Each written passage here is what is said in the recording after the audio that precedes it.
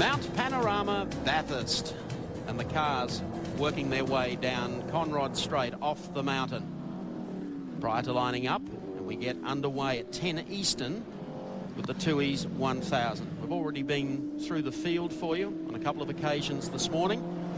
We have the race fairly well covered, we believe, with Racecam. We'll be chatting to a number of drivers during the course of today, and we have the pits covered as well. A great feeling here and a huge crowd that we've mentioned. The biggest crowd I think I've ever seen at Mount Panorama all week. They were here from Monday, so those who like to take a week off and soak up the atmosphere, soak up plenty of other stuff as well. They've been here all week and they've enjoyed themselves. But the moment of truth is arriving. Let's hope we get off to a safe start and we have everyone underway off the grid. Even on Thursday, there were 20 deep on the top of the mountain, and I think a lot of that has to do with the fact that this is one of the most open races for years. Anyone in the top 15, 20 cars is a genuine chance for victory this year. And the interesting thing was, and I think I've alluded to it for a couple of weeks, and Tony Longhurst, for the first time, I believe, has just stated it, they are here today for an outright win. Yeah. So you can forget all the palaver about, oh, we'll be there and we may win if the rest of them drop out. They're here to win today, and they have a great shot at this one. Joachim Winkelhock, who has been the fastest here of the BMWs with a 2:15 during the week. That's an incredible time in that car. Keep an eye out for that little guy. He is crazy. He is really quick. And win or not, a lot of the credit for their performance here today has got to go to Frank Gardner, who for the first time in many years is not here for the great race, but he's at home on the Gold Coast watching our telecast. Frank, keep in good health, my friend, and sit back and enjoy. And another face missing today from the crowd normally along Pitt Straight is that of Harry Firth, who has been a part of this race since day one. Harry hasn't been feeling all that well. He's been in hospital. We hope you're enjoying the telecast so far, Harry, and also to Tom Smith, the motorsport manager for Shell. You'll obviously be following Paul Radicic and Dick Johnson very, very carefully. The grid, the cars come down beneath the Bridgestone Bridge at the moment. The front 20 cars already line up. Larry Perkins, a tremendous show, making pole position the front row last year. He's got the young Turk alongside of him. In Mark Scaife, there's Brocky. In the 05 Mobil 1 Commodore, 15 Thomas Mazera, who has done an excellent job all season. As we look beyond Thomas, you can see our former 500cc world champion Wayne Gardner. What a difference this year for Wayne. Reasonably uncompetitive car last year. There's Dick Johnson of Queensland. The Demon from Daisy Hill is ready to run. So the field almost set now. 10 seconds away from the start. Now the revs come up on the starting line. Larry Perkins and Mark Scaife. Who will it be into the first turn? Off, racing, Perkins by the country mile. Wins the start. Scaife is nobbled by about 3 on the inside as they come roaring up to the first turn. Scaife goes back a couple. Johnson was up on the inside of Scaife to keep the pressure on him as they round that turn. We're off to a fine start. One of the PJ cars back in the field. Perhaps that could be Jeff Brabham. Yep. But they make their way up the hill over the crest beneath the MasterCard Bridge, and they're on their way to the first right-hander. Look at Perkins opening it up. And the two Telecom Mobile Net Commodores off to a brilliant start. Glenn Seaton trying to push through on the inside there. Thankfully, a nice clean start to the 1993 Tooheys 1000. But look at Perkins. He said he wanted to break this field apart. He wants to set the pace and demolish the opposition. He's doing it the right way in this opening lap as the HRT cars following through. First of the Winfield cars and Glenn Seaton in fifth. Crompton made a move up on the outside of one of the Shell cars but had to tuck in. Brock is behind him. And then, of course, we have the second of the Winfield cars. Dreadful start from Scaife, and Winkelhock was the other guy who got off on the dirt there on the first turn. Big roar from the crowd as Larry Perkins leads this flying VO field across the hill. Listen to the roar. Larry gets 100 metres on them as they come through. It's Holden, 1, 2, 3, 4, then the first of the Falcons. Look at this. Blistering pace from Perkins. I'll be interested to see his opening lap time. It'll be quick, but he won't run at that all day. That's just a little psychological break over the field at the moment. He's doing it very, very well. And the two HRT Commodores, very strong back there in second and third. And the next then is Mark Scaife. Look at this for a breakthrough. Tyre power turn. The wide open spaces of Conrod Straight. unmistakable sound this year of the V8s as Perkins leads them down Conrod. Pedal to the metal. Larry Perkins got the whole V8 revving very strongly. 550 horsepower unleashed on Conrad as they come under our camera for the first time. Thomas Mazera in second position. Mark Scaife in third. 270, 280 kilometres an hour. So Scaife has already picked up one. He's gone by on the inside of Wayne Gardner. He's back to third. Gardner is fourth. The next is Glenn Seaton. Then it's Dick Johnson as they go through, followed by Neil Crompton and Peter Brock in 05. The first lap about to be reeled off by Larry Perkins. The crowd along the straight here just stand as the veteran brings them across the line and the hands go up. Good news and bad for BMW. Tony Longhurst in the 25 car, which he's sharing with Steve Soper, already up to 12th position, but we understand that Joachim Winkelhock in the Coca-Cola entry may be coming into the pits. We just had word car 35 that ran wide on that opening corner, the Brabham car. Here he's coming into the pits. Word is spoiler and tyre damage. That's going to be a very expensive mistake as David Parsons brings the car into pit lane. Let's go down to Eddie Raymond. Yes, you're exactly right, Marcos. We're a front spoiler. David was hit apparently from behind, held corner on the first lap. They're going to have a look at tyres. They're going to have a look at the front axle. There's a little concern, as you can see on the screen now, that Bridgestone front spoiler is going on. A very costly error for Team Peter Jackson. Thank you very much, Andy. It is a long race, though, and there's Glenn Seaton, car number 30. He'll co-drive today with Alan Jones. Perkins, they're a little closer the second time across the mountain. They are indeed, and that front spoiler that we just saw being replaced, you know, with these wings on and the big wings, the amount of downforce these cars have, they're undrivable without the spoilers. They are so much slower. They're doing a little bit of sprinting here at the front half of the field, but Perkins, that gap has narrowed just a little back to Thomas Mazera, Mark Scaife, Wayne Gardner. Next is Glenn Seaton, Dick Johnson, Neil Crompton, Peter Brock. That's the order. But Perkins gets away down through the wiggly bit.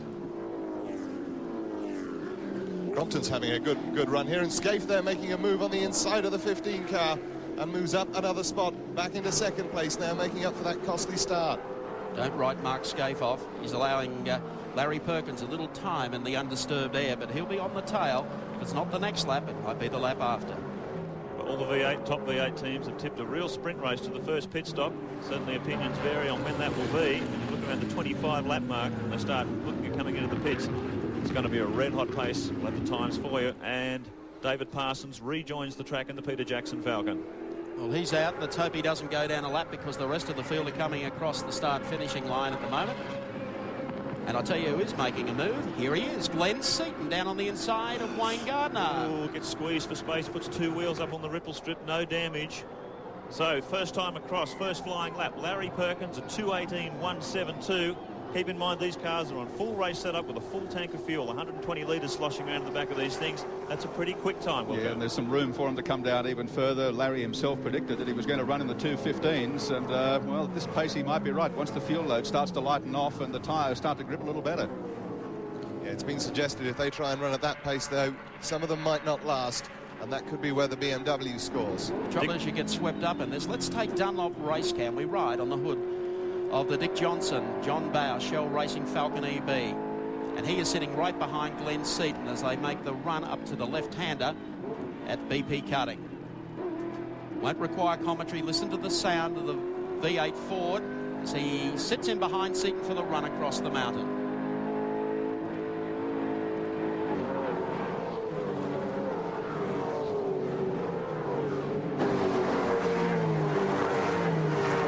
Seaton not able to get away at this stage from Dick Johnson. Neil Crompton is there too, and the GIO Commodore.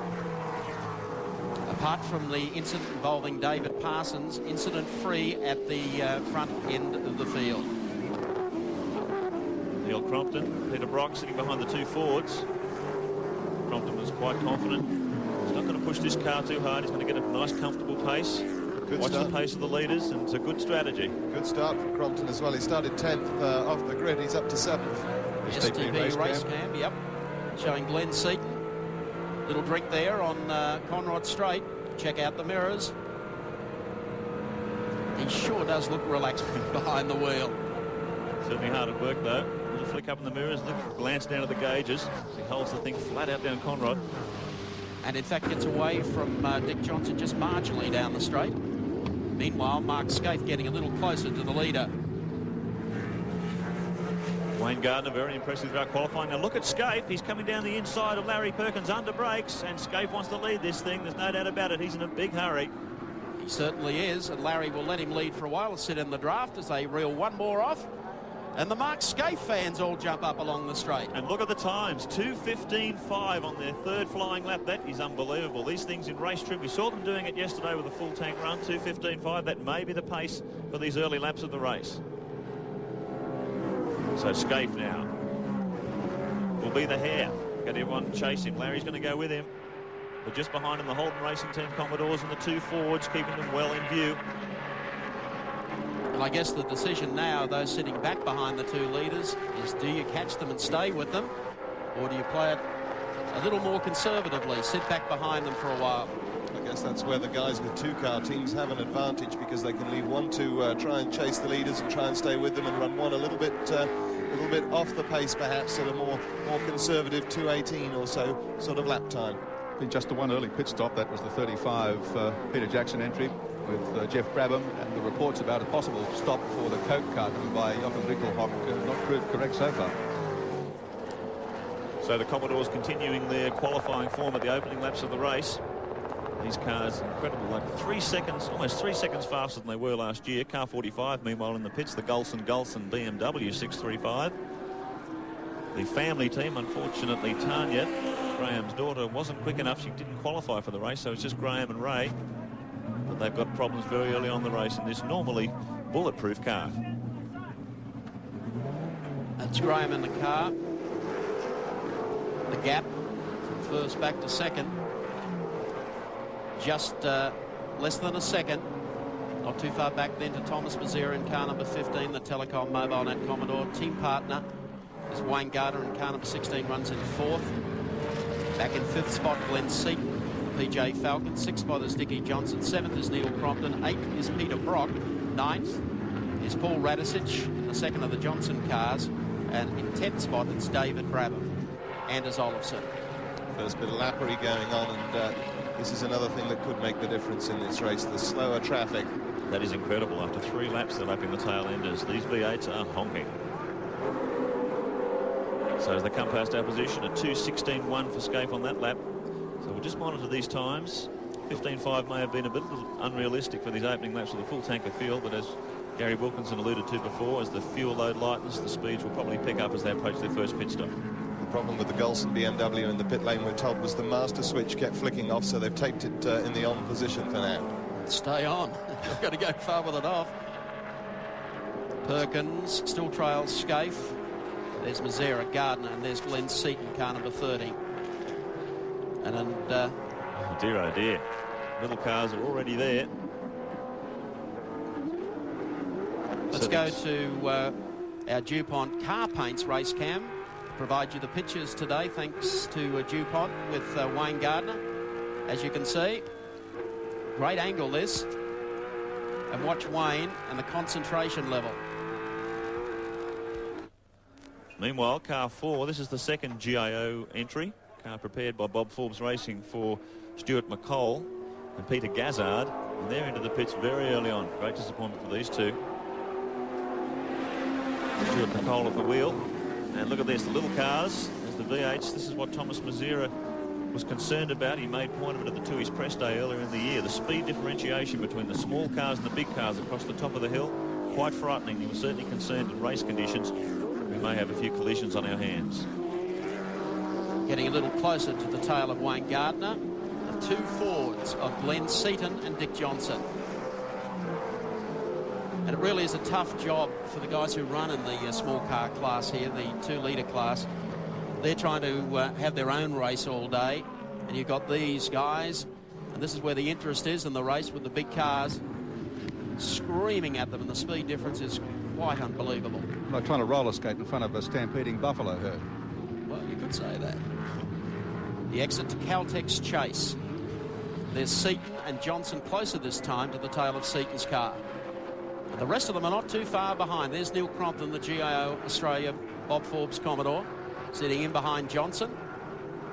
They work the front straight one more time as we take Dunlop race cam riding with Dick.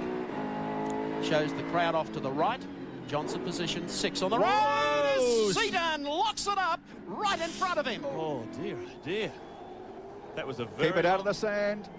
He'll stay out of the sand, but he's got a lot of cars now to try and pass him, and that was probably something that Glenn Seaton didn't need, and you saw it on race cam. Seaton gets it back under control again.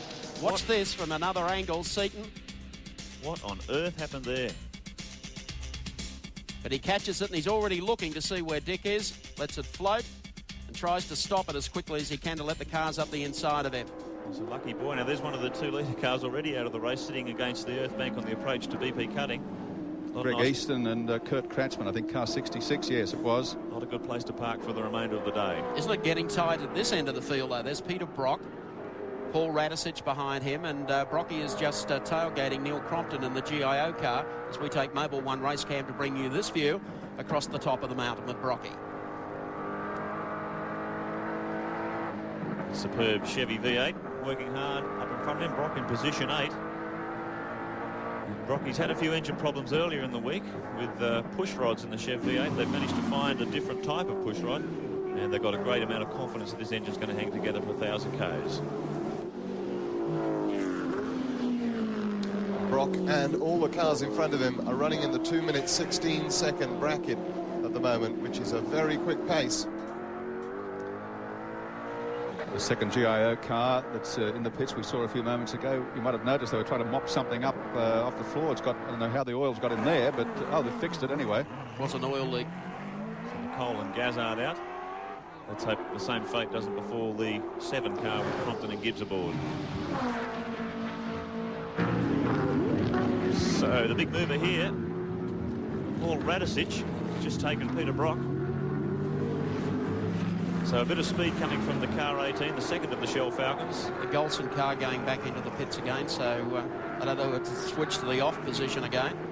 There's Paul Radisich. It's going to be fascinating to watch this pace unfold. We saw at Sandown a cracking pace in those opening laps, and quite a few retirements, engine unreliability. So as we get to that critical stage of this race, a few hours into it, it'll be interesting to see who's still standing. The Golson car goes back into the pits. They have their problems down there. Race continues with Mark Scaife leading the pack. And Paul Radisich doing a marvellous job so far. Glenn Seaton rejoining in 12th position after his spin. It'll be interesting to get to the bottom of that. Looked like a fairly harmless sort of minor lock-up turning to the corner, but it went all the way around. Very, very expensive mistake for the Peter Jackson team. First to the BMW opposition, running in 10th position at the moment, some 22 seconds behind the leader, Mark Scaife. Coming up on slower cars under Tooheys Red Bridge at the top of the hill. And there's our race leader, Mark Scaife, and Larry Perkins is not letting him get too far away. Let's check them out for you, courtesy of Caltex on our race score. It's Mark Scaife leading the great race from Larry Perkins in the Castrol Commodore. Third is Thomas Bezira. Fourth is Wayne Gardner. And fifth is Dickie Johnson. Sixth spot, Neil Crompton. Seventh is Paul Radisich. Eighth is Peter Brock. Ninth is Brabham. 10th is Tony Longhurst. Watch those little bimmers. Back at Bathurst, just a moment.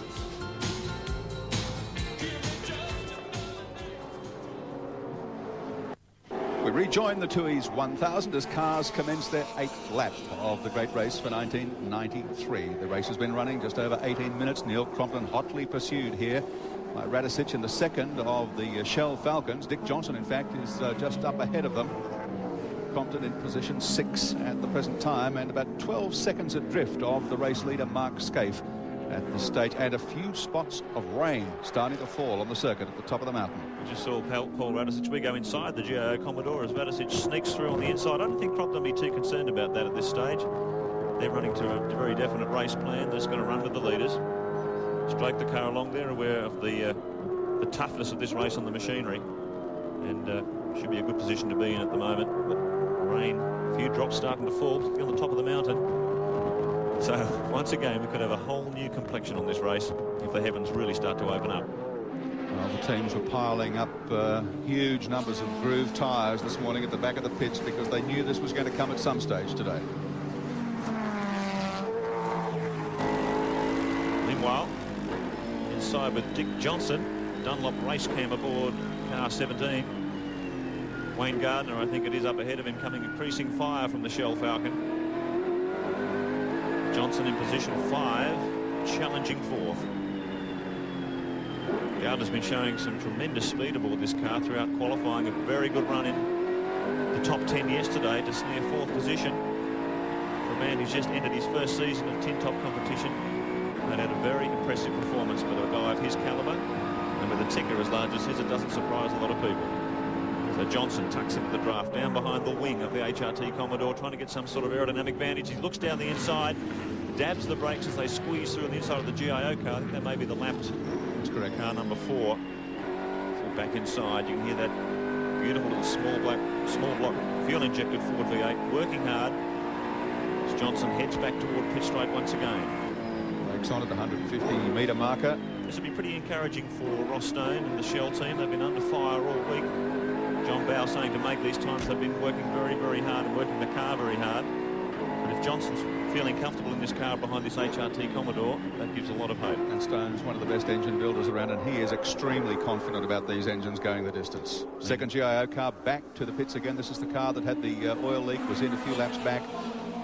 And it may not be terminal, but it's ruined their day. Certainly is, running the Holden V8, but looks like the problems are internal. Maybe a bit of work going on the pedal gear, but it's a major problem. They've been in and out of the pits 3 or 4 times. We go back with Dick, car 17. These two cars very evenly matched across the top. You can see the times moving. Oh, Johnson has a real look down the inside as Gardner gets caught behind one of the slower cars. You can see how hard they're working to pick their way through the slower traffic. The flags are waving, but boy, there's not a lot of real estate up there. This track is very narrow across the top. Trying to squeeze these big V8s through the middle of these slower cars is going to be one heck of a challenge as the day progresses. Look at Johnson get slightly sideways there. Johnson will want to find a way past Gardner fairly quickly too, because bearing down on him all the time is his teammate, young Paul Radisic. He sure is, and word from the top of the mountain is that there is oil down on top of the track. Maybe from the GIO car. I think from the number 4 GIO car. It's cut loose and it's sprayed back inside the cabin. Look at this. Look how close Johnson is. He is filling the mirrors of his HRT car. He's obviously got superior speed across the top of the mountain. It looks like Gardner's holding him up. So that's where the Commodore had it with the aerodynamic package. That is really surprising. And I said all week, I just can't believe that the Falcons have only had something like a ½ a second lap improvement, and the Holds have had something like 3 seconds. Fords look very strong in race trim at Sandown, and they're looking very strong here. Look at Johnson. He's right on his hammer. He's going to look for a run down the inside of brakes as they come into Caltech's chase. Gardner's closing as well. He's proved himself an equally tough customer. There's Paul Radisic behind him in car 18. So the Shell machine, cars running 1-2 at this stage. 5th and 6th position, and a good place to be in these opening laps.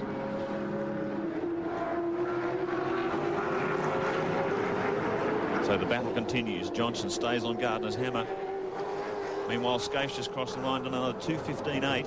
The times varying. Obviously hit the traffic. Scaife previously did a 2:17.5. So as they hit the slower cars, they're obviously really knocking their lap times around. And the guys who will be really feeling the pinch of the BMWs, Richard, because they can't afford to lose that momentum anywhere, can they? They can't, and they get if they get caught behind the slower traffic, particularly the slower Commodores, which they can't find a way past on the straights, and then they get held up over the top of the mountain. Talking BMWs, that 3.5-litre 635 is back in the pits. It's been there a long time. They're running on, well, they're not running at all, but they can only find 5 cylinders. So the Golsons have run their race, I think.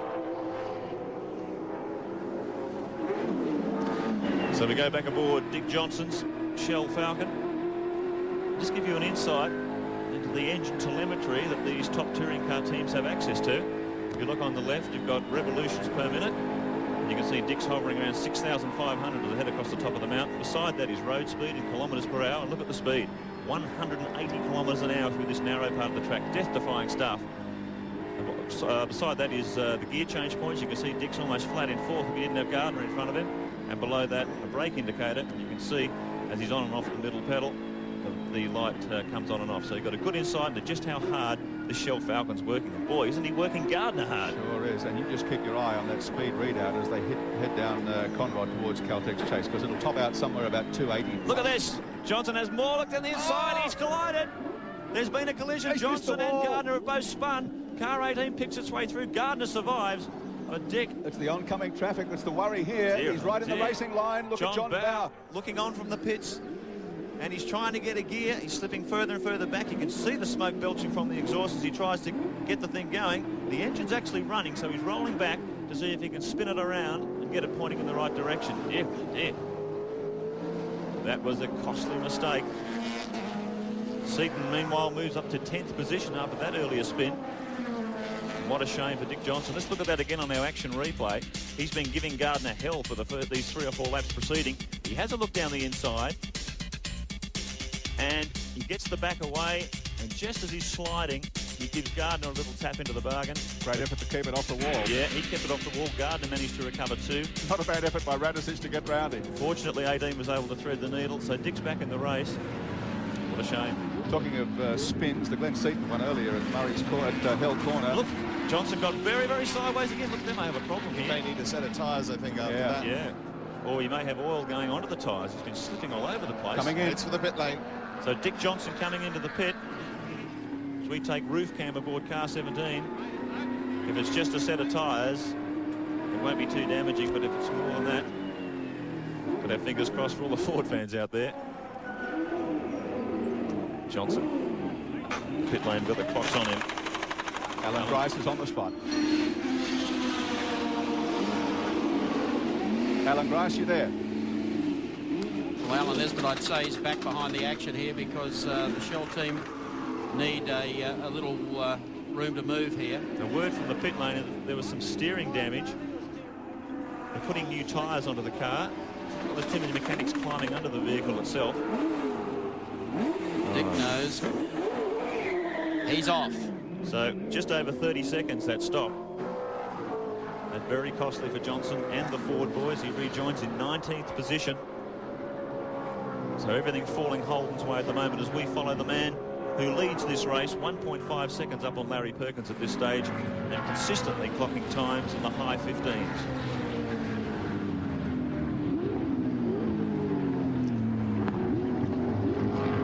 Our race leader, Mark Scaife, out of Caltech's chase. That gap opening up back to Larry Perkins. Alan Grice was an orderly pit stop, but they had a look for some damage underneath the front.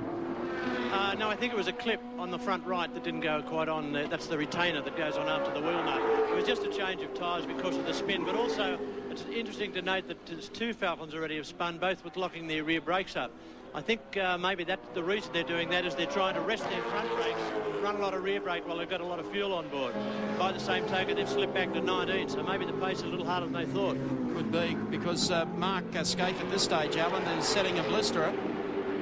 Yes, he certainly is, and he'll pull them out. They've got no option but to run. There's only one way to win this race, and that's be in the group. If you fall off the group, it's all over. Alan, do you think these lap times are realistic at the moment? Yes, I'm surprised the way they've fallen back. Dick's fastest lap, the last lap, I'm sorry, that he came before he did have the spin was a 19.3. Now, they certainly didn't expect to get out that far. By the same token, he's being held up by the car in front of him, the 16 car.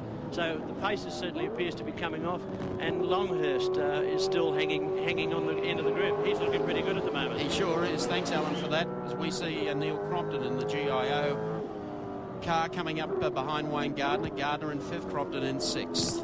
The exit to BP Cutting.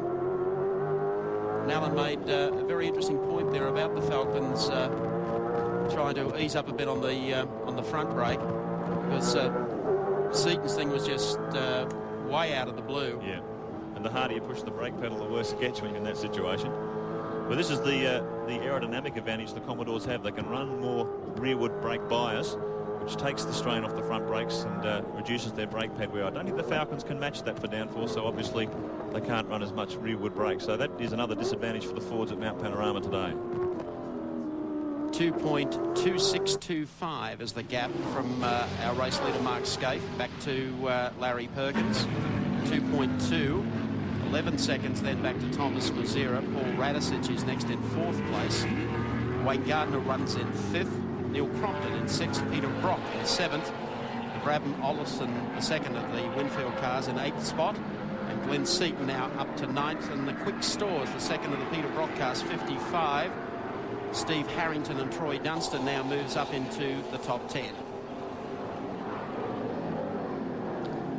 So Mark Scaife and Jimmy Richards. Let's check out for you now on the Caltex race score, just confirmation of those placings. Scaife and Richards lead on lap 12. There's the split time back to second, 2.26. Then Mazera and Percy in third spot. Paul Radicic runs fourth on the road at the moment. Wayne Gardner is fifth. Sixth spot, Neil Crompton, the GIO Australia Commodore. Then Peter Brock and the Mobil 1 Commodore in seventh. Eighth, number 2, Brabham and Olofsson. Ninth is, of course, Glenn Seaton, and 10th is Troy Dunstan. Back at Mount Panorama, just a moment.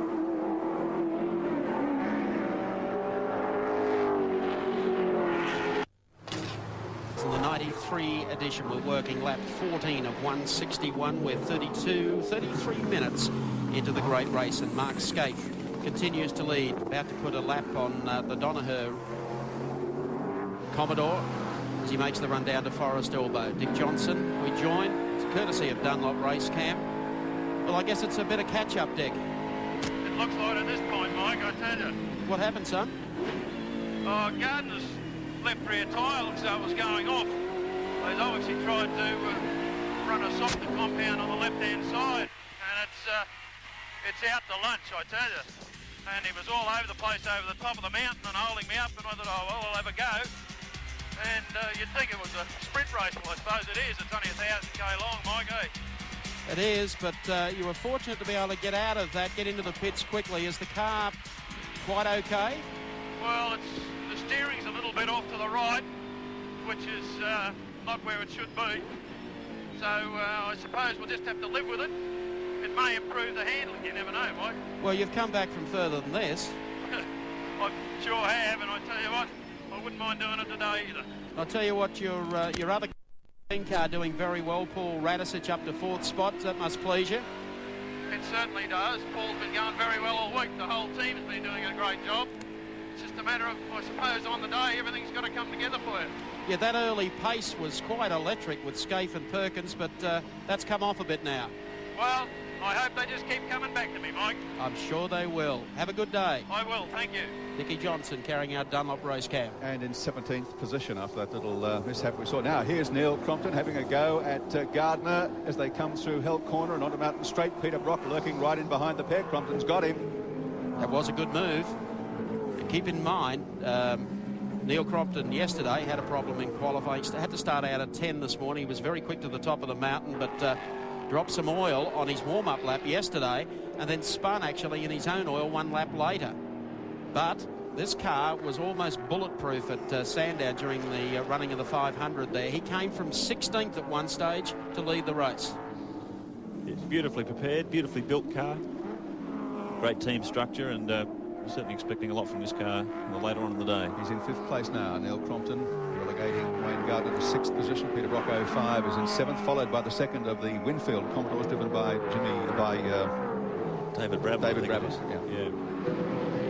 So Crompton leads this group across the top of the mountain. Wayne Gardner falling back into the hands of so perfect Peter. Rocky just giving it a little tuck there on the inside. I must admit, Dick said about Wayne's tyre, but at the same time, on the replay, it almost looked like Dick was in more strife than Wayne. I think, to be fair, Dick was definitely pushing his nose in where it wasn't wanted. It'd be fair to say, from our position, and we had a better look at it than Dick, he had the line and was in a position to shut the gate. It was a reasonable action on Wayne's part. And not only that, but Wayne did a hell of a job. There's Bev Brock. Bev, of course, plays a leading role with the team every time they come to Bathurst. She's there, overseeing the scoring and the timing for Peter Brock's crew. As they come down Conrod Straight, watch this for a right-hand kick into Caltex. Still accelerating and now down through the gears and hard on the brakes through here. The Crompton car just some puff of smoke off the tyre there. So Gardner now falling back into the hands of Brocking. 2-litre car off to the left. They'll gather him in before the turn. So it's getting close here. Sure is. I think Bev also advises Peter on tyre selection too, doesn't she? According to the commercials. Win Bathurst, she says. So Crompton's got the lights on now. This is spectacular under brakes. The big flame leaps out of the exhaust.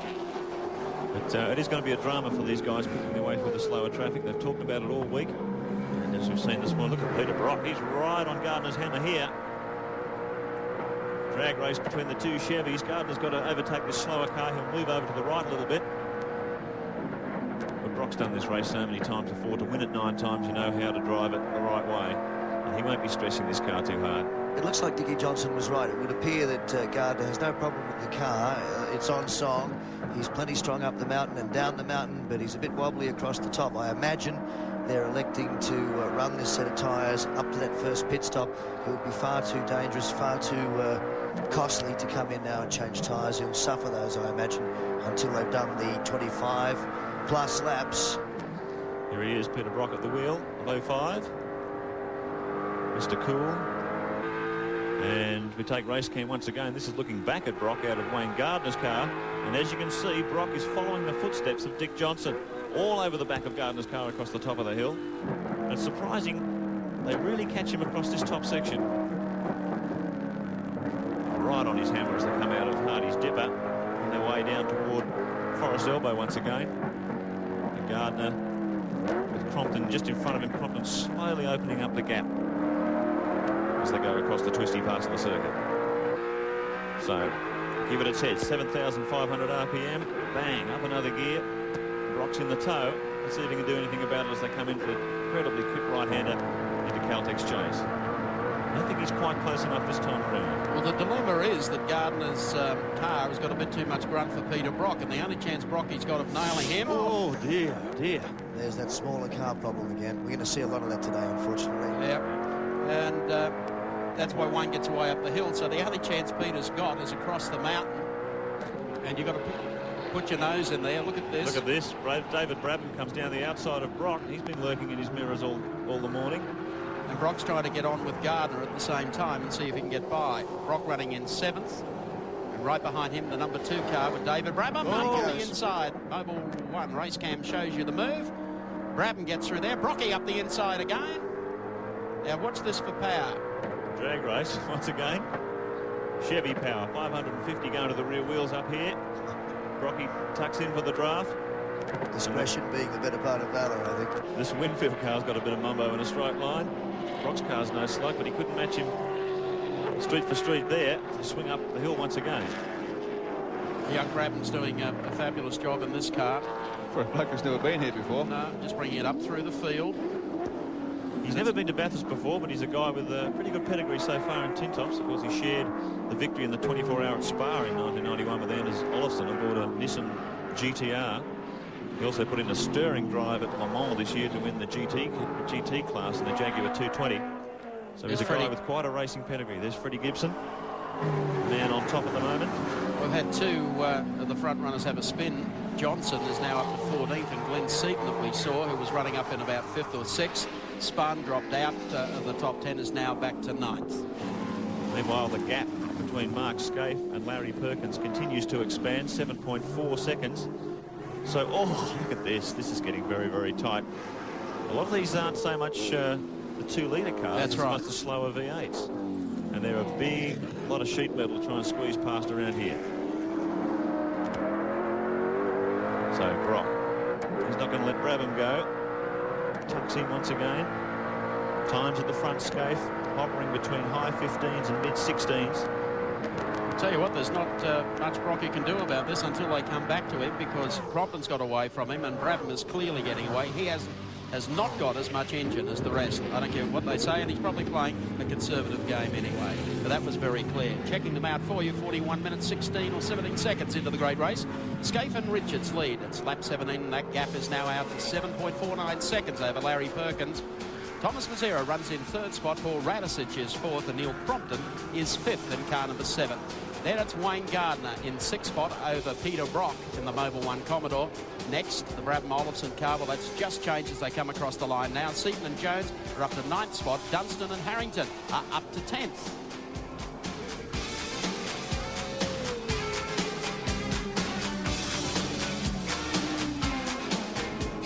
Only one show has helped capture over 92 fugitives and helped reunite more missing children with their families. You were very brave. Australia's Most Wanted. It has in fact created the biggest search party in Australia's history. But without your help, none of it would be possible. When they flashed his face on the screen, I just came out of my chair. You can make a difference. The point is you... To the Tooheys 1093 edition, lap 18 of 161 at 45 minutes into the great race. We've been monitoring Paul Radisich in car number 18, who's been all over the back of Thomas Mazzera and is just over the top of the mountain, being able to take Mazzera and now move to third. So this is the fast-moving Falcon in the pack today. Yeah, well, certainly Dickie Johnson's got something to smile about. Radisich has been consistent all week, and he's got this car stable and right up there in the top 5. I think they'd be thrilled with third position at this point of the race after the strength of the Commodores during qualifying. Enormous confidence in the ability of Ross Stone to put together a Bathurst winning car too. I'm pretty sure this thing's as close to bulletproof as you'll get for a 1,000-kilometre race. And I'm pretty sure it's going to be around at the end of the day. I think a great day for the Holden Racing team. They've slipped back just a little at the moment, but Thomas Mazzera and Wayne Gardner doing a great job for them. Thomas, the team manager, the man who guides the fortune of HSV and the race team, is of course Tom Walkingshaw. And I think Andy Raymond's got him in pit lane. I have got him down here at pit lane. Well, I did have him. That's live television for you. Win Percy's out the back at the moment, gloving up, putting his helmet on. There's plenty happening in the pit of HRT at the moment, Tom. Yeah, we're getting ready for a pit stop, so we'll just bring one of the cars in and have a look-see. 3rd and 6th at the moment. Are you happy with the way the day's gone?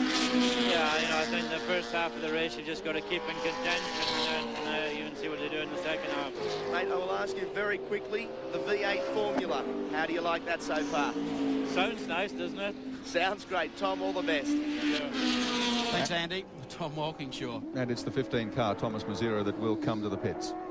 Thank you, Gary. There's Thomas Mazzera. He's very sideways too. Yeah. They've got tyre problems, these guys. Both the 15 car and the 16 car are all over this race. And there'll be a driver change in that car. He's looking pretty greasy at this stage. He's power sliding it all through a lot of these corners. So the rear tyres perhaps a little bit gummy. And look at the times. That's only 20 laps. So I said a lot of these figures you heard bandied about during the week, 25, 34, whenever their first stop was going to be, that's very early. Well, they put medium compound tyres on both the Holden Racing Team cars, and we've seen that Gardner's had a couple of problems, or other cars have had a couple of problems with him, and Thomas obviously has got some problems in the 15 car. They do have to do something. I don't know that this would be fuel-induced. They're obviously doing something about the tyres, because we've still got Scaife doing 15s. He's been doing 15s for 45 minutes. They're losing 3 seconds a lap at this rate, and they can't afford that. Well, 2 laps ago, Mark cranked out a 2:15.920. The last lap was a 2:15.186. So the pace is certainly not off as far as the Scaife car is concerned, and that gap to Larry Perkins out now to 9.5 seconds. An interesting thing too, Thomas's recent lap was a 2:20. So the speed really falling off the HRT Commodores. They've got to get some new rubber on this thing. Meanwhile, Larry Perkins has slipped back to almost 10 seconds behind Mark Scaife, but says he can run at 16s all day. Well, we just got news from the pits, and the right rear of the Mazzera car is blistering. It's a bad tyre and has to go. Well, Thomas Mazzera trying to get the belts off, as you can see there, coming through into pit lane. Andy Raymond's down there. This will be a quick pit stop. Andy? Yes, you can see Thomas Mazzera coming in. Wildwind Percy's getting ready to jump in. A lot of controversy surrounding this rear right tyre. You can see the shot on camera at the moment. Yes, there is blisters, a nice worn spot, a flat spot on the right rear tyre. We know what that's from a little bit earlier. A very, very quick change. Professionalism plus for this HRT team. Wind Percy just getting the window clean, and off he goes. That's a good stop. Yeah, that's 25 seconds by my watch. 4 tyres, fuel and a driver change. That's quite slick. So Win Percy heads out in 10th position in the great race. Win, of course, this year has done most of his racing in the British Touring Car Championship for Nissan. And I guess the fact that HRT decided to bring Win out probably meant that Alan Grice didn't get a start in the race. There'll be a few people not all that happy about that, particularly the fans on top of the hill. I'll be interested to know too what compound tyre they put on the car, because if they're going to be using them at that rate, they won't even be in with the show. Here's the battle for 5th and 6th positions. Neil Crompton in 5th at the moment, but David Brabham behind the wheel of the second Winfield Commodore, and he gaining ground. And he hasn't shaken Brock at all, No. has he? Brock's back again. You remember a couple of laps ago, when he got past him, yeah, opened up a big gap, but Brock's got it back again. Brocky has not been pushing this car as hard as a lot of people expect him to do, and I suppose that would have something to do with losing 3 motors during the past week. So I think you tend to be a little more conservative. They won't hang together for you for 45 minutes in a practice session. You don't do the same. That's it. I think he wants the car to be there at the end of the day. He's had a lot of success on the mountain, and he knows just how important the reliability factor is. Well, the key factor of that success is you're still running at 4 o'clock in the afternoon. And he's in position 7, so it's not as if he's dawdling. No, he's not doing that. Brabham. Out of the turn, down under the bridge. Neil Crompton with the Brabham Olofsson number 2 car. And Peter Brock in number 05. Well, word from the pits too, I believe. Wilco 16 coming in for a driver change too, so... Yes, the second dealer team entry, Brad Jones, will take over from Wayne Gardner. Look at that. Brabham's doing 215s in the second Winfield car, so we've got Scaife in the 215s, and we've got Brabham in the 215s, and there isn't another car within 2 seconds a lap of them at this stage. They're both charging. I would have thought if they were running a team plan, Scaife might have gone out and gone hard, and they would have conserved the Brabham car, but no, they're both charging at the top of the field and turning in the fastest times of the day so far. Well, that's the confidence in the Winfield team. I know that straight after Oran Park they headed for Phillip Island and did something like a 800 or 1,000 kilometre race simulation, and they've got full confidence in this package. There's Brad Jones waiting for car 16 to come in. Brad, of course, is a triple Oscar national champion. Doesn't get a chance to do a lot of touring car racing, which is really a pity as we pick up on this tremendous scrap for 4th place. Neil Crompton, the GIO Commodore, and the Brabham Olofsson Commodore closing quickly. It sure is. Crompton's hanging around the 2:19 mark. And as Doug said before, Brabham's doing 2:15s. The only other guy doing 15s at the moment is Larry Perkins, who's still quietly hanging in second position, doing sort of mid-2:15s as well. So that's the battle at the moment. They're the 3 fastest cars on the track. So Crompton down the hill, Brabham in his mirrors, and Brock makes up the threesome. The exit to tyre power turn, the run down Conrod straight again. Well, the Brabham has been making big moves. That's why Crompton is still sitting there. As we check out their times of the last lap, Crompton out to a 2:19, and the Brabham car out to a 2:18. Brock almost just whisker of the rubber there on the grass as he approached the Caltex chase. So not a great deal between these. Brock doing 2:18s. The Brabham car out to 2:18s and Crompton 2:19.984. Beneath the Tooheys Bridge, back along pits straight. That gap between our race leader Mark Scaife and Larry Crompton and car number 11, absolutely the same. Wayne Gardner coming in. Take it away, Andy. Thanks a lot. Yeah, Wayne Gardner coming in just the same as the number 15 car. They're replacing all 4 tyres, giving the windows a little bit of a polish. And, of course, Bradley Jones, 3-time Oscar champion, jumping in. As Mark Osler just said earlier, they did a lot of testing down at Phillip Island. It really is paying off. This is an extra smooth operation as Brad Jones exits pits lane. Same compound tyres going on these cars, so it's not the compound that was causing any problems. Tom Walkinshaw ordered them to alter the tyre pressures, but we couldn't find out whether it was up or down. Well, Bradley Jones steps in, DuPont car paints, bringing the pictures, and the car rejoins 10th in the great race. That was a pretty slick stop too. I think that was under 25 seconds, so Holding Racing Team certainly got their pit stop sorted out, and you need that at this level of competition. So Bradley settles in for the ride. 3 times, 4 times Oscar champion, the guy who's dominated that category over recent years. There's Wayne Gardner, and look at the sweat on the face of the 87 500cc world champion. Boy, oh boy, has he been working hard out there. And here's one of the BMWs. Now, this is very interesting. This is one of the B&H cars, and the V8s are coming up to lap it, and we're 24 laps into the race. So a lot been said about the BMWs, but Alan Grice pointed out earlier in the week, they have to come in 3, maybe 4 times in the day and tip 110 litres of fuel into the back of these things, and it really does knock their times around until that fuel load lightens. And the time they lose to the V8s over that stage, guys like Fred Gibson believe something they can haul back. Look at this. The Brabham Olsen car coming up on the inside of Crompton, caught him right on the approach shot to Caltex Chase. Beautiful pass that.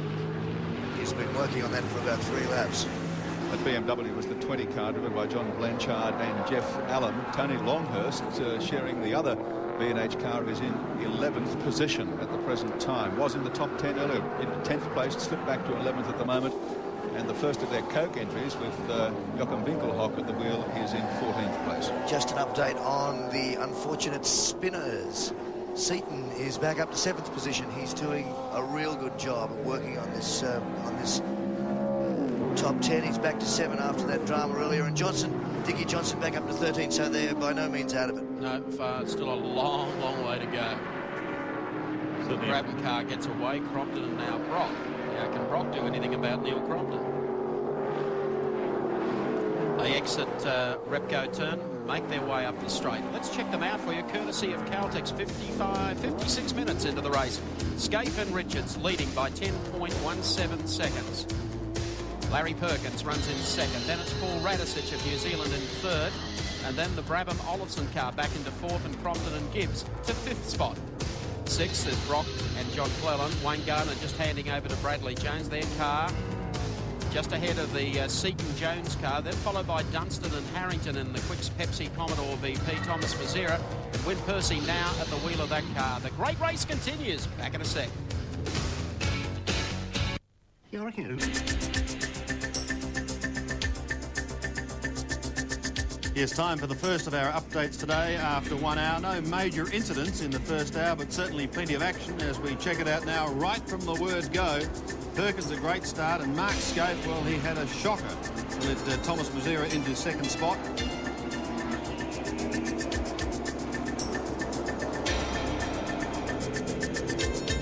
Now 35, that car of Parsons running into trouble, beached on the first corner. The crowd liked seeing a Larry lead the pack across the mountain.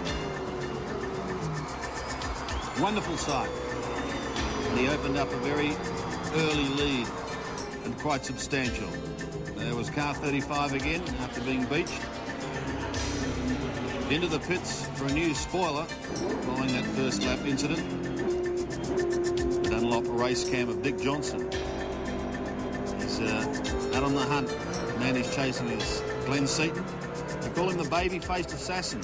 Cool, calm and collected. Breaking duel here coming out of Caltex Chase. This is where Mark Scaife in car number 1 takes the lead from Larry Perkins in lap 3.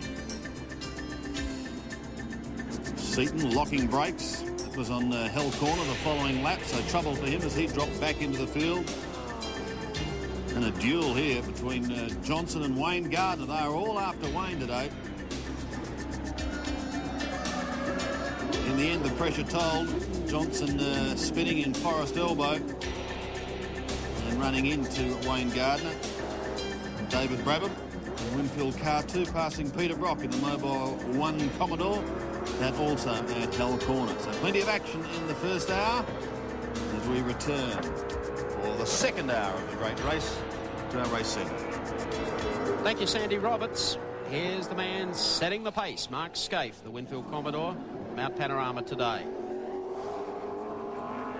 Heading up the mountain, that gap out to 10 seconds over Larry Perkins in the Castrol Commodore. Paul Radisich of New Zealand is back in 3rd.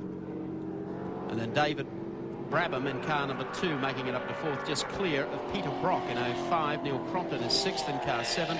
Glenn Seaton up to 7th in car number 30. And the Steve Harrington Quick Stores car that he's sharing with Troy Dunstan is to 8th. Thomas Mazzera, Win Percy car, win at the wheel now in 9th spot. And Brad Jones in car number 16 in position number 10. Peter Brock is still in this with a very big chance. I'm sure you agree, Peter. Perfect. Well, I went out with a very soft tyre, Mike, and it hasn't been the right choice. You can probably see it on TV on the outside shots. It's having a bit of a slip and a slide. So I've had to nurse it this first stint, but, you know, it's hanging in there very well, really, isn't it? It is, Peter. I noticed when Brabham was able to pass you and got away for a while, then all of a sudden he came back to you again through consistent laps. Yeah, that's about what it boils down to here. I don't know what the tyre performance is that he's using, but mine is sort of, it plateaus, you know, you get to a certain point. The other thing I'm doing is that I'm using 7,000 revs, and the other guys, judging against your points, are using the full complement of revs, and, you know, I don't like to look at that for 161 laps.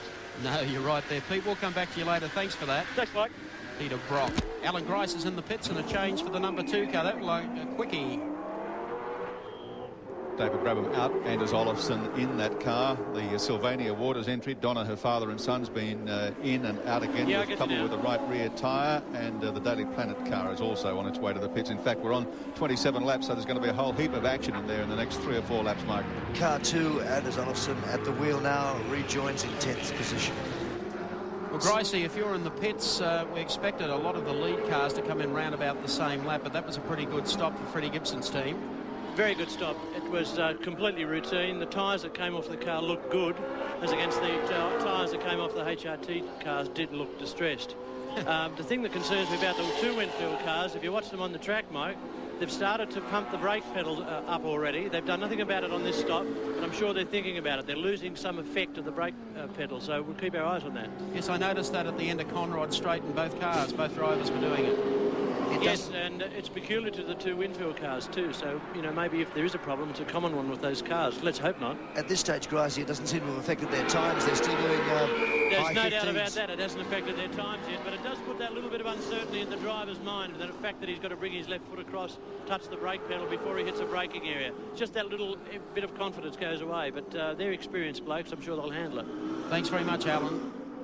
While we're talking times, Mike, I noticed that the HRT cars have picked up 3 seconds. Both car 15 and 16 have benefited from that new rubber. We have another one in the pits. This is the Daily Planet car. It's in the pits. Was running 25th on the road. There's Anders Olofsson, an experienced driver and a gentleman too, Anders Olofsson. Swedish boy that they brought over a couple of years back to run with the Nissan team. And you recall last year, even on the Bathurst balcony, when it all turned a bit on the nasty side, Anders was still smiling. He said, "It is just fantastic. Cheer for whatever car you want." The number 1 Winfield car with Mark Scaife at the wheel. The race leader is also about to pit for tyres, fuel and a driver change with Jimmy Richards to take over. Well, I tell you what, they're not going to lose anything out of this pit stop when it comes. Mark reels off the lap as Anders Olofsson settles in the number 2 car. Brings it across the line one more time. Anders Olofsson, 41 years of age. They're all in the 40 over club. Lives, of course, in Sweden. Winner of the Swedish Formula 3 Championship in 77 and 78. Winner of the Japanese Touring Car Championship 89. The Spa 24 Hour in 1991. And it's his 3rd start at Mount Panorama. Anders was saying to me before the race actually how much he enjoyed driving this car with 550 brake horsepower, rear-wheel drive, very much more like a proper racing car and fun. And into the pits comes the leader. Okay, Alan, call the action for us. Well, it looks like a routine stop. No, it's not. The rear right had held them up, but they got it off now. The tyres come off and it doesn't look distressed. It looks good. But it's certainly a routine stop. They're not looking at any brakes and checking fluid. The rear wheel is the one that's holding them up, but they've caught up, and would you believe it's always the away fuel then holds them up. But it's a good stop. It's a good lead car stop.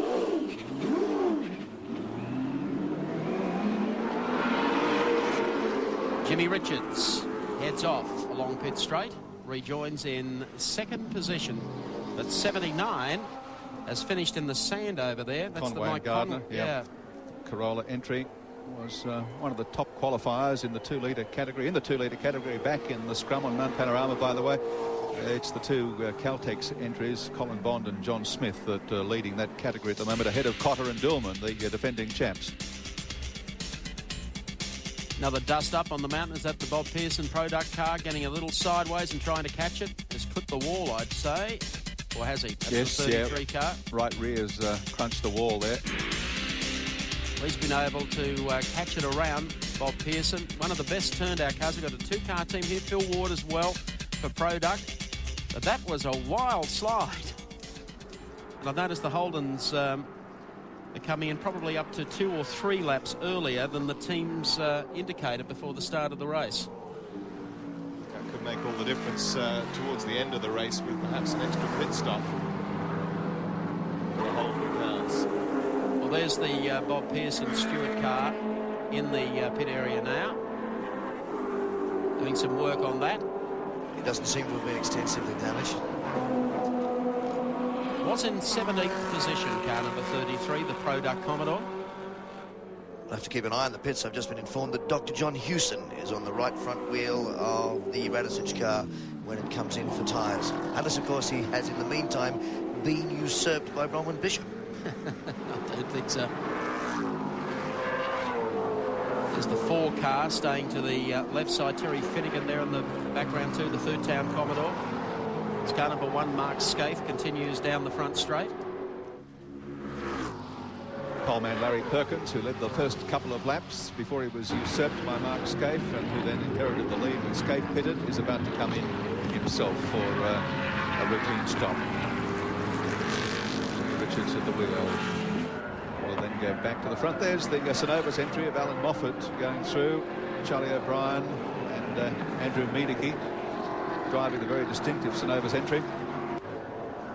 They're up to 15th, and they are also just taking it very, very easy today. They plan to be around at 4:15 in the top 10. Beautifully turned out car. First race start for Alan Moffat's U-Butte Falcon EB. Tell you who else is in the top 10, Mike, unheralded too, coming off 12th position on the grid. Dunstan and Harrington in the 55 car. They're operating out of the Mobile 1 camp, but in a different livery under the Pepsi banner, and they're doing a damn good job. They're up to 8th position. Yes, they've done a fine job. Back behind them, Bradley Jones and car number 16. It's such a good-looking Falcon, isn't it? It really is pristine. They've turned it out beautifully and deserve credit. Well, the Chris Conamacky piece that we saw earlier this morning with Alan, the engine built by the Holman and Moody organisation at Charlotte, North Carolina, running with a carburetor rather than the $20,000 fuel injection system. They had some dramas early in the week. I think a muffler caught a light and burned a bit of a hole through the floor or sent something. And then they had to change a fuel cell as well, which had gone past the use-by date. Apart from that, the car has run consistent. It looks stable, not too much flex, and I'm sure they'd be more than thrilled to be in 15th position. Here's the other Falcon EB too, a first start today. Gary Wilmington, car number 41. Gary's always been a lover of the big V8s. And he's in the pits. It's not a high-dollar operation, but he's here and arrived without any fanfare. Also running carburetor and not fuel injection. He used to run an XJS up here in the old days, didn't he? He was a Jaguar punter.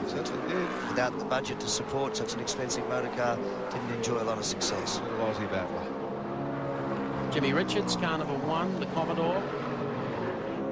And the Falcon EB, the Synovus car, staying with him as Larry Perkins comes in for his pit stop. Now, will Larry step out? Let's go down to Andy Raymond. Larry will step out. Greg Hansford, former motorcycling aces, jumping in the car. Larry in a complete lather of sweat. It is a regulation stop. All 4 tyres, 110 litres of fuel. They're having a quick look at the brake pads down the front. And I tell you what, there's a little bit of smoke. The fellas don't seem to think it's anything to worry about, and they're throwing the brand new tyres back on. They are the same compound that Larry has just run the last 30 laps on. A few problems with the seat belt, but they'll be back out there. Thanks, Andy. They also came in 3 laps earlier than they had expected to come in. Well, our race centre organiser Alan Horsley predicted earlier that the cars might be in just a little early. 11 goes back. Greg Hansford at the wheel and holding down second spot as Paul Radisich comes in now. A rash of pit stops on this lap. Radisich coming in. Young Cameron McConville, the 19-year-old graduate from Formula Ford. Looks like he's about to get his fiery baptism, AJ. This is certainly his first time out for the Whiz Kid, 18 years of age. The Kiwi's out, the kid is in. Again, a regulation stop. All 4 Dunlops are being changed, 110 litres. The Shell crew very, very efficient. And McConville gets his first taste of the big time here at Mount Panorama. Yes, a pat on the head for him, and he's got... I don't know whether they expected that Cameron would take the car over while it was running in 3rd spot. They were going to play more of a conservative run through the field. But he's a delightful young guy, and full credit to Dick Johnson. 18 will rejoin in 9th position on the racetrack. Full marks to Dick Johnson and the Shell team. They've been bringing on young talent for the last few years. And he has a great program going through from the Formula Ford category, bringing them up into Tourers. Deserves a pat on the back for that. Richard Hayes been working overtime on the calculator here. The equation, I think, Richard, is that anybody who can get 33 laps should escape with 4 pit stops for the race. Is that right? That's correct, yes. And that extra stop will take, whether they can, however long it takes, will take an extra 30 seconds of slowing down and speeding up. Here's a look at how your car is doing in the great race. We're going to go right through it for you now. Perkins and Hansford still leading over Jimmy Richards. The Radisich McConville car was running in 3rd spot. Brock and Cleland in 4th, and in 5th spot Neil Crompton, Mark Gibbs. Thomas Mazzera, Wynne Percy at the wheel at the moment, running in 6th over Seaton and Jones, Dunstan and Harrington.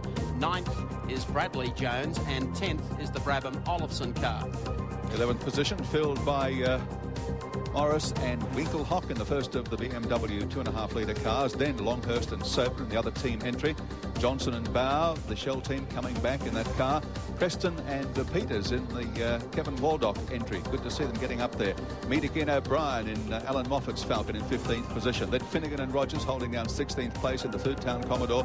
Jones and Crick in 17th. Full and Fitzgerald in the second Diet Coke BMW in 18th spot. Then Brabham and Parsons in the EB Falcon in 19th. They had the damage early, you remember, at Ashby and Reed, the best presented car, in 20th place. Position 21, Blanchard and Allen, with the next to the B&H BMWs. Position 22, Johnson and Wall. 23rd, English and Youlden. 24th, Pearson and Stewart with the Product Commodore. 25th, O'Brien and Callahan with their Commodore. 26th, the Lusty Heffernan entry.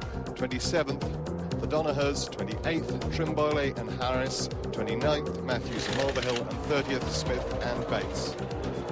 At the moment, as you can see, we go through our race score. The driver change being affected on the Neil Crompton car. Mark Gibbs is in, Crompton is out. Pretty quick pit stop for all of the GIO crew. As we take a look at positions 31 on. Bond and Bosenjak in the Caltex team Corolla. Seeker in 32, Connor and Dillman in 33, Wilson and McShane. In 34, McCall and Gazard, the GIO Australia Commodore VP. In 35, Gary Wilmington and Pate. In 36, Masterton Hills. In 37, Stratton and Madden in the Corolla. In number 38, Rogers and Hotwood in the Bob Holden Motors Toyota Corolla. 39, Conway Gardner. And in position 40, McMillan Martin.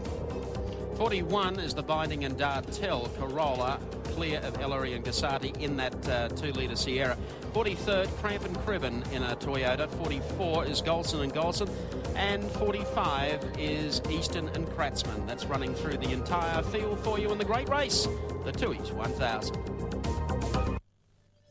Now there's a... Peter Brock, car number 05, running well within the top 7 here all day. And when we spoke to Peter, you'll recall, he said there wasn't too much he could really do about the tyres. He'd gone for a softer set. Would go all the way through and complete the first pit stop and then hand over to John Cleland. It's interesting watching the pit stop times here. The Falcons, the first Falcon came in on 32, I think it was 33 laps. I just noticed the Commodores came in a lot earlier. I noticed just a second ago the PJ team was standing back for Glenn Seaton to come in. Seaton in car number 30, this Ford pit report. Checking out, they're quite happy with their brakes by the look of it. It's very interesting as well. Both Brock and the Seaton car here have come in at 33 laps, which puts them on schedule to do the race in just the 4 stops. That extra stop will make a difference come the end of the race, providing they don't strike any other problems. It's a problem here. It's Seaton giving Glenn giving Allen a hand there with the belts. This is a less than flash stop. They can't afford to lose this amount of time in the pits. Still up on the air, Jacks. Going to be interesting to see how Alan Jones copes with the stint behind the wheel too, because he has been ill and quite weak. Dear, oh dear, that was almost a minute, that stop. Looks like the Trevor Ashby, Steve Reed all car is also in, so expect them all fairly close together. 05 has rejoined in 7th position. John Cleland at the wheel, and 30 has rejoined in 13th position. A lot of work for Alan Jones to do there. The Dulux Auto colour car, great team this. Lansvale Smash Repairs, two great guys. Trevor Ashby, Steve Reed. Steve Reed getting aboard. A lot of smoke there too at the front right. Yeah, gives you some idea of just how hot these brakes are running. The Dulux Auto colour entry, appropriate. They should win the prize this morning for the best presented race car here at Mount Panorama this week. Well, he's off and running. Now on top of Mount Panorama as we take our chopper cam. Number 3 has rejoined in 20th position. That's the Lansvale Smash Repairs car. John Cleland in the 05 car. Hardly needs any introduction to our British viewers. He's had a great season. This is the battle for 6th, 7th and 8th. Cleland aboard 05, Olofsson aboard car number 2, and young Cameron McConville in car 18. As Mike said before, what a baptism of fire. Yeah, and there's a problem in the 18 car too. Apparently they report that the cover has come off the gearbox and there's a lot of fumes inside the cabin. Oh. It's not tough enough for a rookie. He's got that problem to deal with as well. Coming up on Caltech's chase. Toyotas coming off to let John Cleland through. What an amazing character he is, Richard Hay. He is. He loves his racing, really enjoys it. He's had a great time while he's been out here. He reckons this is the best circuit he's ever seen anywhere in the world. 35 car coming in. David Parsons steps out. Jeff Brabham looks like a pretty orderly pit stop, Andy. You've got it exactly right, Mike. Jeff goes in, David comes out. The fuel and, of course, the tyres going on. They're having a few problems at the back here. That back right just does not want to budge. Yes, finally getting it off. A few more dramas than I guess they expected. Yes, they haven't had what you'd call the perfect run of the race so far, with Glenn Seaton spinning earlier. A less than flash pit stop that Mark Osler alluded to only a few minutes ago. Parsons' problems at the start as well. Well, Jeff's ready to do business. They're two pretty untidy stops from the Peter Jackson team. Can't afford to give away that sort of time in this sort of company. 35 will rejoin the track in 19th position. And it was in last position in the early laps of the race because of that off at the first corner. Pit crew are standing by for the... One parked up against the wall there as well. Standing by for the Komatsu EB Falcon entry to come in, car 28. We'll get to see the good Dr. John Hewson in action. He's going to be changing a wheel for them. John Cleland has been passed by Anders Olofsson and coming under a lot of pressure from the 18 car now. It'll take, I would think, John Cleland a couple of laps to settle into the 05 car. Yeah, the team don't look all that happy. David Parsons, the Tasmanian. Just look at that for sweat. He's done the first stint and really had to play catch-up as well. He's been earning his money. Pretty quiet sort of team setup during the week. Not the happiest of weekends for the Seaton team. 28 car is in the pits. The Komatsu entry of Kevin Waldock, who is not here today. Unfortunately, Kevin was taken ill last weekend with a heart problem and is in St Vincent's Hospital in Sydney. There's a familiar face on the front right, of course. Dr. John Hewson, who is a confirmed petrol head. Alan Grice, how's the stop look? It looks pretty good, Mike. It's a routine stop. They've changed drivers, just changing wheels, tyre, fuel going in. They certainly checked the front pads. They obviously plan to change them later in the day, but at the moment they're looking fine. That's a beautifully turned out car. Komatsu sponsored. Kevin Waldock that Gary mentioned beforehand has got sponsorship there. The Queensland tourist industry. It's so hard to bring a car. This is only its second race, and it's so hard to get them working so well. Gracie, what do you think? John, I've got an interesting pit member down here. John, can I ask you, one politician to another, what's the more difficult? Getting ready for an election or getting ready for a pit stop? Well, you can make a mess of either one, I guess, but this is a lot of fun. Election's not so much fun. No, this is right. One more word of advice. If you're working on the outside wheel, yeah. If there's a Keating-ended car, could you move over and work on the inside wheel? You notice it's the right front wheel. Yes, indeed. Thanks, John. Thank you. Very quick. Alan Grice, of course, for our Queensland viewers would know, the honourable member for Broadwater. So car 28 back on the track, rejoins in 17th position. Let's have a look at this. We've got another pit stop in as the 4 car comes in. The Gazzard car, the second GIO Commodore. We've got some fireworks on the front brakes here. Little barbecue burning on the inside of the rim. Oh dear. Yep, brake pad material just burning like gunpowder on the concrete there. Just shows the enormous brake temperatures of these new 1993 spec touring cars. Well, this is the car that Neil Crompton fielded the early part of the season. So Peter Gazzard. Fire marshal in to sweep out the burning debris. Car 4 was in 31st position. Peter Gazzard aboard. And they hopefully rejoin the track shortly. Meanwhile, the top of the hill, Diet Coke BMW. Heading for the pits, by the way, about to come in for the first stop. Well, it's up to 9th. And Tony Longhurst in 10th, coming in for their first scheduled pit stop, as Gary just mentioned. Well, Tony Longhurst has said all along in the lead up to this race he will need the V8s to fall over. He just can't match them from race pace. But boy, we've got a long way to go. We're yet to see if these V8s can hang together. Let's check them out for you on the show. The Caltex race call. 1 hour 25.5 into the race. Scaife and Richards continue to lead. Lap number 37. Looking back through the field, the John Cleland car up to 6, Radisich to 7th, Johnson is 8, Morris to 9th, and Longhurst to 10th. It's a great race, and it's all still unfolding here at Mount Panorama, Bathurst. Don't go away. Back in a sec. At least not for the leaders of that class. Neil Bates in the car, having just taken over the number 6 Caltex entry from John Smith. The car will not fire again. They've been stuck there now for about 2.5 minutes. Word from battery. Yep. Oh, goodness me. As we see on our Caltex race score readout of the top 5 positions in this category, it was Smith and Bates. It won't be any longer, but the boss will inherit the front running now. Colin Bond with Terry Bosnjak. They'll be followed by the defending 2-litre champions, Cotter and Dillman. 4th place in the category, held by Steve Masterton, making a long-awaited return to racing here at Mount Panorama in his 2-litre Sierra, and Stratton and Madden in a Corolla, rounding out the 5 positions in the 2-litre class. And over the top 5 positions, 44 has got around out of the cutting. I think they've been trying to move the car there for a lap or so. Notice across the top 5 in the 2-litre class, 3 laps. And bad luck there for the leading car. Still just won't fire. Here's a guy that is firing, and firing well today. Jimmy Richards, as he and Mark Scaife go for the hat-trick at Mount Panorama, 3 in a row.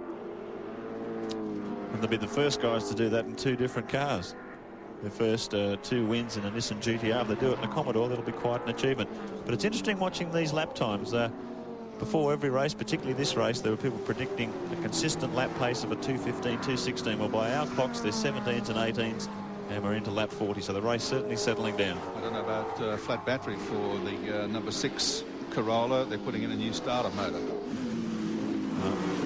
Tragedy for Colin Bond's team. And directly opposite our commentary position here, I can see we're likely to see a double pit stop here for the BMW crew. Their leading Coke car and the leading B&H car are both expected in about the next lap. Well, they still run 9th and 10th. Joachim Winkelhock in the 23 car, Tony Longhurst the 25 car, Bob Jones and Greg Crick running the Ampol Max 3 car. Strong privateers. They have run the entire Shell Australian Touring Car Championship. They didn't expect to be in the top 5 of any of the championship rounds. Larry Perkins, meanwhile. Greg Hansford. Well, Greg Hansford at the wheel, of course, of that car. That's 37 seconds off the pace of Jimmy Richards. And the Longhurst Soper car is in for its first pit stop. Well, these guys have been talking about getting out of here in under 20 seconds. They're the only ones to come in on the scheduled lap as well. Let's go down to Andy. Yeah, thanks a lot, Mike. Steve Soper just jumping into the car. They've just finished putting all the fuel in, and the BMW is off. That is one of what they hope will only be 3. 30 seconds for the BMW team. Car 25 rejoins in 11th position, just outside of the top 10. Well, their game plan is running just perfectly today. Go back aboard the Shell Falcon. Peter Brock up ahead. Mobile 05. Well, John Cleland at the wheel. Just look how quick these things hammer across the mountain, courtesy of Dunlop Race Cam. Top speeds on Conrod Straight this year haven't really exceeded 280 kilometres an hour. So all the speed they're making up, this incredible gain in speed for a V8 car, has been across the top, and they really are sensational things to watch from coming out of the cutting all the way down to Skyline. Well, they stick like glue across the top of Mount Panorama. Look at this. No shortage of straight line speed either from the Shell Falcon, right under the wing of the Mobil 05 car. He's trying to get him before the chase. Not enough time. Johnny Cleland's mirrors will be full of yellow and red. He's going to try, have a look down the inside here.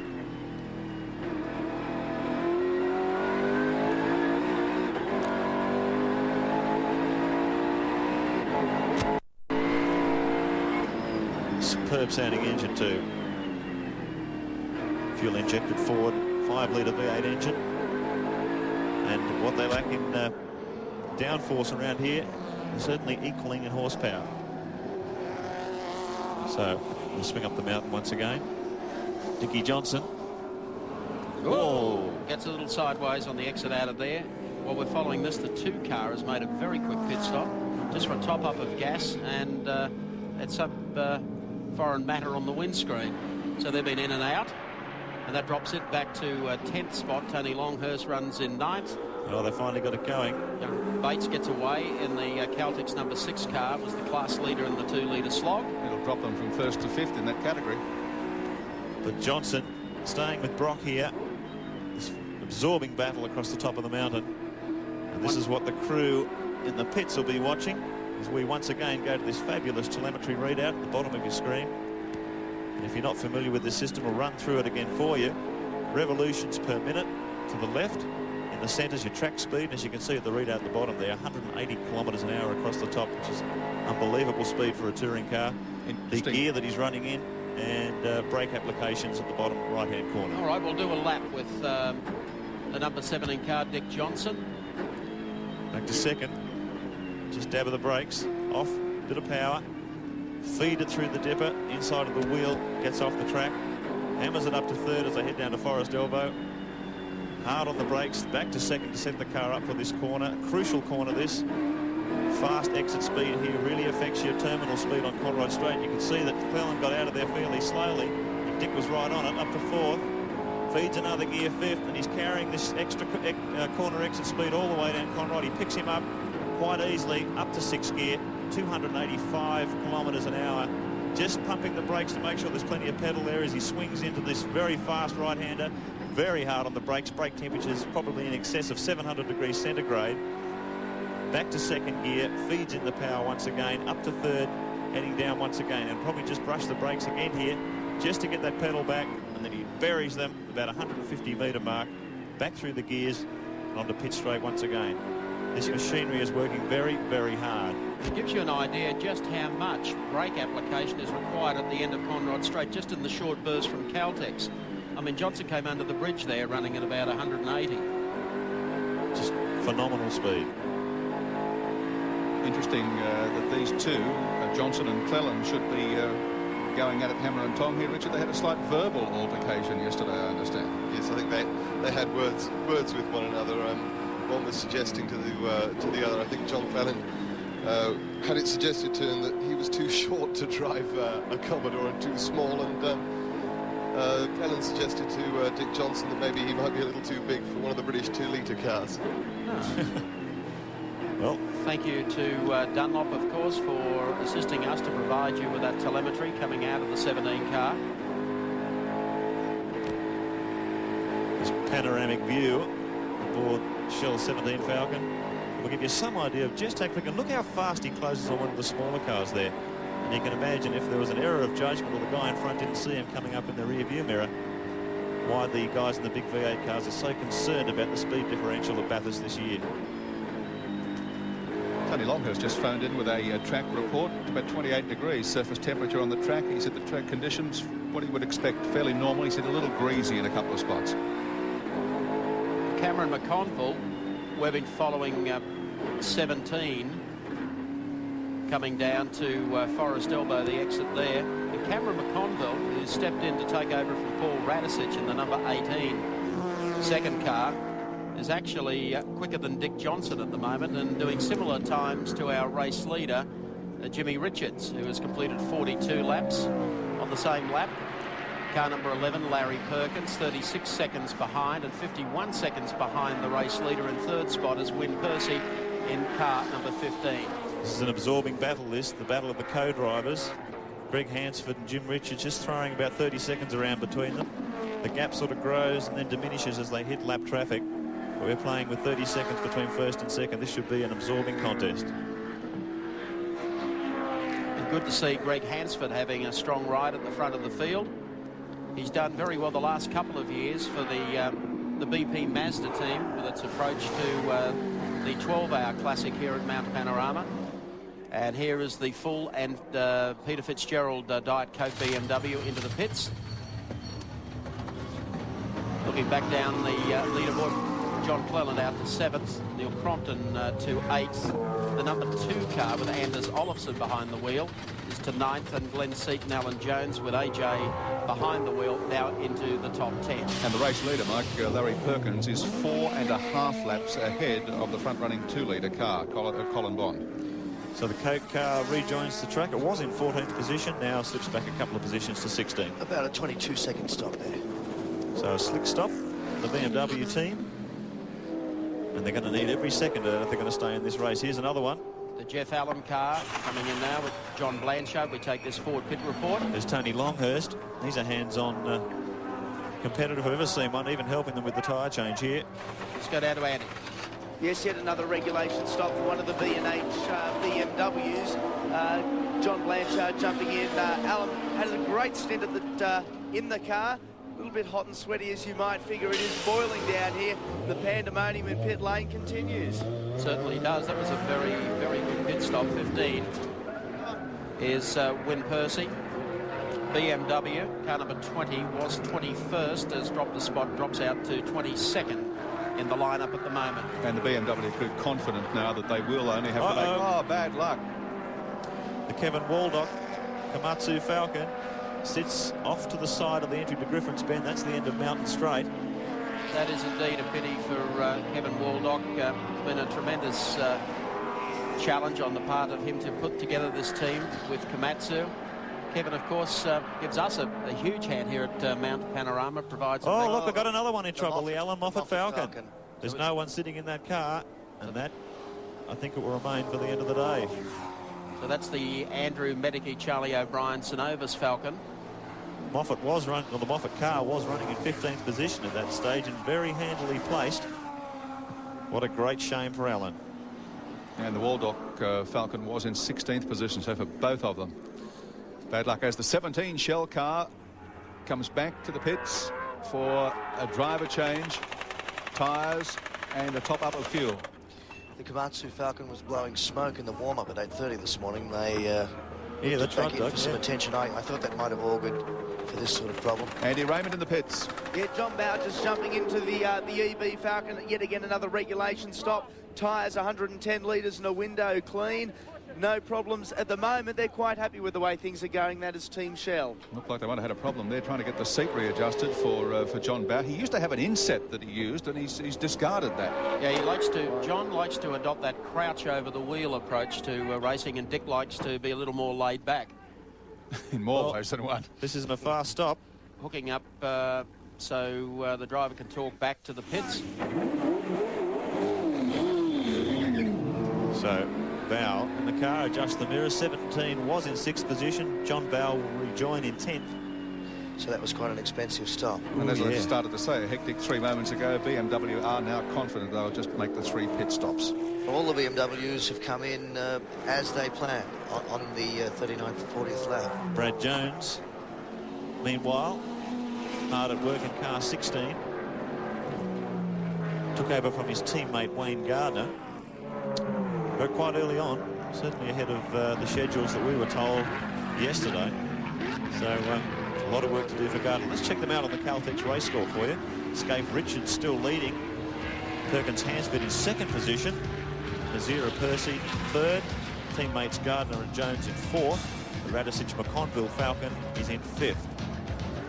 Sixth position, Brock, Cleland hanging in there. Johnson and Bow still 17. In seventh position, Crompton and Gibbs holding on to 8th. In 9th, the second Winfield car of Brabham Olofsson. And in 10th position, Seaton and Jones in the Peter Jackson Falcon. We've got a hell of a battle coming along. Don't you go away. Now then. Back here at Mount Panorama, Bathurst, the Tooheys 1000 continues. Car number 17, John Bow, took over just before the break. You'll recall Dick Johnson had complained of the steering. The problem, JB only completed 2 laps. He came in for a quick adjustment and is back out on the racetrack in 13th position. Lap 45 of the great race continues. John Bow of Tasmania at the wheel of the 17 car. He's got a little more time to make up. Order still unchanged. And when we go to our race scores, going into breaks across the network today, you'll notice on the right-hand side, because of the electronic scoring, some cars finish maybe lap 46 and show other cars down on lap 45. It all picks itself up as soon as that bunch of cars comes across the line. At the moment, 46 laps completed. Still number 1, Jimmy Richards over the Larry Perkins car. Wyn Percy in the number 15 car, and Brad Jones runs in 4th in car number 16. Then it's Cameron McConville running in 5th, the first Ford. John Cleland in the Peter Brock car in 6th. Neil Crompton, car number 7 in 7th spot. And the 2 car of Anders Olofsson up to 8. Glenn Seaton's entry, driven at the moment by Alan Jones, is up to 9th. And the Steve Harrington, Troy Dunstan 55 Quicks car rounds out the 10. An update on that steering problem. It was a steering hub problem. Dickie Johnson picked it. Bowie couldn't cope. They came in, adjusted it. He's back out there. We'll have to see how he looks when we get a few times. Yeah. He's only been back out for a lap and a half thus far.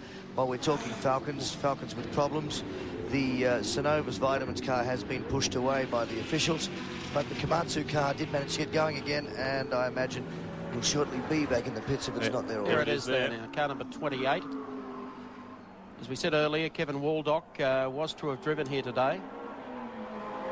A problem with the car, was running in 24th spot. Good news for Kevin Waldock, who'll be watching this from hospital. Clutch problem, Michael, we understand. Yes, Kevin Waldock, I said before, was taken ill last weekend with a heart problem. He's in St Vincent's Hospital in Sydney, and I understand will have some surgery in the next couple of days, so we've got fingers crossed. Brett Peters at the wheel there.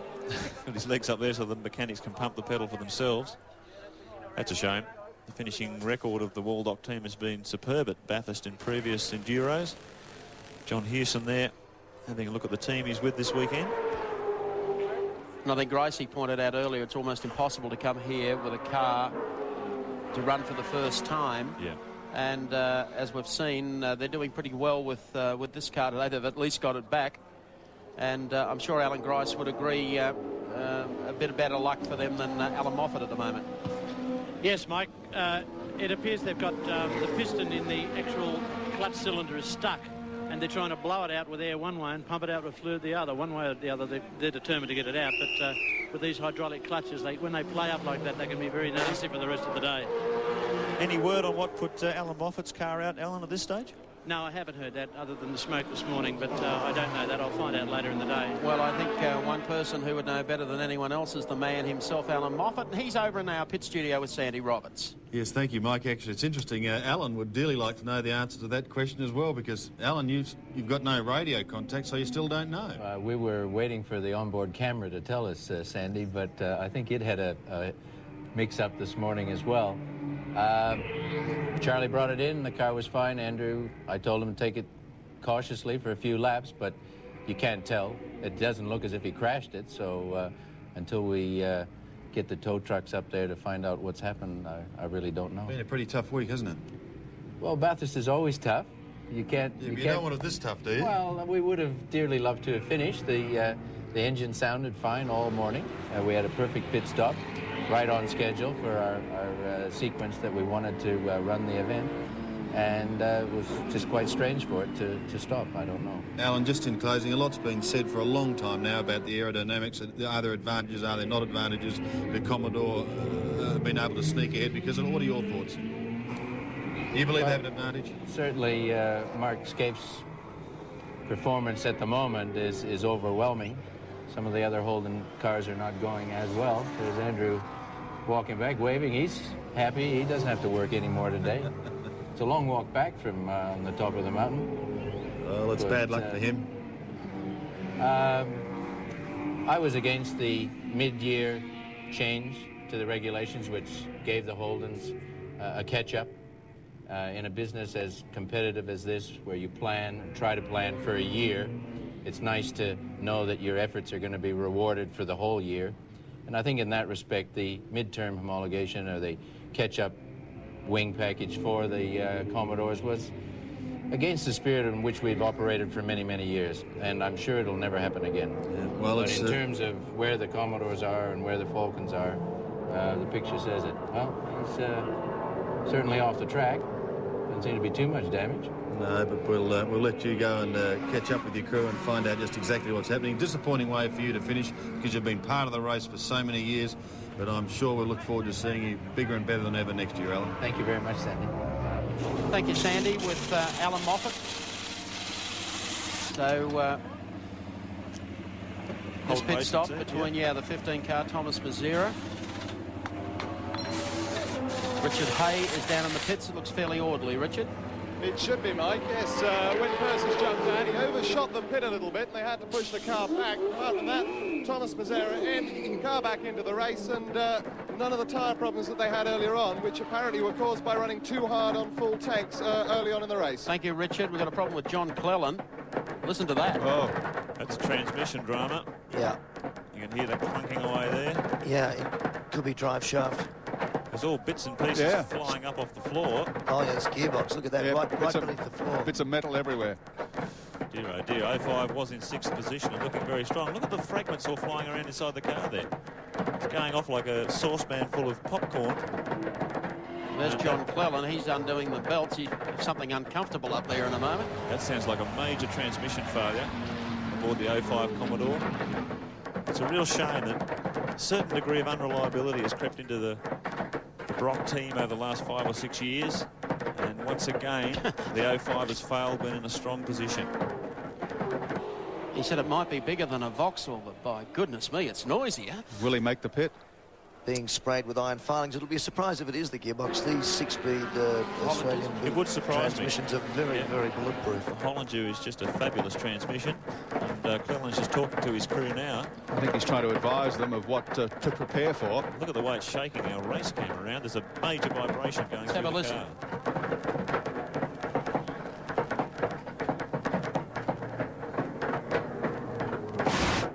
Sounds like Chinese New Year. Yeah, they'll have to put bananas in that one if they want to get a buyer. It is the Universal.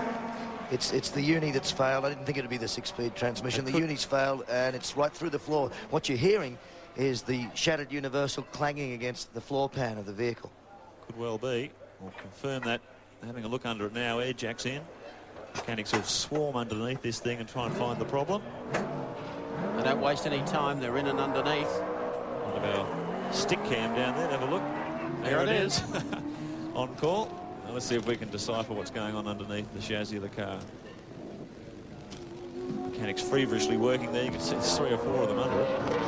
We just can't make out what's happening. It's definitely in front of the rear differential, so it could well be a Universal. Let's see what Richard Hay's got to say. Thank you, Mark. Well, I've got John Cleland with me. John, some horrible noises coming from the car. What's the problem? Well, over the top of the mountain, it developed a very bad vibration just as I started to brake for the dipper. I thought it was maybe a tyre that had gone off. When I got down onto Conroy, just got into 6th gear, pretty close to flat, and it just went bang. The prop shafts come through the floor. Made a reasonably nice ventilation hole down here.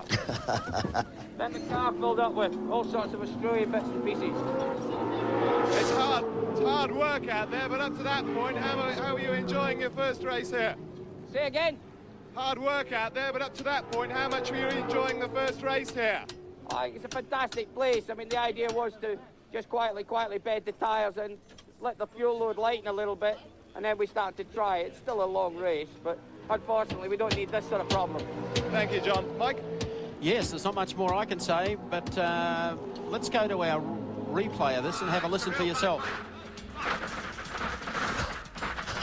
Dear, oh dear. And that's a very, very dangerous thing for a racing driver. These prop shafts are spinning at a very high RPM. Yes, well, I think we'll get out of that. Expletive deleted. Now, there's the prop shaft. That's the, for those not mechanically inclined, it's the shaft that transfers the power from the engine to the rear axle. They'll have to replace the whole thing. Damage like that would cause an imbalance and continuing vibration and possibly another universal You can see the mechanics there where it connects to the rear axle. We're trying to take the universal joint off and put a new prop shaft on, I would imagine. But this is going to take time. And they were in position 10, I think, weren't they? They were. Sixth. Position 6, were they? Yep. So that's tragic. Well into the top 10. And Johnny Clelland can do nothing but wait. Meantime, Jim Richards at the wheel of the number 1 Winfield Commodore is bowling along untroubled after 50 laps to lead the great race. Second placing is held down by the pole sitter Larry Perkins. Third, Wayne Gardner. Fourth place, Radisich and McConville in the first of the Shell cars, and fifth place, Mazira and Percy in the second of the Telecom MobileNet Commodores. Brabham and Olofsson, the second Winfield car, hold down position 6. Then the GIO entry, near Crompton, Mark Gibbs, position 8, Seaton and Jones in the EV Falcon. Dunstan, Harrington doing a great job in the 55 Commodore, and Brock and Cleland were in 10th position, but as we've seen, they've got a big problem down there. We'll be back with the great race in a moment. And wherever you may be viewing, we hope you're enjoying our coverage of the great race. 2 hours old, and it's not getting any easier. A lot falling out in the second. It could all be won in the pits. Here's some frantic action in the Winfield number 2 car. David Brabham out, Anders Olofsson in, closely followed by the leaders, car 1, Jim Richards and Mark Scaife at the fuel and tyres. Car 79, well, it's in sandwich territory, isn't it? While car 33, the Bob Pearson Bruce Stewart Commodore, has a big lose at the top of the mountain. That is big.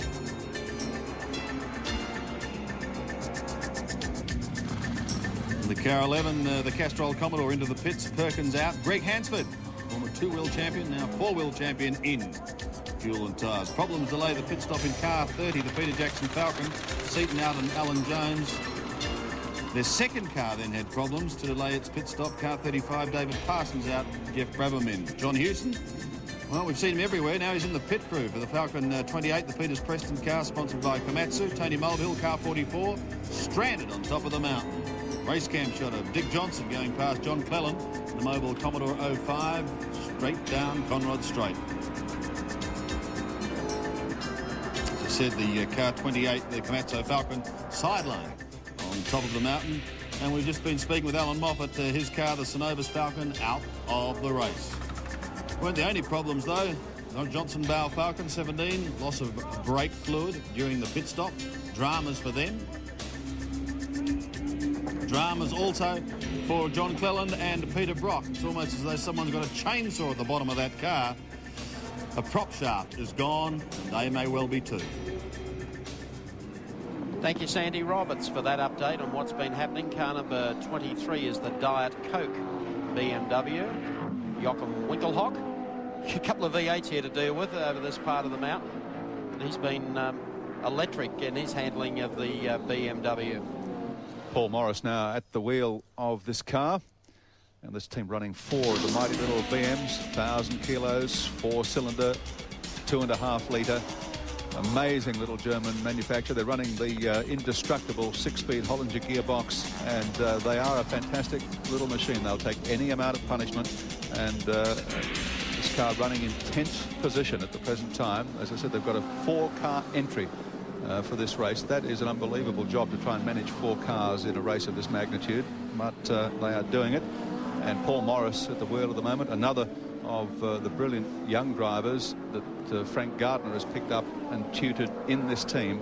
And these are going to be the top names of motorsport in Australia for a long time to come. It's interesting watching the lap times too, Gary. The Diet Coke BMW previous best, 2:21. And meanwhile at the front, Jimmy Richards, depending on traffic, sort of hovering around below 17, 18 mark. So that's the deficit that Tony Longhurst has spoken about for so long. That 3-lap deficit. He's got a 2:16 up there last time around, so he's still maintaining that pace. Jim Richards is absolutely flying when he gets a clean lap. While we were checking the stats, Bradley Jones brought the HRT Commodore in the 16 car and gave it back to Wayne Gardner. That means 2 pit stops within 51 laps, and that that's going to have a big impact on their chances in the race. I think they've gone for a different tyre compound too. They're chasing a bit of tyres today.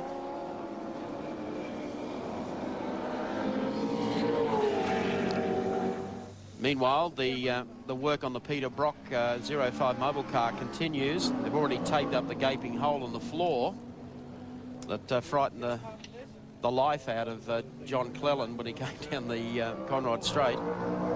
Prop shaft giving way, but they're going to drop quite a significant number of laps, the Brock crew, but I would think they will be out on the racetrack.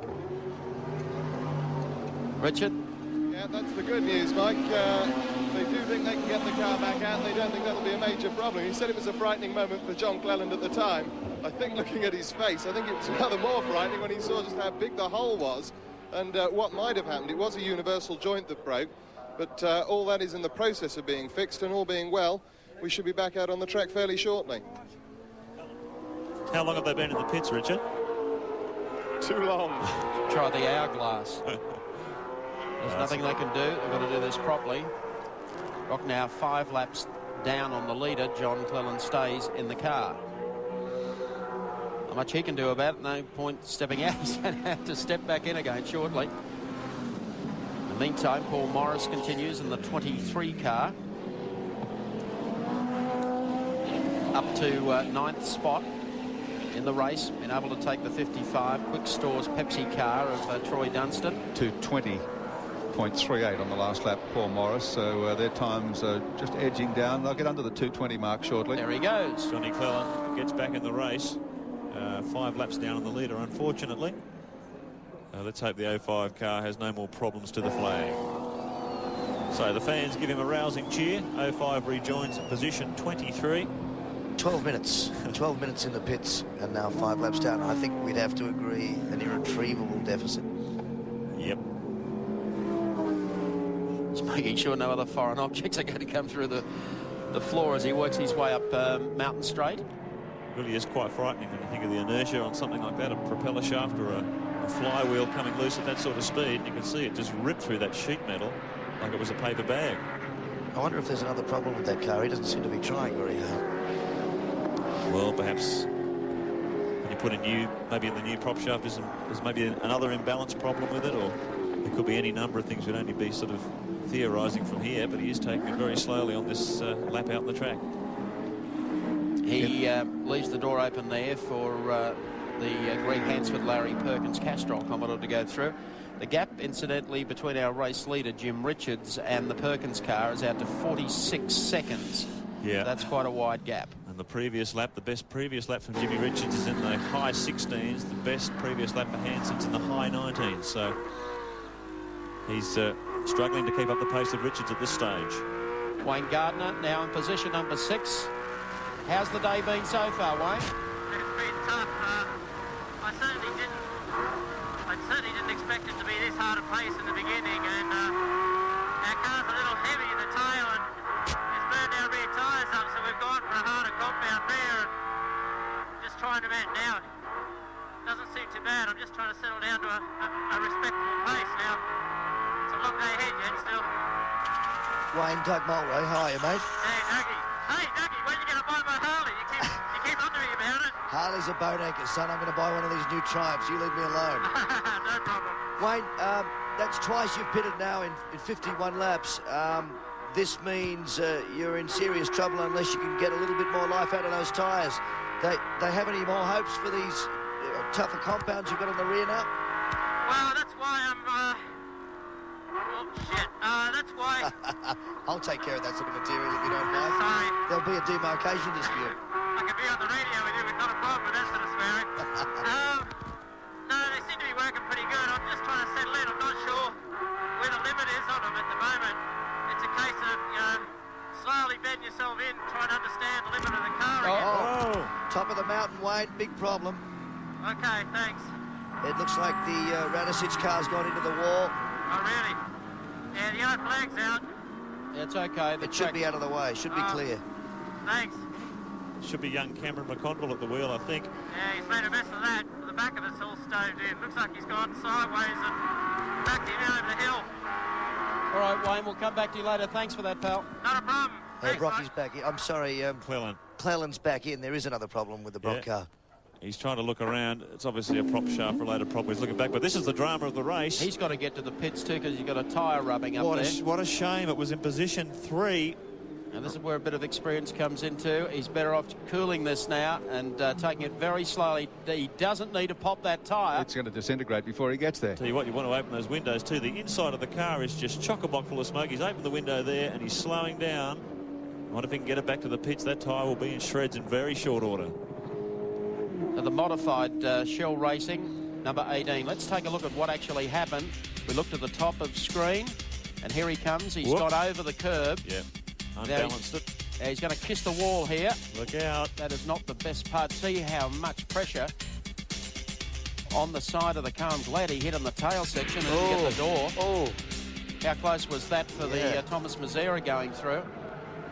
So that all caused, I mean, I don't know how many laps Cameron has done round here, but he's been running like a house on fire, has not done anything wrong, and just clipping one curb was enough to set the car off. Tyres gone, running on the rim. What a shame for the young guy. What a shame for the Ford fans. Absolutely. So he's managed to make it down to the pits. Richard Hay is our man there. You've got a lively pit stop coming up, Rich. I sure have, Mike, and I'll tell you, there's some very disappointed faces down here and an awful lot of damage to this car. It hit the wall very hard indeed. Paul Radicic has just put his helmet on, I think, to get into the car, but I think it'll be a while before it's going anywhere, looking at this sort of damage. The whole of the rear end has taken a huge whack against the wall. Apart from the damage that you can see to the wing, there's no telling what's happened underneath of there. Yeah. And of course, driving it all the way back down the mountain and down Conrod without a rear tyre on it won't have done it any good either. Yeah, he could have done anything. I mean, could have moved the rear suspension across the car. The car might be driving in a crab-like manner. But you can see where the concrete's been rubbing on the wheel. That took probably the brunt of the impact. Yeah. Could have been anything's happened there. The whole rear suspension could be well out of alignment by now. The car may be undrivable. 17. Our Grand Marshal for today's race, John Cooper, was raising a couple of issues with a couple of the drivers. Dick Johnson was one the other day saying, have you guys ever considered running window nets in the cars as they do in the look at this. Sorry to interrupt, Mike, but we've got a BMW in trouble. Fallen Fitzgerald. Well, just pulled off to the left of the road. This is the last thing you would have expected. The fragility was supposed to be in the V8 cars, but now one of the BMWs is in trouble. Yes, just back to that. And next time we get a replay of the incident with Cameron McConville at the top of the hill, asking whether or not they would ever consider running those window nets to keep the arms of the driver inside the car in case they hit a concrete wall or any other immovable object. Yeah. And it started a quite lively discussion that a lot of the drivers felt was very, very good idea. Just behind the action. Have a look at this. Now watch his head. Here's the concrete wall, the start of it coming up, and watch Cameron McConville's arms and his head. Crunch. Oh. The last thing you want to do is start getting your head or your arm or someone outside the window, and the nets keep them in. At the moment, though, the Ross Stone and the crew are working on the car down here. Well, they've been in there for 2 minutes already. This is going to take a long, long time. And just behind this drama in the Shell pit, and totally overshadowed, of course, is the fact that the second of the B&H BMWs, car 20, Alaman Blanchard, is in the pit. So BMW, and it's been a long pit stop, look like 2 of their cars have blown their chances. Dear, oh dear.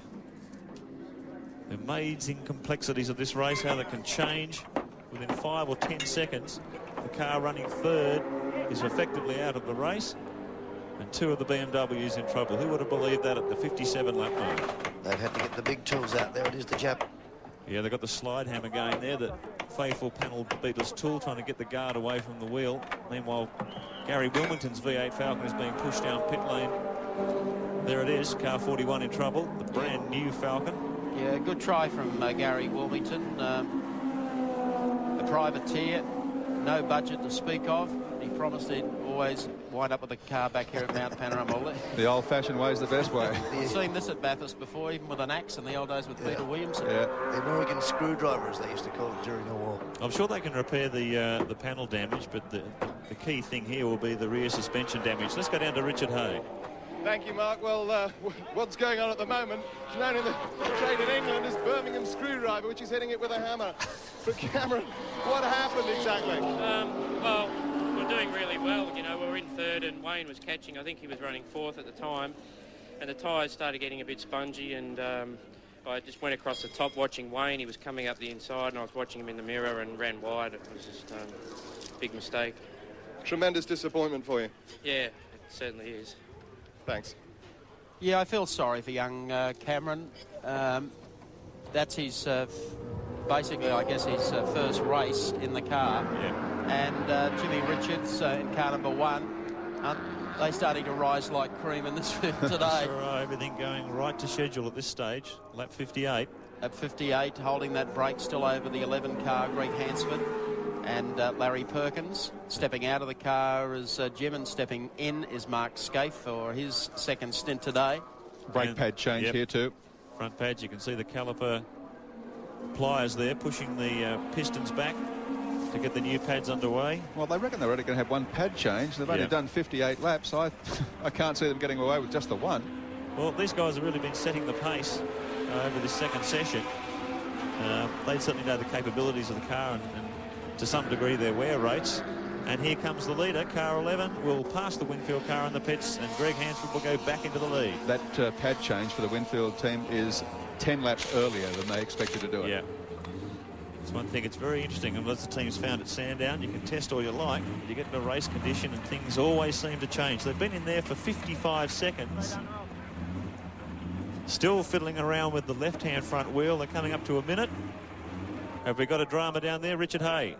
Well, it's taking a little longer than expected, I think, on Freddie Gibson's part, but wheels are back on now. The car should be back out within the next 5 or 10 seconds.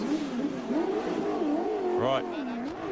But very hot work trying to change brake pads, as you can imagine, Mark, and I think it's just that's taken the time. Sure.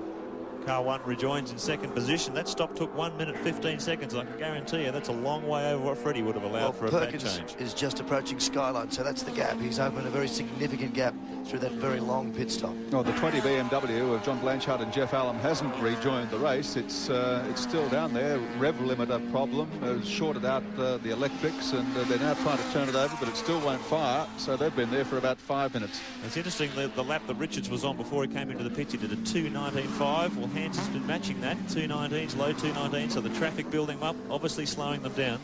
When they get a clean lap, they're doing 16s, but boy, there's a lot of cars out there at the moment. Race leader Larry Perkins overhauling Colin Bond, who leads the 2-litre category. Perkins and Hansford, they're flying high at the moment after 58 laps. Second position, Scaife and Richards. Third, Mazira and Percy. The first of the Telecom MobileNet Commodores. Brabham and Olofsson in the second. Winfield car hold down fourth spot. Gardner and Jones in the second. Telecom Commodore in fifth. Crompton and Gibbs, the GIO Commodore, in sixth position.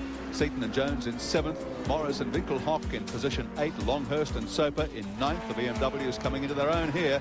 And Dunstan and Harrington still lurking there in the top 10 of the great race. We'll be back with more action in a moment. John Cleland continues to wait and sit out in the Mobile 1 Commodore. Work being completed on that car after the problems that we saw in the last hour. Long way to come from Peebles in Scotland to Mount Panorama Bathurst, and be running so strong in the field. Only have to sit out and just see the race slipping away lap after lap. Well, Bev Brock plays a huge role in Peter's team, and with Bev at the moment, it's Joanna Griggs. That's right. I have Beverly Brock. She's a very well-known face around the track. She's been married to Peter for 17 years, but involved in motor racing for over 20. Beverly, you seem to be taking a bit more of a back seat now. You used to be involved in the administrative side.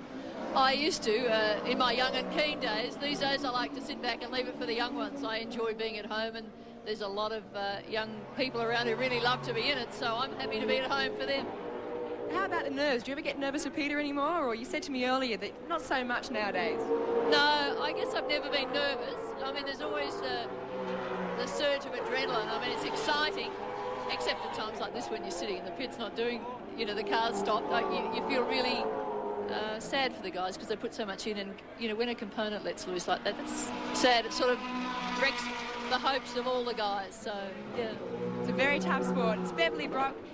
very well-known face. You're known on all the commercials. You goes on there with Peter, and we'll leave it there. Thank you. Thanks, Joanna, and thank you, Beverly. Well, we saw the BMW and one of them, the Wigglehawk car that's in the pits with Paul Morris still at the wheel. Unscheduled stop that, Mike. They got a misfire, something wrong with the plug leads, apparently. Was in 9th spot. So Wigglehawk continued in pre-race betting as one of the big chances in this one, along with Paul Morris. That man there is Wolfgang Peel. He's the man who builds all the engines for the BMW camp. He built 10 for this race alone. Took him 6 months. Out on the racetrack, the Tony Longhurst Steve Soper number 25 car running 8th in the race at the moment. So while their car and Coca-Cola livery sits in the pits with work being carried out there, it's up to Soper now and also Tony Longhurst to see whether they can come back through the field. Still 61 laps completed by our race leader Greg Hansford in car number 11.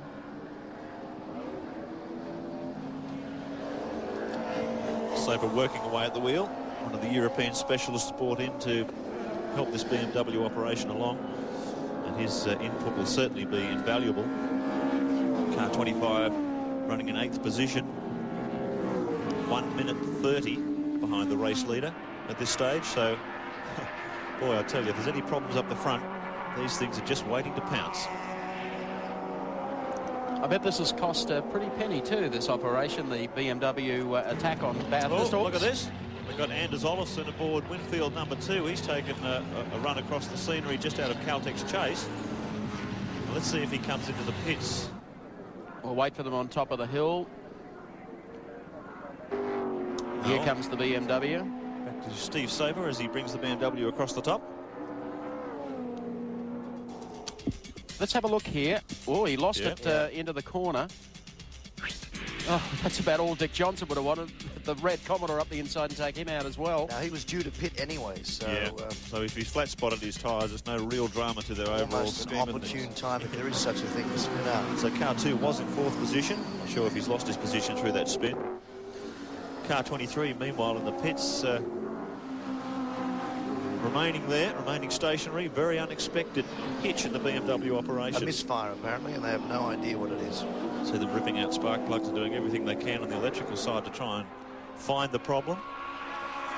But she just refuses to go. The 11 car, the Perkins Hansford car. Yes, coming in. Here it comes. And I believe Perkins will resume the drive. Hasn't Greg done a fabulous job? He sure has. It's very, very difficult out there. In that battle between Jimmy Richards and Greg Hansford, they were sort of chasing each other tooth and nail. He's having trouble getting out. He's a pretty tall guy, Greg Hansford. You get your legs caught up in that roll bar. It's a bit difficult to extricate yourself. But Larry's back in now. The Castrol team well drilled. There's no doubt about it. Larry wants to win this motor race, and he's looking more and more competitive as the day wears on. Let's hope it's a quick stop. See ya, boys. I'm off.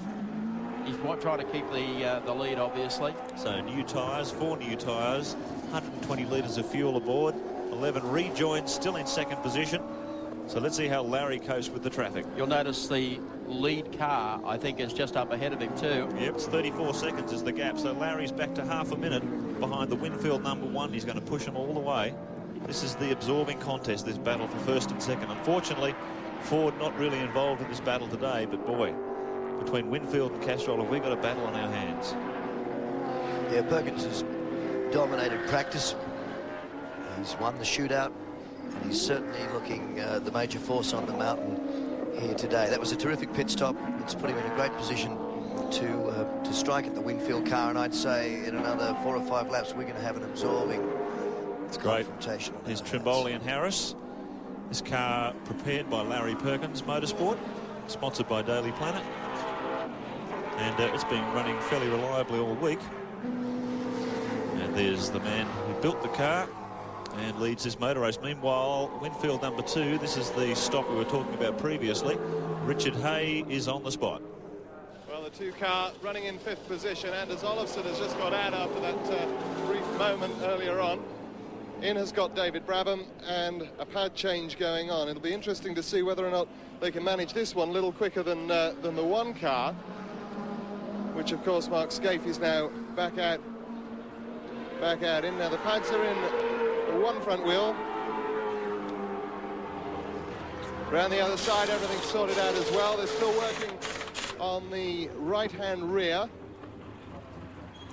The screen a quick clean. That previous stop for the car 1, Richard, it was timed at about 1:15, 1:20. Freddie wouldn't have been happy with that. He didn't seem desperately happy, no, and he wasn't too keen to talk to me at the time, but that's... Now, car 2, a smoother stop, I think, and straight back out onto the track goes Brabham. How was the brake pad wear, Richard? Have you been able to check with Fred whether it was excessive? I'm just trying to have a look at the ones from the 2 car, which don't look too bad at all. It looks to be there's an awful lot left on them, in fact, so I suspect that they've chosen to make the brake pad change at the second stop now, when they're not too worn, rather than leaving it until later in the race and then perhaps having a problem with one getting stuck. Sure. Meanwhile, up the other end of the pit lane, Bob Jones in the Ampol Commodore. This team on an upward spiral. They finished a great second place at the Sandown 500 3 weeks ago. Car built by the team themselves. They're on a Holden Racing Team Chevy engine. But it looks like there's been some damage to the front spoiler here. New bodywork going on. Bit of attention to the brakes. New pads going in. Was in 12th position. So they sit in the pits as Larry Perkins gives chase. We update them for you on our Caltex race score. Mark Scaife back behind the wheel, lap number 63. Perkins and Hansford, this is close. Run in second. Mazzara Percy in third. Gardner and Jones in fourth. And Brabham and Olofsson back in 5. In 6th spot, Neil Crompton and Mark Gibbs continue. Then it's Glenn Seek, Alan Jones of the PJ Falcon. 8th spot, Longhurst and Sober. 9th is Dunstan and Harrington. And rounding out the till in 17 is Johnson and Bow.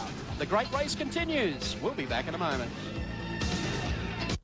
He's throwing absolute caution to the wind. He really has. The pedal to the metal in his fire-breathing GIO Group A Commodore, making up nearly... You know why so many drivers are changing their insurance over to GIO? The Tooheys 1000 of 93 continues at Mount Panorama Bathurst. Lap 64 of 161, 2 hours 30:07 into the great race. And we have a good race here today. Boy, oh boy, isn't it a corker? It has closed up appreciably at the front with car number 1 with Mark Scaife at the wheel. 6 seconds back to car number 11, Larry Perkins, and then only a couple of seconds behind Larry Perkins is in fact the number 15 car as we take our STP race cam. Alan Jones, our ex-Formula 1 champ, doing his stint at the wheel. He was very worried about having to drive today too. Mark, I spoke to him last night. He's been ill all week with hot and cold sweats, dizzy spells, some kind of virus, and he said up until last night he was barely able to do 5 laps in the car. Yeah. In the meantime, the 18 car, the Cameron McConville car, Paul Radicic now at the wheel, has rejoined in 25th place, 7 laps down. Tell you who hasn't rejoined, the 23 Diet Coke entry of Paul Morris and Joachim Winkelhock, still in the pits and apparently suffering the same problems that the 20 B&H car had earlier. Sensor problem, the crankshaft, and it's got them puzzled down there. They cannot get it right. Bob Pearson, meanwhile, in the pits. Again. Pearson Stewart entry, the damage from that spin earlier in the race. There are a bunch of privateers. Very good team. Beautifully turned out equipment. Bob Pearson and Bruce Stewart in the Product car. 33 was 13th in the great race. Still down there doing some work on the car. They lost considerable time early in the race. In the meantime, car number 30. Same lap as the leaders. There he is. Still the in best with the hope show. for the Ford fans at this stage in 6th position. Jonesy's struggling out there at the moment, though.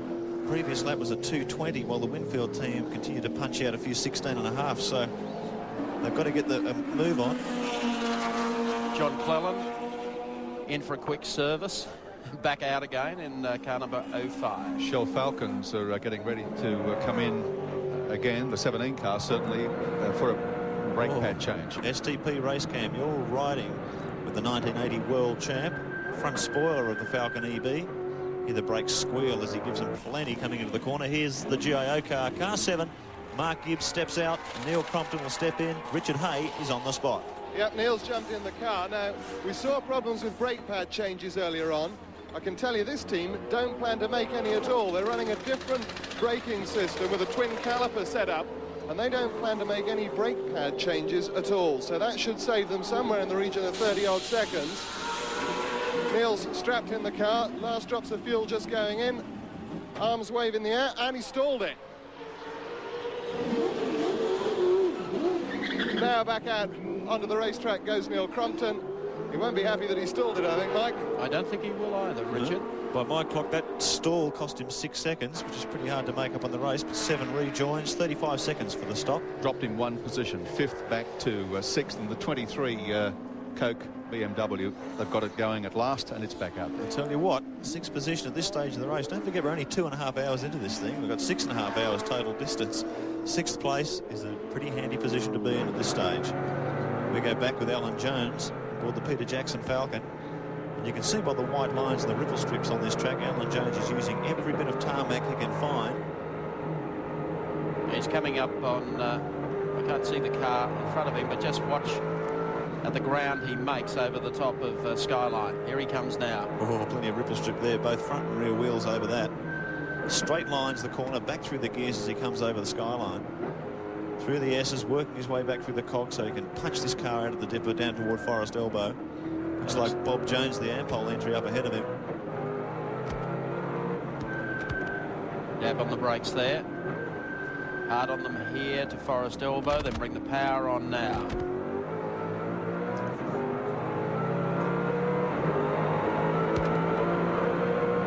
Sits in here, going to make the move down the inside. Well, certainly hauling the mail in a straight line. No shortage of grunt from the Falcon as he overtakes the Ampol car.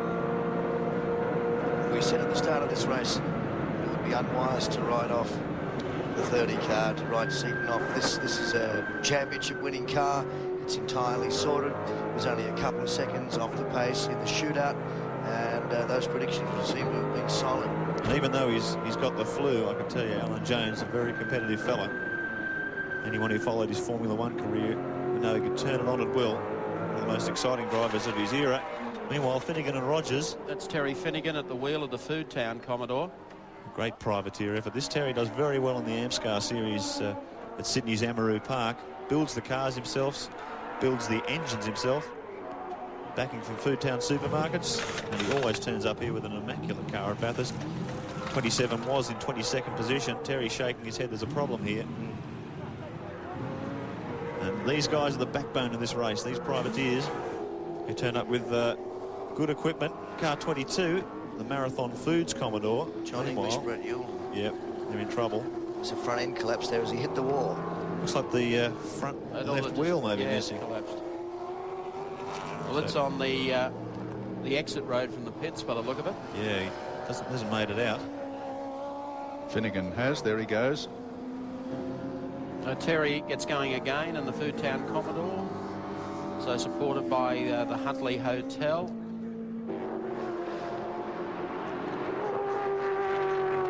Always has a beautifully turned out car, Terry.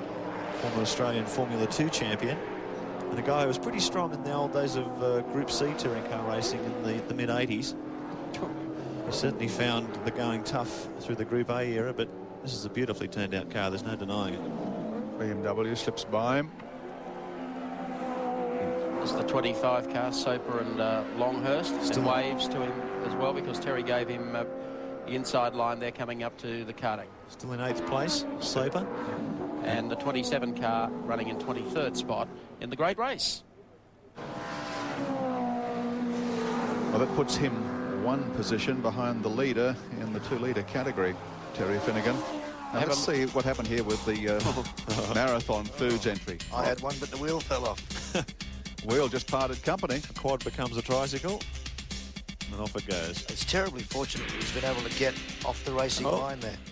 Gary waiting for Alan Jones to come in, and Glenn hasn't really had too much in the way of a smile on his face this weekend. He certainly has. He's been visibly down in the mouth all week. Obviously disappointed at the lack of speed of the Falcons compared to the Commodores in both qualifying and apparently in race trim. If those 220s that Jones has been punching out are a fair indication, here he comes. They're really not in with a show for outright race speed at all. This will be a pretty quick pit stop. Tyres, driver and fuel. Let's go to the pits.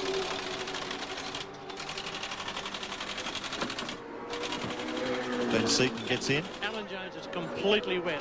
He has been carrying that flu this week, and you can see it. He's paid for it with his gear, but it's a normal stop. The wheels are on. They're not going to change pads until the next one, but the engine's been turned off. That's a funny sort of a sign. Fuel's still going in. And look at Jonesy. He's earned his money today. He's completely wet through a 3-layer suit. No, it is firing it up. It is a normal stop and not a problem. There'll be a way in. He's still got a problem firing it up. You might catch Alan for a chat later. GIO car, meanwhile, down the other end of the pit lane in for an unscheduled stop. Peter Jackson car's been in there for just over 50 seconds. So, tardy stop in the pits as well, and they've still yet to make a pad change. 30 was in 5th position. He rejoins in 8th. Now, down the other end of the pit lane, Neil Crompton was in 8th. And he's come in for an unscheduled stop after just taking over the car. So all sorts of dramas upon dramas. Car 55, the second Brockmobile comes in, the car that runs the Quicks food store colours. Dunstan Harrington, they've been in the top 10 all day. It's like Troy climbing back in. 55 was 10th when they pulled in. Now then, these guys put in a great show at the 500 a few weeks ago. Ran very strongly. They had an engine problem toward the end and managed to limp across the line, but for most of the race they were running with the leaders. They were showing impressive pace, and here we have a pad change taking place. So Steve Harrington giving Troy a bit of a report on how the car feels. 05 maybe out of the action, but this one, he just squeezed out of the top 10 now. He's had his stop. Certainly well within striking distance. Now AJ is in the pits. Now there is someone who's physically spent. Down to you, Gricey. Thanks, mate. Alan, you certainly looked the part. We knew you were going to look like that with the getting out with the car with the flu. I saw the rear right tyre come off the car, though. It's looked a bit distressed. Did it feel okay? Yeah, it was. It was going away, and I needed that like a hole in the head because I'm not a well man, I can tell you. I mean, I hate to sound like Nigel, but I really am not well. I'm not well, Alan. You got out of the car terribly wet, but you didn't limp. Yeah, no, I had a small limp to the chair. Well, you've got another chance to limp later in the day, I suppose, in case Nigel's watching. Well, I think I'll have the big limp next time round. I think it might be fair income. But no, well, the car's great. I mean, the car is fabulous. It's the car's quicker than me. What about the track? How's that standing up, mate? Yeah, not too bad. There's a little bit of oil around, and a little bit of debris where I think the other Dick Johnson car hit the wall, but not too bad. Otherwise, traffic's pretty good, and everything's going according to plan so far. Everybody's looking after tyres, and some of them have changed tyre compounds on the rear, particularly the rear right. Do you plan to change a compound on the rear? No, actually, we changed the compound on the front, and it was very, very good, and I think the back was starting to go away, which was making me be a little bit gentle with the throttle, so we're learning. But maybe a little bit of extra weight that you're carrying over, Glenn, maybe that just makes the car a bit looser, do you think? Well, I'm trying, mate. Bloody hell, I've lost a bit. Thanks, Alan. Oh, terrific, Grace. You're going and insult my mate AJ about his weight. Oh, let's check them out for you. The full grid, so if you're looking where your favourite car and driver combo is running, check this out. Race lead held by Scaife and Richards on lap 69. 5.66 seconds back to Larry Perkins. Then back to Mazera and Percy in 3rd place. Gardner and Jones still running in 4th. Brabham and Olofsson are 5th. In 6th, it's Longhurst and Soper. They're making the climb. 7th, Seaton and Jones. 8th, Crompton and Gibbs. 9th, Johnson and Bauer. And 10, Dunstan and Harrington. Position 11, Brabham and Parsons coming through in the Peter Jackson Falcon EB. 12, Ashby and Reid in the Commodore. Position 13, Pearson and Stewart in the Product BP. Position 14, car 12, Jones and Crick in the Ampol machine. And in position 15, car 14, Johnson and Wall. Position 16, the two Donahers in the Mokapan Coffee entry. Out of 17, car 47, Trimboli and Harris. Out of 18, car 22, English and Yulden. Out of position 19, car 23, the second of the Diet Coke BMWs. And position 20, car 27, Finnegan and Rogers. 21st positions held down by Blanchard and Allen in the B&H BMW. Then the first of the 2-litre cars, the leader in the category in car number 8 is Colin Bond and Terry Bosnjak. 23rd position, Radisich McConville, well they were, after the big crunch in the wall. The second place getter in the 2-litre category, Cotter and Dorman in 24th position. Preston and Peters in the Komatsu entry, still getting around in 25th. 26th place, Wilton, McShane in a Commodore. Then position 27, Smith and Bates. 28th, McCall and Gazard. 29th, Lusty and Heavenin. And in 30th position, Masterton and Hill. In 31, Rogers and Hopwood, Bob Holden Motors Toyota Corolla. In 32, O'Brien and Callahan in the Commodore VL. In 33, Full and Fitzgerald. 34, Binding and Dartell. 35, Brock Cleland Immobile at this stage. 36, Conway and Gardner. 37, McMillan and Martin. 38, Stratton and Madden in the Corolla. In 39, Ellery and Grisati. And in 40, Medecky and O'Brien in the Synovus Falcon. Out of action almost, Golson and Golson in 41st, 42nd Matthews and Mulhill, Wilmington and Paper behind the wall. The rest are incidental at this stage, as you saw car number 35 come in for its pit stop. The Grace race continues at Mount Panorama Bathurst. We'll be back in a moment. A major television first. They think I am finished, but I will show them. One had style. You're the one on the lamb and I'm the one on the town. The other had power. Now, who would you rather be at this moment? Academy Award winner Dustin Hoffman. 93 continues at Mount Panorama, lap 71 of 161. If you thought this race was over, think again. Larry Perkins is eating into the lead of Mark Scaife, and you'll be able to see on some of the wider shots the gap between the two cars. There's Scaife coming along the front straight and headlights ablaze. It's Perkins down to 4 seconds and closing, and here he is, the man who sat on pole in the Castrol Commodore. The race is well and truly alive. Back in third place, car number 15, so the two Telecom MobileNet Commodores still run third and fourth. And Perkins stalking the race leader, Mark Scaife. This is one gripping battle, Michael. They're battling it here, Scaife and Larry, 2.18s, 2.16s, as they battle their way through traffic. Coming up and on the inside now, car number 55 was in position number 9. Still in that spot as Lightning Larry sets to strike up the mountain. Chris Economaki, who has been the voice of US Motorsport across all the networks for 30 years, joins us in the pits. And Chris, your view of the race so far? Mike, I'm impressed with the intensity of the competition. It's been a dozen years since I was here. In the old days, it was a planned, plotted race. Drivers drove to a set schedule. Here, it's racing all the way. It's how many air dams have been knocked off today? It's remarkable.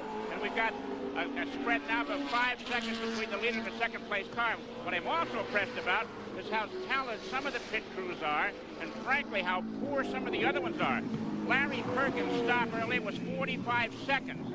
The Holden Racing Team stops have been under 20 seconds. The Peter Jansen crew just stopped a few minutes ago, 32 seconds. So you can see, with a 5-second interval between first and second, the men in the pit can win or lose for their driver. I think it's going to be an exciting race right down to the checkered flag. Thank you, Chris. And you've certainly seen some racing as we pick up now on the Colin Bond, Terry Bosanjak, Caltex Corolla. They started off looking like a 1-2 for the 2-litre class here today. Caltex have been very supportive of the racing efforts. Car number 8 running position 22 when it came into the pits. There's our stick cam. Colin Bond looking down on top of the engine. The most amazing view. Was first in class, as Mike said. Oil line problem. Bondi, winner here, of course, in 1969. Been a long time, okay. His 27th start here today. Which would make him what, the longest serving driver at the Mount Panorama circuit. Doesn't mean he came here before any other. Like Bob Holden, for argument's sake, is not here, unfortunately for Bob. His car has been taken over because he had a car accident himself in Sydney early in the week and is still in hospital. Bob, all the best to you. The boys are doing a great job out there for you, Peter Hopwood and Dennis Rogers, and we'll get a look at them a little bit later on. Well, Colin Bond is the man who has plotted the 2-car team for Caltex, and he's with Chris Economaki. Well, I'm down here with Colin Bond. We don't have a camera. Colin, you guys are doing a fine job, but the small bore cars are having to watch a lot in their mirror. How much time are you spending looking in the mirror out on the track rather than looking ahead? Well, what we've got to do actually is we're fairly quick across top of the mountain and it's not so bad. There's certain areas on the track where you just keep an eye and see where they are. It's a problem probably when about 4 or 5 of them actually just come around together because you don't want to slow them down. We had a fairly comfortable lead in our class, so we just sort of get out of the road, let the fast boys through, and then get on with the job. But we've now got a problem, I see, down here, and it's not looking too good. Well, let's hope the problem goes away. Thanks very much, Colin, and good luck to you. Back to you, Mike. Thanks, Chris. While we're talking Corollas, Mike, I saw a shot of the 99 car, the Corolla 11 of Dennis Cribbin and Steve Cramp stopped at the top of the mountain earlier too. So little cars suffering a few mechanical problems as we get deeper into the race. Dunstan Harrington in position 9.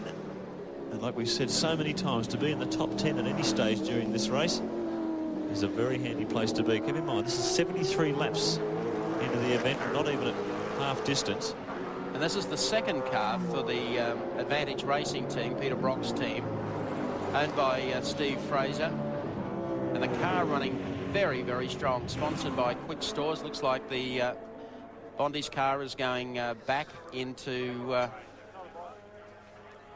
yeah, it looks like it's just about done for the moment. They've got a bit of work to do, so they're pulling it off pit lane. Well, this will put the defending 2-litre champions, Dillman and Cotter, in their BMW back in the front in that category. Just back to this car, I started to mention about Troy Dunstan and Steve Harrington. Troy's at the wheel at the moment, owned by Advantage Racing, and they've brought Pepsi Cola into racing in Group A in Australia. So the battle between Pepsi and Coca-Cola was certainly taken to the racetrack in season 93, and at the moment, looking at this, they're doing pretty well. Look at that gap, Mike. The gap between first and second down to 3.3. Larry Perkins has taken heaps of time off Scaife, and look at the battle times. 2:15 dead for Scaife, and a 2:15.8 for Larry. The battle's on. Meanwhile, take a look at Troy Dunstan from the Gold Coast in Queensland, 31 years of age, winner of the Formula Ford Cup in 1990, Formula Ford Driver to Europe Series the year after, and 7th at Bathurst last year. Pretty handy competitor and doing a great job out here today. And he has a great co-driver in Steve Harrington, who's been a regular in just about all forms of racing, as we pick up on the number 17 car, John Bow at the wheel. Coming in for a brake pad change, fuel, and I would imagine a driver change. Well, 17 was in 7th place. Richard, how's it going? It's just jumped out of the car. In has got Dick Johnson. Fuel going in and tyres off the car, which don't look... I'm joined down here by Alan Grace, actually. Is it a pad stop change? They're into the pads. Hang on, they're checking, and maybe there's enough there.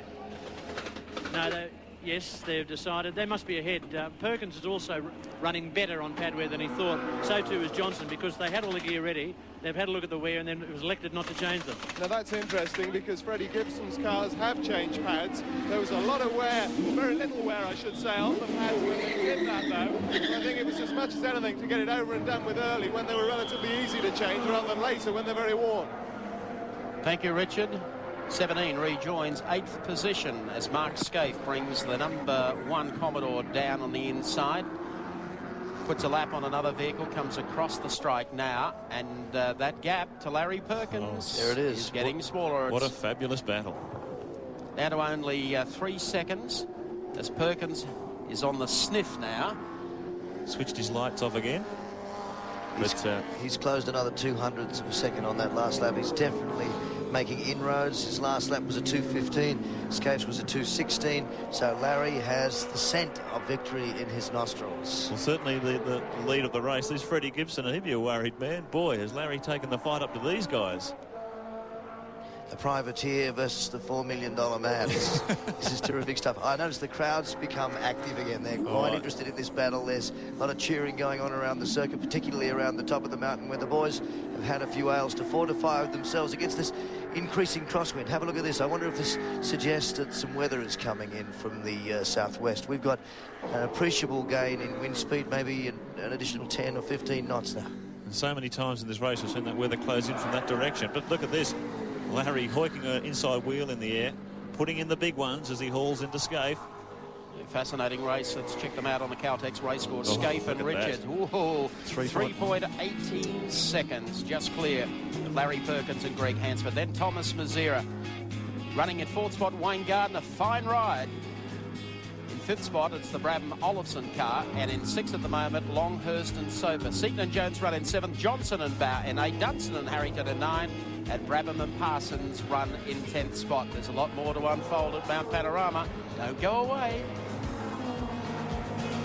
Is brought to you by Still. Australia's still working.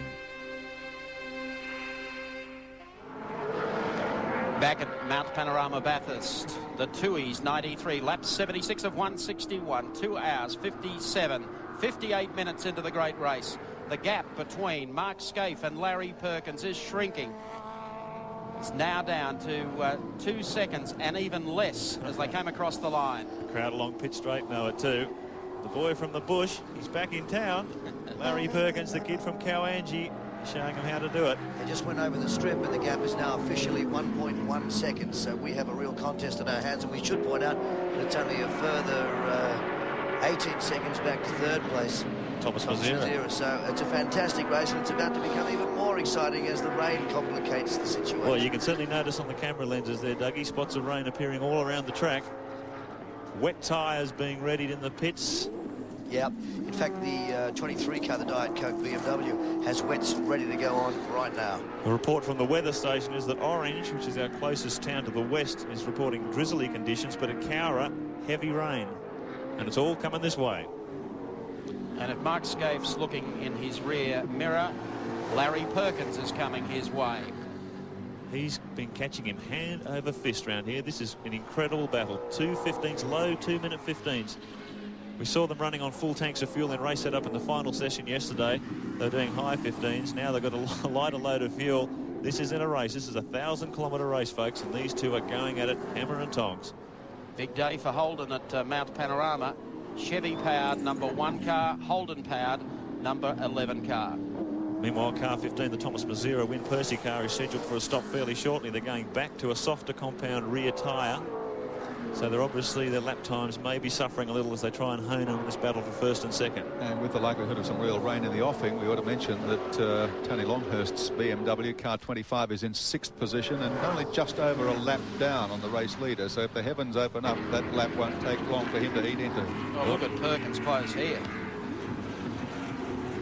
Yes, he seems to be going much deeper under brakes at this stage. They make the exit to Caltex Chase. Got a couple of the 2-litre cars coming up in front of them. And the Winfield crew watching. Because Larry has got him in his sights. Across the line. Spectators are alive on pit straight. Make no mistake about that. Well, that's interesting. Larry's taken a second off Mark Scaife's lap time on that previous lap. And there wasn't a lot of traffic there. So I wonder if there's a problem with the Winfield car. We'll monitor these times closely. But Larry's picked up a full second on him, and in these conditions, that's quite surprising. They head up Mountain Straight again as the Michael Preston, Brett Peters, Komatsu, Falcon EB comes in. Kevin Waldock's car. It's in 20th position, that car.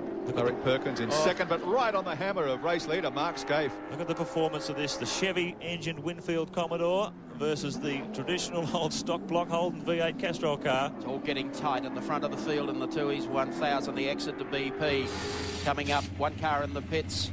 We'll go back to that shortly as we go to the top. That's 15 in. All the action's up the top. Larry's right on his hammer across the top of the mountain. There's nothing in this.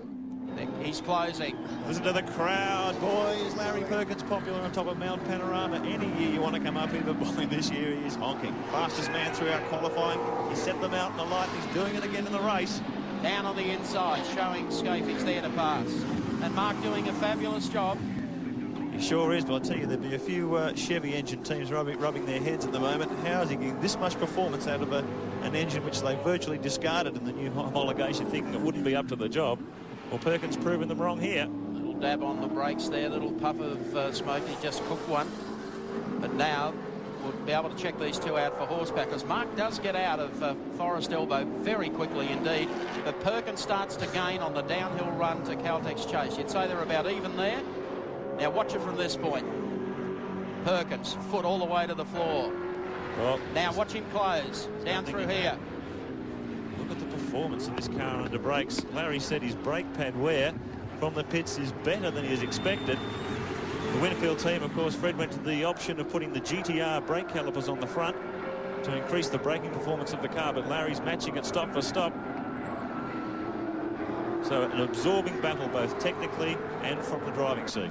It would appear that the Winfield car has marginally more horsepower and top-end speed, and that Larry's able to gather him up under brakes. Andy looks a little flatter, and he's able to take a tighter line through most of the corners. The secret to these two cars is in their chassis setup. I've been watching them all week across the top of the mountain. The Winfield cars, and particularly the Castrol car, keeping 4 tyres on the deck all the time, and that's how you get grip, that's how you get cornering speed, and that's what makes you go so fast. And Larry's obviously got the setup here this weekend. An incredible renaissance for Larry.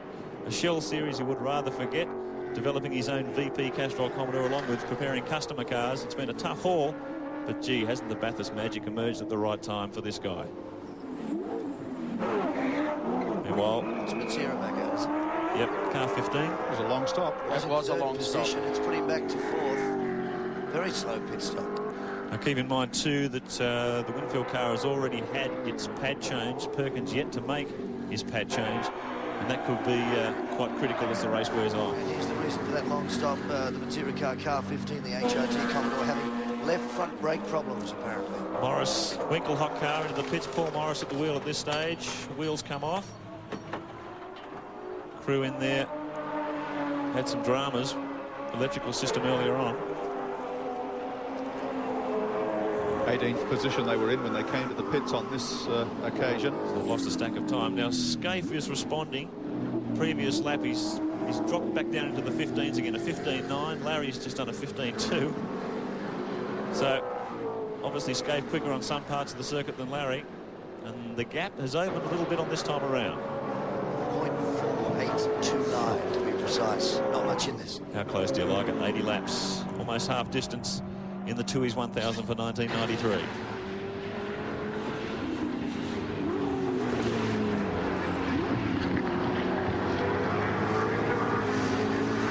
Perkins, the exit to Caltex Chase. And it gives you an idea of the weather coming in. I think we are definitely going to have a little heavy drop or two later on this afternoon. Some sprinkles around the circuit at the moment, as we showed you. We know your weather maps too. That red means a lot of rain. Yes. Beware the pink bits. Crowd cheering Larry on as he continues to chip away at this lead of Mark Scaife. There is the rain. It's just off Mount Panorama and closing almost like a repeat of last year. Remarkable that it should be so similar. So Orange is just getting the drizzle, which is probably the front of the storm. While Cowra is coming along behind it with the full-on rain spells. Car 16 is scheduled to pit fairly shortly. They're in 3rd position, of course. And 25, the Longhurst Soper car, is also due for a pit stop. So it's all happening, folks, in the pits and on the track. Still work going on the 23 Bimmer. That misfire obviously persisting. Oh, that was a different view.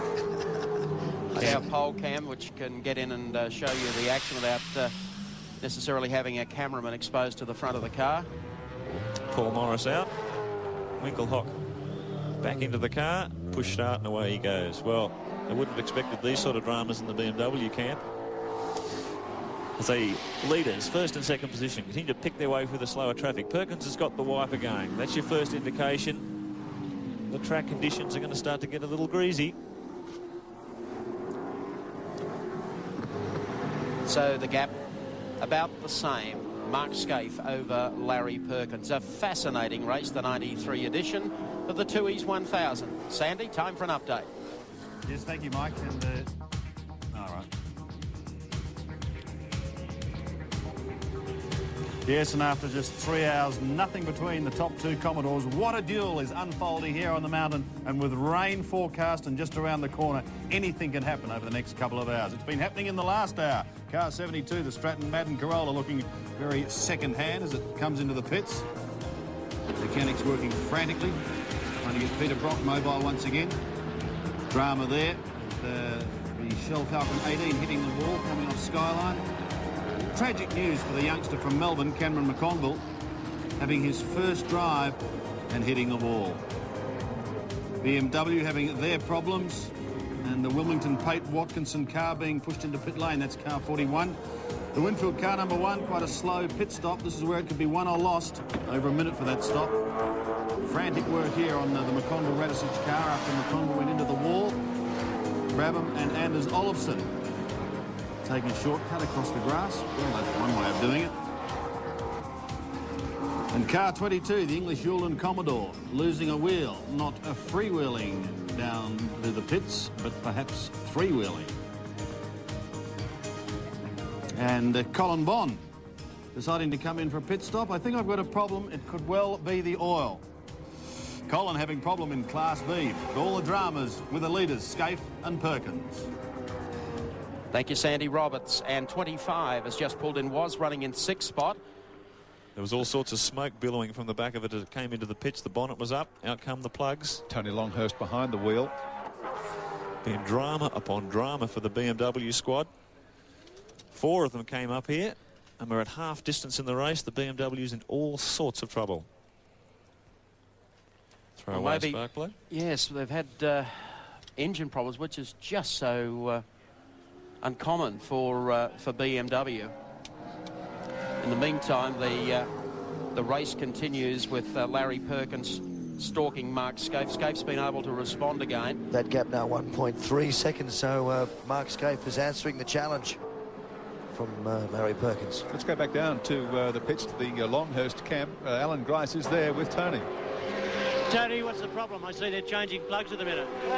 We had to run with the CAMS rev limiter. It's put 3 cars out now for us. We explained to CAMS it wasn't compatible with our electronic system, and after an hour or 2 running, it just stops the engine. This one's running on 3 cylinders, so we just got to change the plugs and plug leads, and hopefully it'll be all right. Well, what's it doing? Is it interfering mechanically with the car, the injection of the car? And is that why they're oiling the plug? It stops the spark and loses power, goes back and runs on 3 cylinders, or cuts it out completely. It's pretty tough. You know, they put weight in the car so we're not competitive, then make us run this rev limiter. We knew it was failed. The scrutineers are standing here. They won't let us disconnect the bloody thing. It's just disgraceful. Thanks, Tony. Not in a happy frame of mind, Tony Longhurst, and I guess you can't blame him. He's not the only one that's had this problem with the rev limiters up here this week. Alan Moffat with his EB Falcon in the qualifying sessions had exactly the same problem. It was not compatible with the electronic components that he'd bought with the engine from the United States, and had to spend half a day rewiring the whole thing. Yeah, it's very emotional and understandable. You commit so much money and time and enthusiasm to an effort at the great race, and then somebody bolts on a component and it screws up what is a perfect energetic effort. I mean, the man has a real case, I think, and it should be discussed at length after this race. Half race distance now, and it's interesting to see that gap has blown out now to 2.5 seconds. We have a 2.5 second gap from Scaife back to Larry Perkins. That's the number 10 car that you can see there, the second of the Peter Jackson entries, the 35 car of Jeff Brabham and David Parsons. Surprise, surprise, they just crept into the top 10. Yep, position 10 for car 35, the Sandown 500 winners, David Parsons and Jeff Brabham. We saw them get into trouble on that first corner, but Parsons apparently biffed, which damaged the front spoiler. They had to come in for a very early unscheduled stop. But as so often happens in this race, pushing their way up the top 10. Here's car 16, Wayne Gardner, HRT Commodore. Andy Raymond is on the spot. Yeah, you can see Wayne Gardner getting out of the car. Bradley Jones getting back in. Wayne really is huffing and puffing. They're changing tyres. They're putting fuel in, and they're going to do the front brakes. They're working on them feverishly at the moment, and they do not want to come off at this stage. TWR Tom Walkinshaw Racing apparently has said the rain is only 10 to 15 minutes away, yet they're still on these, well, they're softer compound tyres. They haven't gone for any intermediates as yet. Okay. More news from the pits. Longhurst is out of the car, so I'd say that's it. 25's a no-show. For the BMW effort. Dear, oh dear. So another one bites the dust. Car 35 continues on. David Parsons is behind the wheel of that car at the moment. Look at the Steve Soper and Tony Longhurst. Disconsolate looks on the faces of these two guys. There certainly would be. Steve Soper flown in especially for the event, probably one of the highest paid saloon car drivers in the world. And it's been a long trip and a long week for both of them. So, almost a minute there for the car 16. Was in third position, as we said, rejoins in third place. They're trying 2 different compounds. I believe that the 15 car, the Matsira car, is still running the harder compound, and they're trying a softer compound on the Gardner Bradley Jones car. So they're hedging their bets with the rain moving closer all the time. No, it's the other way around. You'll forgive me. I just got that information through in the left ear, and it's not as good as my right ear. Apparently the softer compound is on the Matsira car, and the car Bradley Jones is taking back out is on the harder stuff. Okay. cars come through Forest Elbow. Let's have a look at the Ford Falcon EB, the car that's struggling at Bathurst this year. 1,300 kilograms of weight, 5-litre V8 pushrod, 2-valve per cylinder configuration, fuel injected with a full electronic engine management system at 7,500 RPM rev limiter. Puts out about 550 brake horsepower at 7,000 RPM. Indestructible Hollinger 6-speed transmission connected to rear-wheel drive. And look at the brakes, 14-inch ventilated fronts, 13-inch ventilated on the rear, 17-inch by 11-inch wheels, massive tyre width, 12 inches with 4 tyres. That's 48 inches or 1.2 metres of rubber on the road. A lot of grip and a lot of speed across the top. Around here you'd need it too. Absolutely. So pushed away. Sad sight for Frank Gardner up there at 12 years BMW has been trying to win this motor race. They came here in 1981 with the BMW 635, and each year they've come quite close on occasions but never quite cracked it. Sidelined by a rev limiter incompatible with the BMW's electrics. Car 3 on screen is the Lansvale Smash Repairs Dulux Autocolour Commodore. Trevor Ashby, Steve Reed, they're in 11th position. Lots of horsepower. New car, haven't had enough time really. They were not complaining last night, but telling me last night that it is a handful because they haven't had really time to gauge the best suspension and spring rates for the car.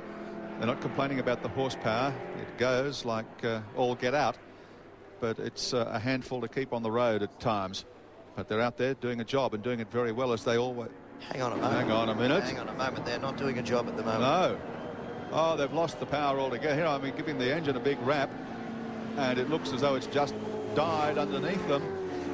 Kaput shuffled off this mortal coil. No That's more. a great shame for the Sydney privateers. A brand new car, this built specially for Bathurst. New Wayne Smith Chevy engine up front. Obviously a beautifully turned out motor car. And they're out of the race, well and truly. McCole Gazzard, car 4, the second of the GIO cars, comes in for another stop.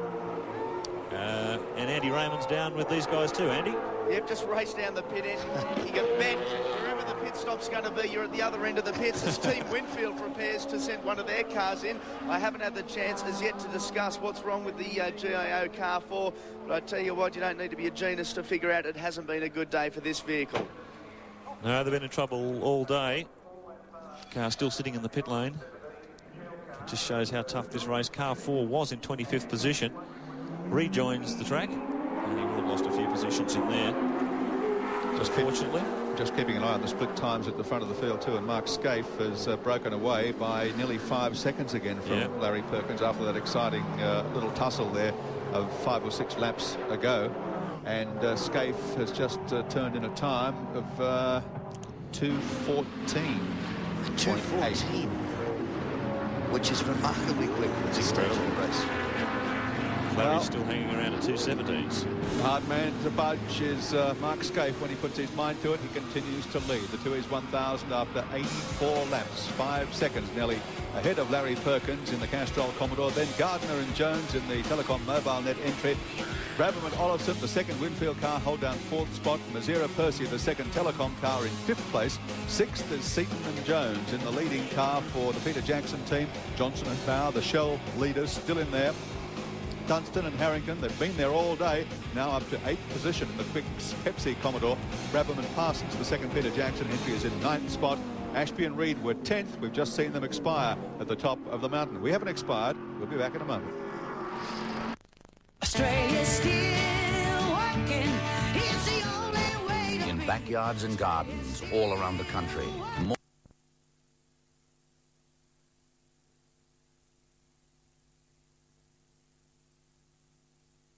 Crucial to the Perkins team's success. I would think Perkins going through now, so the car sits in the pits. So Scaife staying in the car too, no driver change. He's going to do a double stint. Got the clocks on this, just a tad under 30 seconds, so very slick stop from Winfield.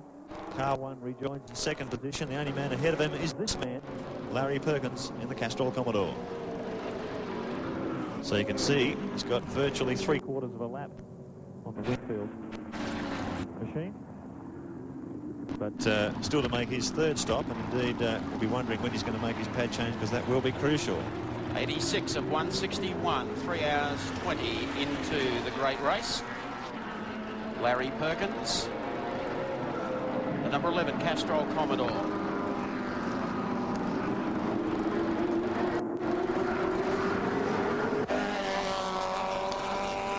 Perkins comes across the line. Johnson Falcon is back behind, and Bob Pearson's Product Commodore. Belching a bit of black smoke, missing a bit of rear bodywork, it seems too. I thought little altercation on top of the mountain. Running in position 11, just outside of the top 10. And I think Bob will be pretty happy with that. Larry Perkins built car, and Larry Perkins built engine.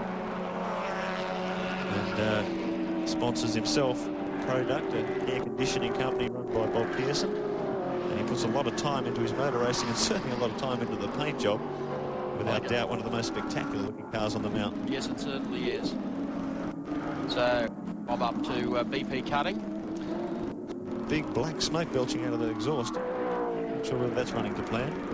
Which is still circulating, just outside of the top 10.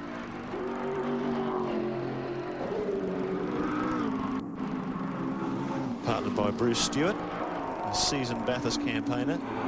Ran here with Coleman Bond and Capri's during the 80s. Ah, they found the wheel for the English Yorkton car. So it's heading back on into four. the pits. Now just make sure you got it on for the restart. So they battled their way back. They had to come back into the pits. Brett They're back Mueller. in, yep, doing their pit stop at the moment. Wayne Douglas Racing Commodore. Car number 22, currently listed as position number 32 on the race circuit. 11, Larry Perkins continues to lead as they head once again down Conrod Straight. And with Trevor Ashby and Steve Reed, as we saw a few moments ago, dropping out of the race and out of the top 10, their place in the 10 has now been taken by car number 12, the MPOL Max 3 entry of Bob Jones and Greg Crick. They're another team that's been circulating very well all day, and it looks like at this stage anyway, it could pay dividends for them. 87 laps for him. That's still an awfully long way to go in this motor race. Car 12, Bobby Jones in 10th position. Beautifully built car. Holden Racing Team Chevrolet engine. And running very strongly at this stage of the race. Well, we saw earlier the pit stops by the two BMWs, and a couple of unkind words I thought may have been said by Tony about rev limiters on cars and cams. Alan Grice, you've got Bruce Keys with you. Might be able to answer that for us. Yes, Mike.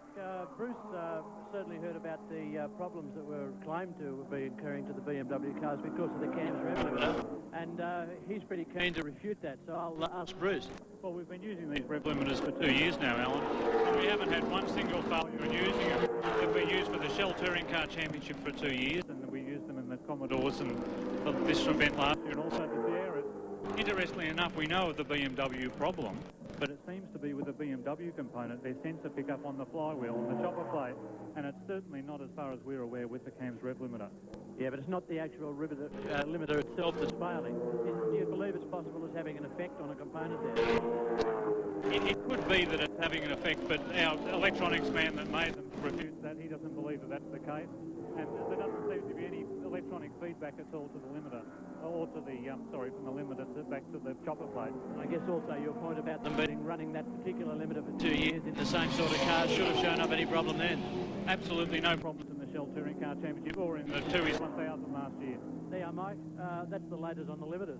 I guess that's cleared it. Alan, do you have any theories on why the BMW might have retired? Because we saw it coming into the pits with a lot of smoke billowing from the back of it. There's a lot of smoke billowing out of the back of it, and that normally it hasn't got anything to do with electronics. It can, because it can make electronics can make an engine run lean and cause oil to blow out. But that it doesn't look like that to me, quite frankly. Thank you, Alan. Golson and Golson, number 45, BMW 635. Graham and Ray driving today. Tanya missing. It was going to be a rather unique day for the team with Dad, his son, and the daughter. Tanya was probably expecting a little too much to bring her to Mount Panorama. You know that Ray Golson's got the best finishing record of any driver here at Mount Panorama. He's finished every race that he started here. He's had infinitely more problems today than they normally have. Normally they're a trouble-free entry, but quite a few hassles today. There's Dickie Johnson with some spots of rain on the windscreen. I've just had a walk around the compound. It's drizzling lightly at the bottom of the mountain. Rain is hitting Mount Panorama as Dick heads up the hill once again. Shell Falcon sounding strong, and certainly the Fabulous telemetry readout which we've been getting all day shows it is.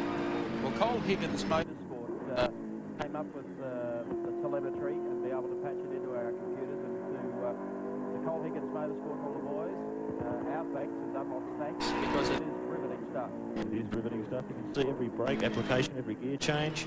It's back into second gear, coming out of the cutting once again. Just feeding the power in. Keep in mind with this rain coming over the mountain now, the track's going to start getting slippery. Just hovering around 6,500 revs, 150 kilometres an hour as he pushes up toward Castrol Curve. So Dick's really on the money, despite being a little bit further back in the field than he'd like. There he is taking car number 4, the second of the GIO cars, across the top. Through Manson Corner and now to Skyline. Currently running 7th. Oh dear. Car 77. The Ellery Sierra in trouble, retiring off to the side. He's off the ideal racing line, which is considerate of him. But that'll add even more drama to the surface of this track. So back with Dick. Interesting to watch this tacho as the track gets wetter and these boys stay out on dry tyres. It's going to be leaping and falling like the proverbial. So feeds in the power onto Conroy Straight, taking it up to the rev limiter, 7.5, bounces off again, 200 kilometres an hour. And this is where the cars really push hard against this aerodynamic package. They've got 5th gear, slowly locks its way up to 5th, pulls it into 6th. And Dick Johnson giving us a great ride around Mount Panorama. Fabulous ride today, Dick. We'll wait till we get through Calvex's chase.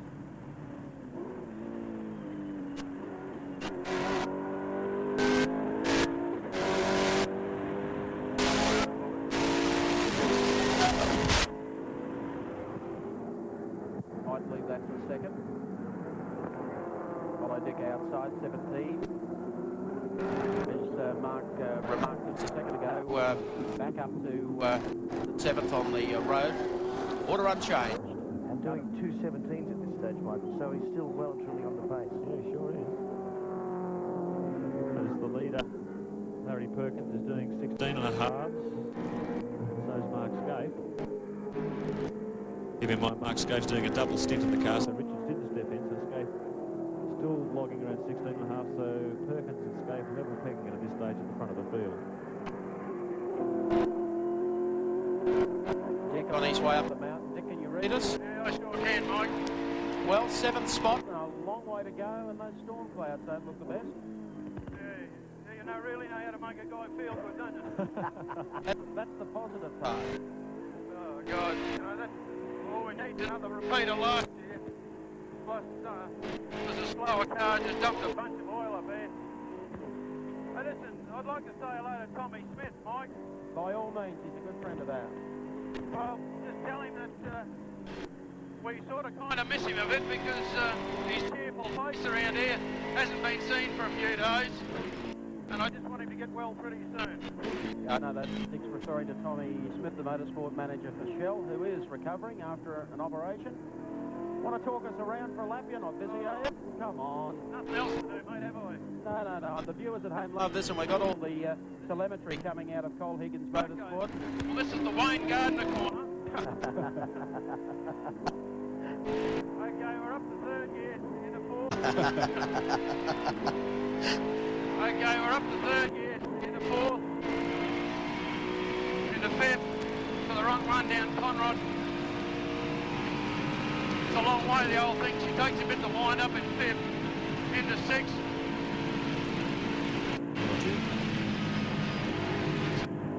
And just have a look at these slow cars, mate. They have been in general not too bad. Some of them are okay and some of them aren't. Through the chase, 2nd gear, up to 3rd. Into 4th. Down to 150 metres on the brakes. Straight back to 2nd. Into pit straight.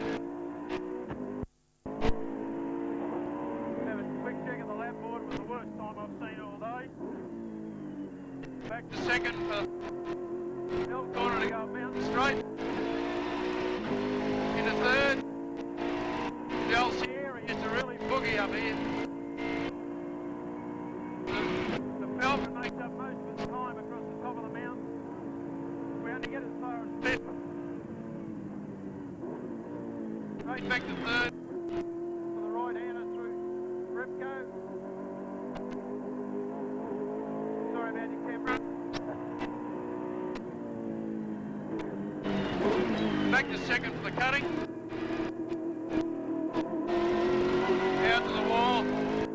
Over the hump. Up to third. Round under the hill. The Tooheys Bridge.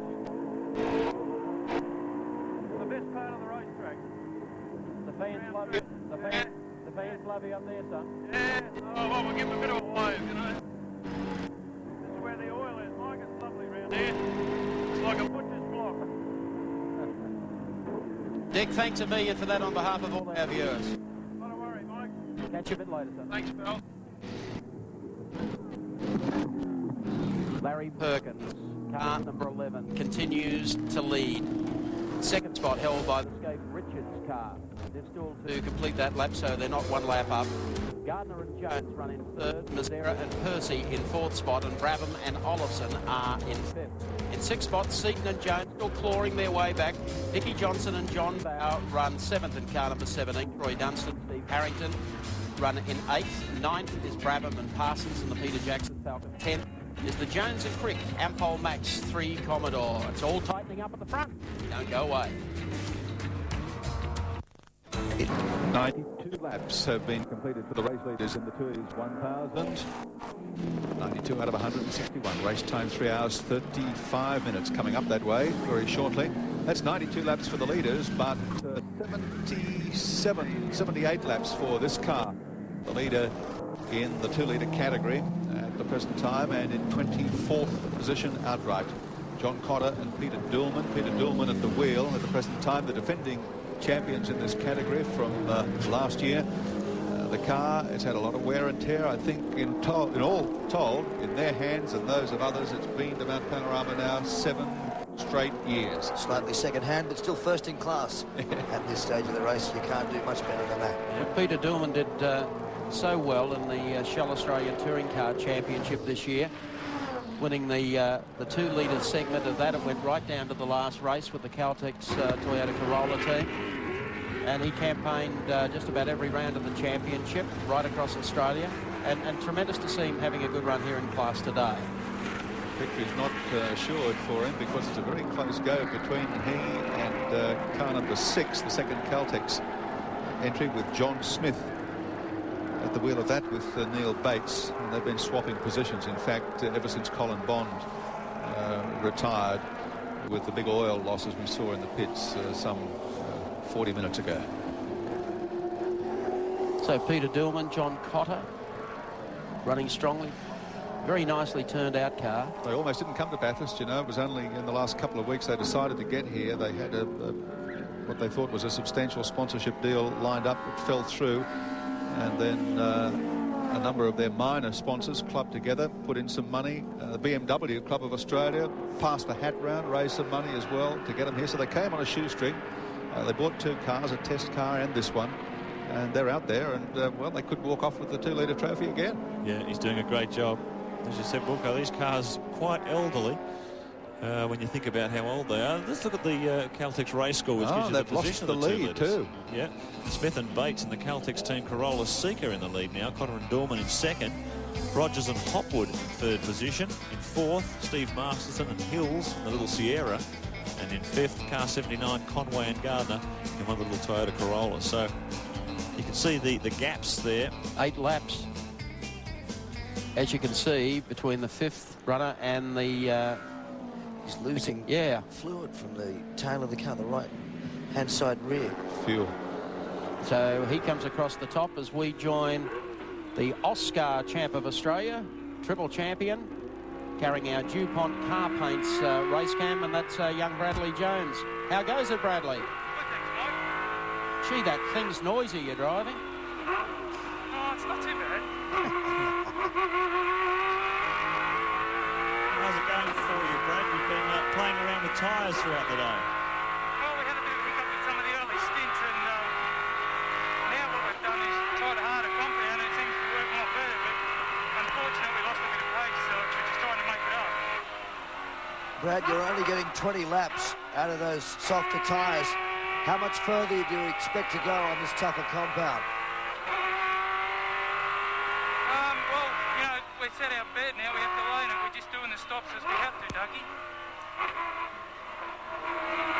There's not so much that we go further, it's much nicer to drive and faster. There's a few spots of rain on the lenses of the cameras, not affecting the track that we can see. Is it bothering you, the wet weather? Thank you, Bradley. Goodbye. Hanging up now. He cut his telecom mobile net off. So at the moment, the number 2 car was running 5th. It's in for a pit stop. And let's go down to Richie Hay. Thank you, Mike. Well, Anders Olofsson just jumping back into the car. Keep in mind the fact that when we talk about brake pad stops for Larry Perkins and perhaps one or two others, this team has already done their brake pad stop. They don't plan another one. So providing everything goes to schedule, a stop should take no longer than around 30 seconds. They're working on the screen, which they had a problem with earlier on. To stop, make an extra stop to clean the screen, but out, back into the race goes the car with no apparent problems, as behind me in comes Larry Perkins. This will be an interesting stop, Richie, because Perkins, we expect the brake pad change as number 2 rejoins the race. Take it away, Alan Grice. Larry's out of the car. I'm just trying to check this rear right tyre. That's the tyre that's been giving trouble to the other teams today. And looking at it, yeah, it's still fine. So Larry's got a good combination in his car and his tyres, obviously. Now, the big trick is they are going to change the pads right now. There was some discussion about that, but the pads are out already. And looking at them, there's no question they needed to be changed. But this set of pads should get him through to the end. They're going in. It's a good stop. It's a good stop. I haven't got a clock on it, but I think that we've got the clocks on it upstairs, guys. He's just gone 40 seconds. Well, it'll be around 50, but that's a good stop with the pad change, and he's out. 50 seconds there for driver change, pad change, and fuel. 11 rejoins in second position. So, as far as brake pad wear is concerned, that's out of the equation for the rest of the day. And considering a wheel change for them means 5 nuts, they haven't got the single hub. Sure. Perkins a big fan of the 5-stud hubs instead of the single nut. He always likes to know that he's got 5 securing points rather than 1, and he's always stuck with them on all the holes that he's ever prepared to run up here. And just harking back to the 2-litre category, some heartening news there for the ailing Bob Holden. His entry, the number 13 car, has now snuck into 3rd place in that category, being driven by Dennis Rogers and Peter Hopwood. Hopwood only got into the car last night. David Sala was scheduled to drive it, but an illness in the family forced him to leave the circuit last night, and Hopwood was a late replacement. Oh, that's good to see. At least they were able to get to the starting line. Well, LP is out of the car. Greg Hansford is in, and Alan Grice, the honourable member for Broadwater, is now with Larry Perkins. Larry, that looks nice and cool, but you need it. It's hot out there. It's not even a hot day. You've obviously picked a good combination with the balance of your car and the tyre that you're running. There's been a lot of trouble in the pits with rear tyres, rear rights. But I've been looking at the tyres coming off your car. You obviously, the combination of your car setup and the tyre is working well today. That's right. We've worked real hard since Wednesday to get a race balance. Even though we were going for pole, we didn't lose sight of the race balance we had to have. It was beautifully balanced. That session there, I went a bit harder than the first session. I used full revs.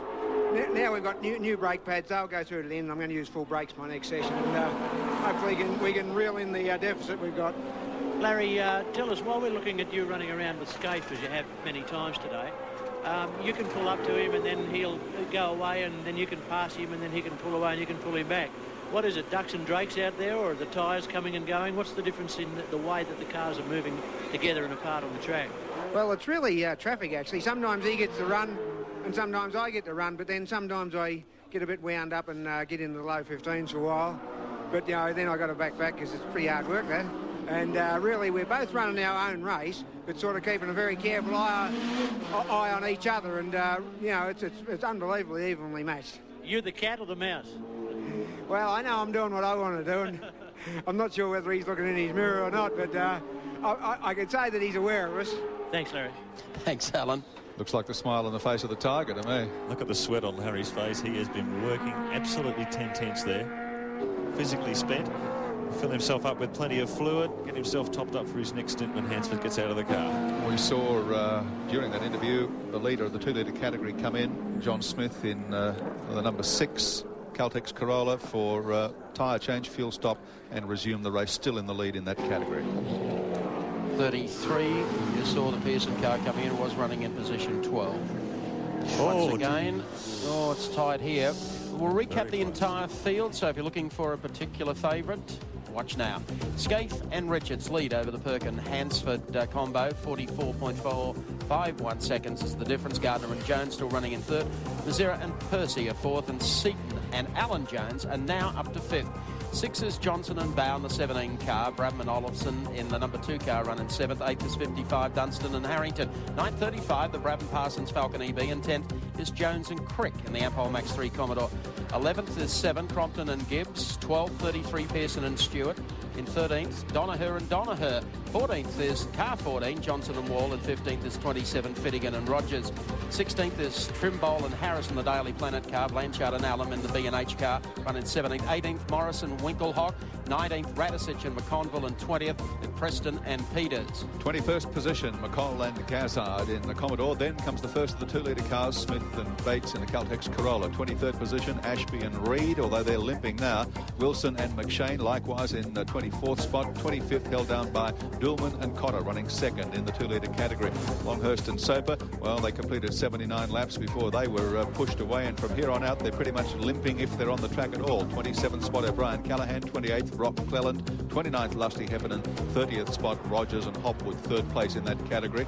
31st position English and Hilden, 32nd Masterton Hill still on the track and running. 33rd also in the 2-litre category Conway and Gardner, 34th Stratton and Madden, and 35th position Bond and Bosniak.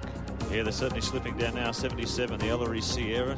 36 out of 37, Full and Fitzgerald. They're in big trouble. Position 38, Binding and Dartell, a little Corolla. Position 39, car 45, the Golsons in the BMW, in and out of the pits all day. Position 40, car 49, McMillan and Martin. Plenty more action to come. Stay in those seats.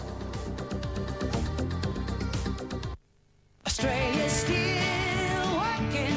It's the only way to In backyards and gardens all around the country, more and more Australians are... Mount Panorama, real drama. The 17 car of Dick Johnson. The way down from the top of the mountain has clouted the wall. Was running 6th. Goodness me. Pace car is on the track. This is a big one. Slower car got out of control, and T-Bone Johnson, he was the innocent victim in that. He was trying to get past, and the Everlast Commodore got sideways on the ripple strips and just leapt straight across the track, pushing Johnson right into the fence. Well, it had to happen. They've been complaining about the slow cars all week. Dick's got a bit of a limp there. He's probably damaged his ankle when he hit the concrete wall. John Bow looking absolutely disgusted. He would have seen the replay there. Well, the other car involved was the Everlast Commodore Brian Callahan. Everlast car was in 29th position. Dick was coming up and had obviously just about lapped the car. We're taking about the only thing working on the 17 car is the race cam, as you can see, as we pan around, and he's clouted the wall heavily.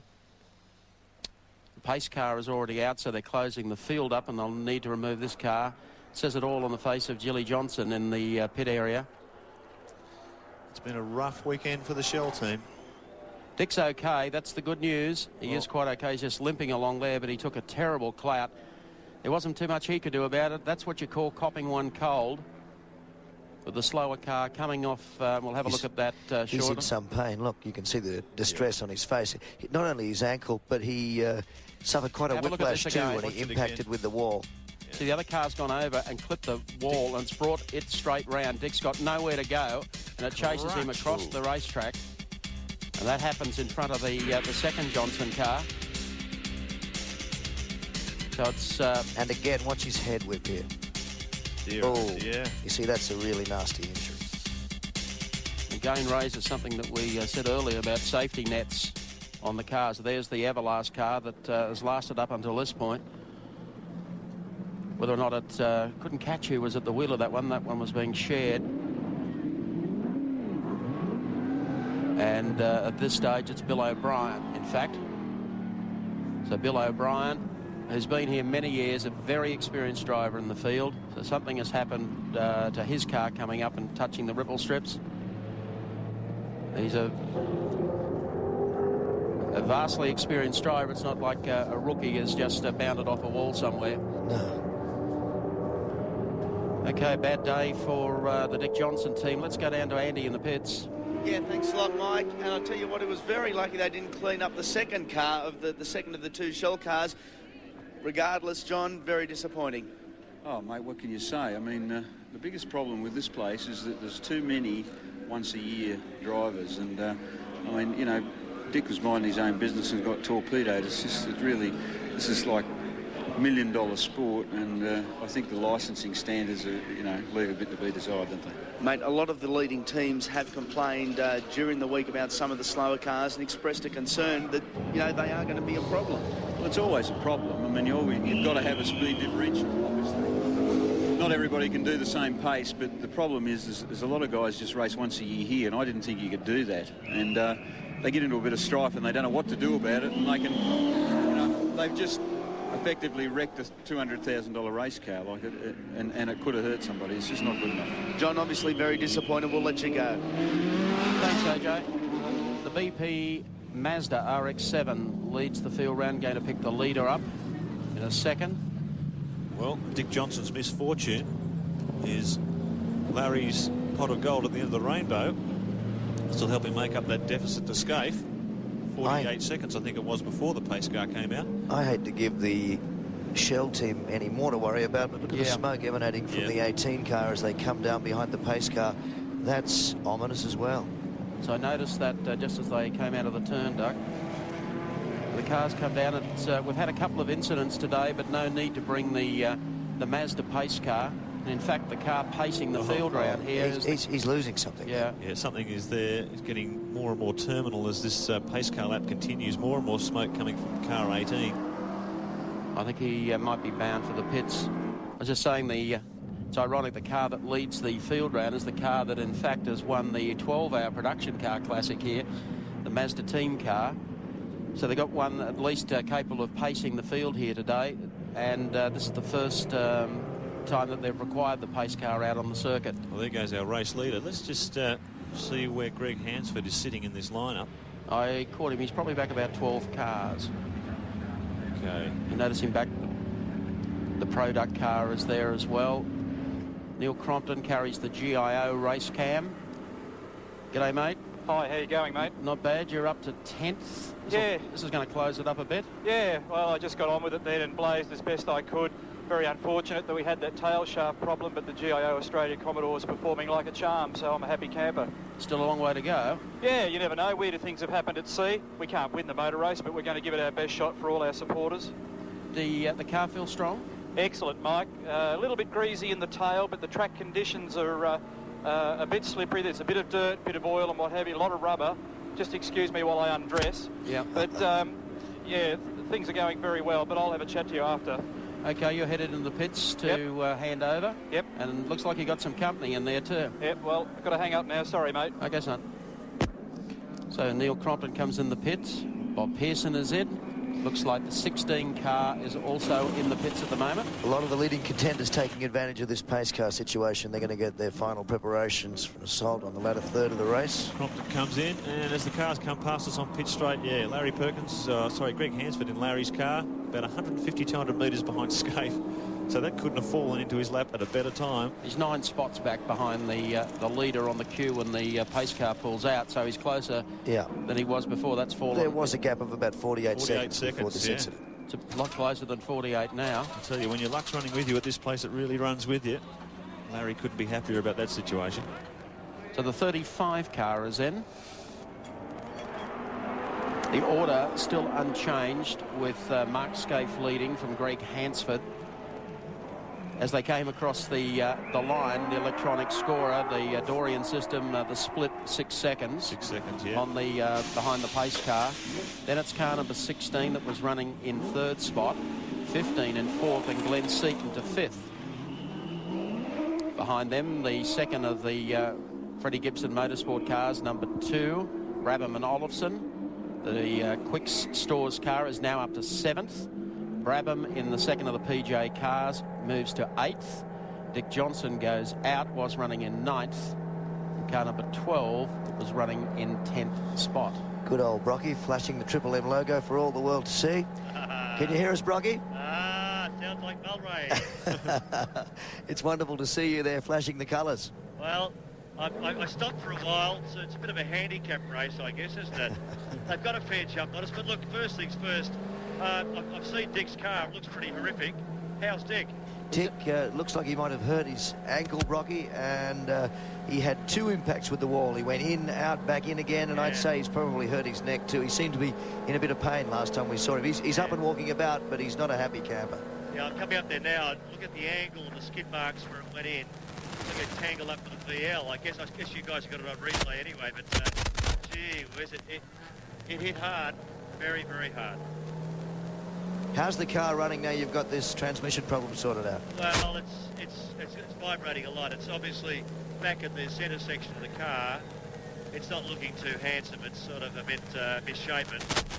And I'm just looking around for Dick. I can't see him anywhere. I guess he's maybe back at the ranch. They put him in an ambulance, have they? Okay, well, the car's looking pretty second-hand. But anyway, the problem I've got really is that it's now jumping out of second gear very badly, causing a lot of vibration. So second gear's a pretty important gear around here. Oh, it doesn't matter anyway. Let's have some fun. There's no doubt about you, Brocky. This weather looks pretty ominous. We've had sprinkles of rain virtually from the outset, but it hasn't come down. We're hoping we don't have a repeat of last year's appalling downfall. Well, I know, it was just a joke last year. We all prayed to get the race over and done with, but there's such a good scrap going on between Larry and Scapey and Richo that, and now that the pace car's out, of course, Larry will be back within, well, I suppose... 6 seconds. 6 seconds, but, well, once the race starts, he's got a few slower cars there, but it's going to be close, isn't it? Mm-hmm. So you're out for a tour, looking after your sponsors and the fans who come here to see Brocky more than any other driver, I think it's fair to say. And look, I was just waving out to a cardboard cutout of myself back there, too. Actually, I waved back, do you know that? I waved back. Careful, they'll declare you shortly, waving to yourself. I know, it's hopeless, isn't it? Thanks for your time, mate. Enjoy yourself, won't you? I will enjoy myself. I hope the fans do too. Thanks, Pete. Great guy out there doing it for his sponsors, obviously. Some problems with the car.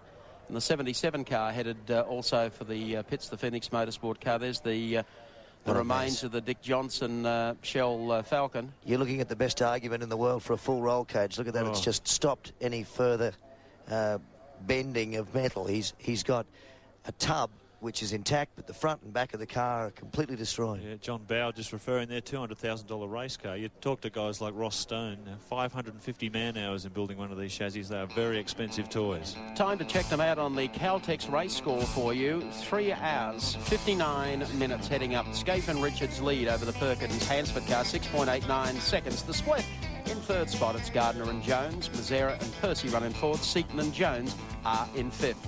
Sixth spot, it's Brabham and Olafson. Seventh, Dunstan and Harrington. Eighth, Brabham and Parsons. Ninth is Johnson and Bow, but that car is now out. And Jones and Crick now move up one more spot. The great race continues. The pace car will be in very shortly.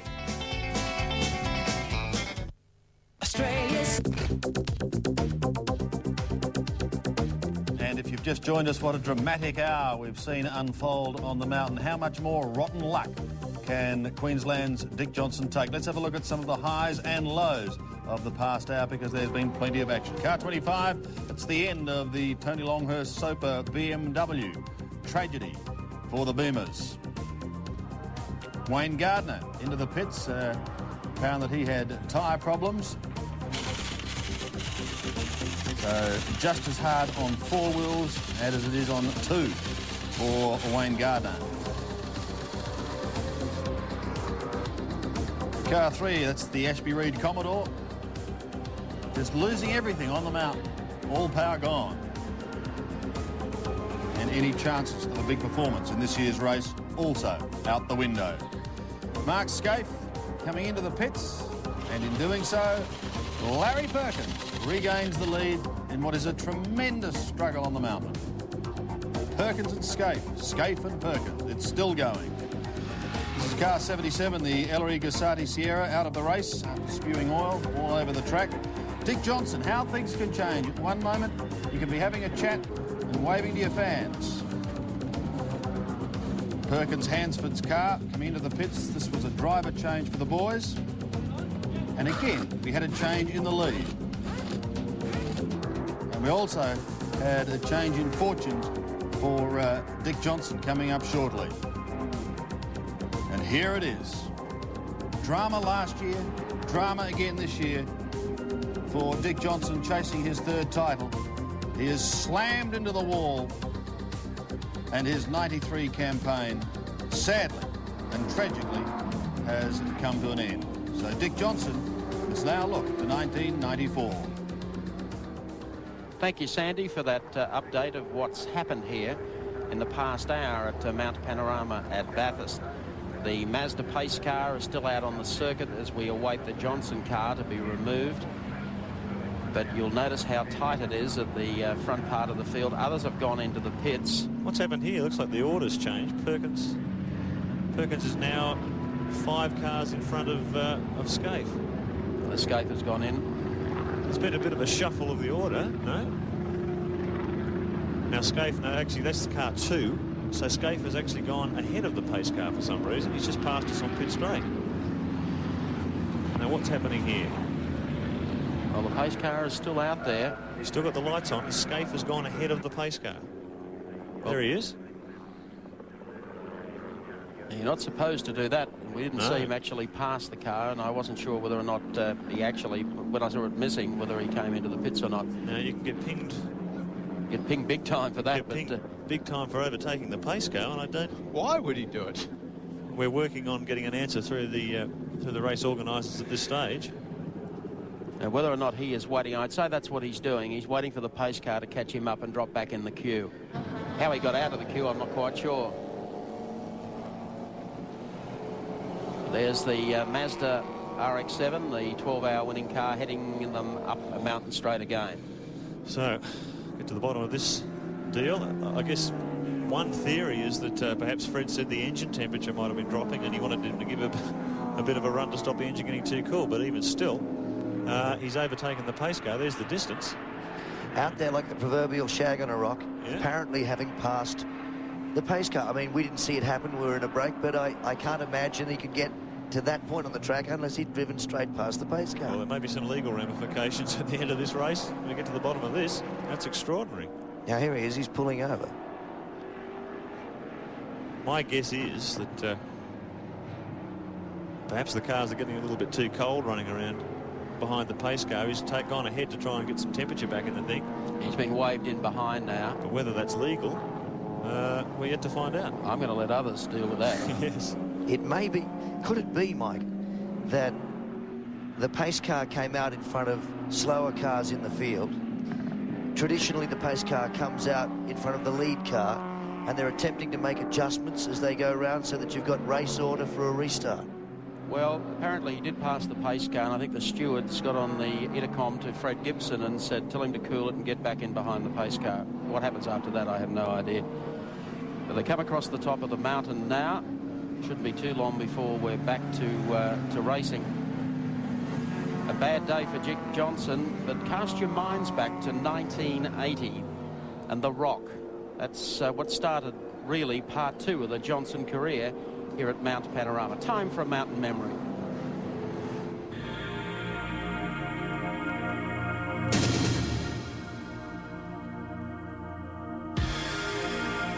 (1980).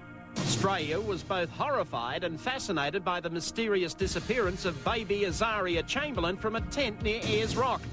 And the world's biggest democracy installed as its president a former Hollywood movie actor with a predilection for Grecian 2000. At Bathurst, a wayward rock entered the gallant bid by true blue privateer Dick Johnson to win the great race. A tearful Johnson told Seven's huge audience he wouldn't be returning to Heartbreak Hill, but changed his mind when sympathetic supporters committed a total of $72,000 to the Queenslander for a new car. While rock star Johnson certainly stole the limelight, the race fell to Peter Brock and Jim Richards, doing it nicely for Holden. Yes, back in 1980. That was the first major problem for Dick Johnson with the Falcon here at Mount Panorama, and I'm sure he's not going to forget 1993. He won't be allowed to. The highlights packages seem to feature Dick every year. We have him charging in the green car off at the top of Conrod Straight. We have him in that terrible and unfortunate rock incident in the True Blue Falcon, and now, of course, we've added to the collection. Word from the stewards is we have about 1.5 laps to go behind the pace car. It has pulled back the gap. Let's check them out again for you on our Caltex race score. Scape and Richards continue to lead over Perkins and Hansford. Thomas Mazzira, Win Percy run in third. Gardner and Jones are fourth, and Seaton and Alan Jones are fifth. Sixth, Brabham and Olofsson. Dunstan and Harrington run seventh. Eighth, Brabham and Parsons. Ninth is Crompton and Gibbs. 10th is Jones and Crick. Don't go away. We'll be back for the restart in just a tick or two. We're still backed up behind the pace car here at Mount Panorama. 103 laps out of 161 for the great race. 4 hours 12 minutes. We've been about 5.5 laps behind the pace car following the end of Dick Johnson's day at the top of the mountain. We saw just a short time ago, inexplicably, Mark Scaife, we didn't actually see it, Mark Scaife passed the pace car, which is not the ordered thing to do. Apparently, we see it here in replay that we did have on one of our remote cameras. Scaife apparently was under the impression that he'd been waved through by the pace car. Maybe he was waved through by the pace car. We might find out. Perhaps Richard Hay can find out more from Fred Gibson. Thank you, Wilco. Yes, well, Fred, what did happen when Mark Scaife went past the pace car? Well, they had two slower cars in front of him. They didn't pick up the leader, so they waved them past. And in the waving them past, they waved Mark past as well, because they didn't realise what was going on, apparently. So I had to get on the Shenk at the clerk of the course and go up and try and work it out and tell Mark to go back behind the pace car. So thank God it's all sorted out anyway, Richard. Must have made your heart miss a beat for a second, though. Yeah, it's pretty easy to lose a lap in the pace car, and with Larry there right behind, we don't need to lose a lap. It's going to be a good race to the finish now, and hopefully sort of, it's going to be no rain and sort of no more pace cars. Thanks, Fred. Back to racing. Pace car pulls into pit lane, and we're back into it. Win car number one, Freddie Gibson Commodore, and the Castrol Commodore honing in again. Mark Scaife at the wheel of number one. Co-driver Greg Hansford at the wheel of Larry Perkins, Castrol Commodore. And boy, what a bonus. 48 seconds the gap before they brought the pace car out. Now he's right on his hammer once again. At that last stop, Freddie Gibson elected to put Scaife back in the car, and Larry Perkins got out for Hansford. Clearly, they're going to try and put as much of a gap between themselves. They left their premier driver in, and they're going to try and put as much of a gap between them as they possibly can. Mind you, Greg Hansford's not a bad guy. He's no slouch. He's been doing a very good job through the traffic. And that also points, I guess, to the confidence that Larry has in Greg Hansford at this stage of the race, a critical stage. Please don't think I was being rude about Greg. I apologise to the Greg Hansford fan club. One of my favourite drivers, certainly one of my favourite motorcyclists. I saw him here in '74 in the Grand Prix race with Warren Willing, wheel for wheel, the lead changing 14 times in the race. Sensational. I respect him. Leave me alone. Race leader Mark Scaife in the number one Winfield Commodore, highballing in front, the pace car off the circuit, and back to full-blooded racing. A gap of just over 2 seconds now from Greg Hansford in the past. I heard that too. Yeah, I don't know who's yelling at me for I don't know who it was aimed at. But Scaife putting in the big ones now. He's trying to open up some gap here on Hansford as soon as he can. These cars have all their gearbox and diff temperatures will have all gone down. Nice cooling off period, so it's effectively turned into two different races. But the theory from pit lane is that from here to the finish, Perkins will only require one more stop, and the Winfield car will require two. That's interesting. 55, which has been running in the top 10 for so long today, but no longer. Yes, it is. Sorry, it was when it came to the pits, was in 7th place, but has been there for best part of a lap now and lost a considerable amount of time. Back in the running, Steve Harrington at the wheel as we return to race leader Mark Scaife, coming back across the start-finish line once more to clock up 105 laps. Well, Greg Hansford there. It's a visual gap. You see on that wide shot, it's just keeping him in view as they came across the strike that time. 3.7 seconds the gap. But Greg could be driving towards us. This is a pretty good plan. The point I would make, and it's always nice to give a guy a rap when he deserves one, but Greg Hansford has driven the 12-hour race here and been a part of Mazda's winning strategy for the last 2 years and hasn't raced in anything else. And I think it's just fabulous to see that Larry Perkins would entrust him with the pole-winning car. His speed today and his handling of the car in tight moments has been superb.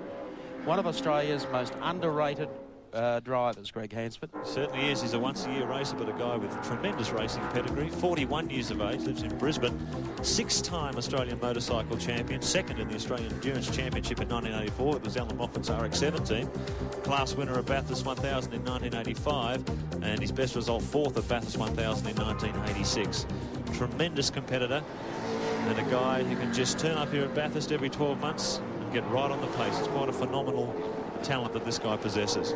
Well, not only Greg, but I know Alan Horsley, who runs the Mazda team here for the 12 Hour, has a huge rep also. There's Gary Walden and Charlie O'Brien, who don't get to run touring car championship racing. And David Parsons. Yep.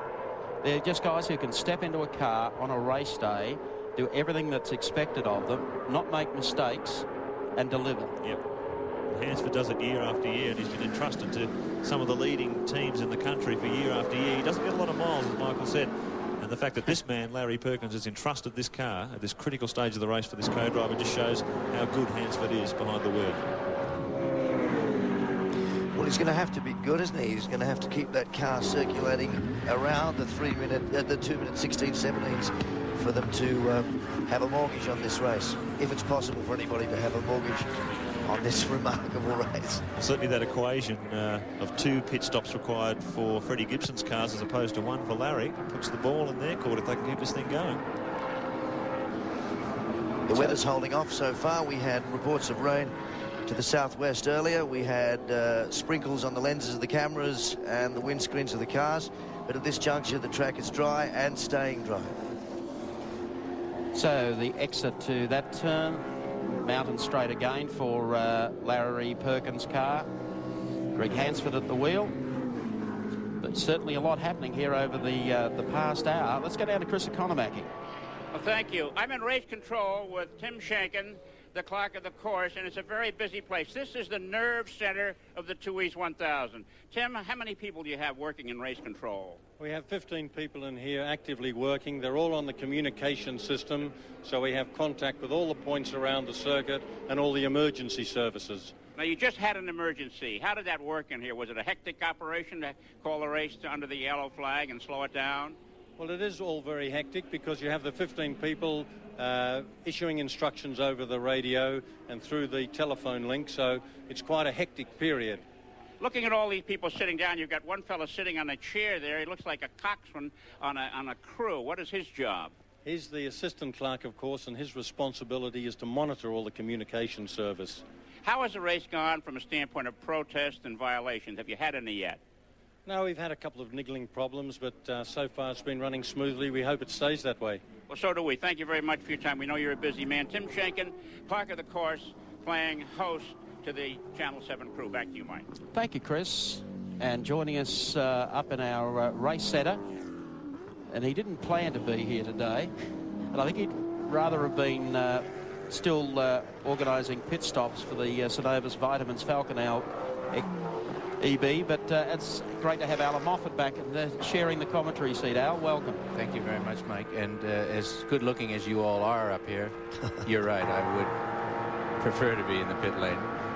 Well, we're just watching now as Brocky waved goodbye to the HRT car passing him down the straight.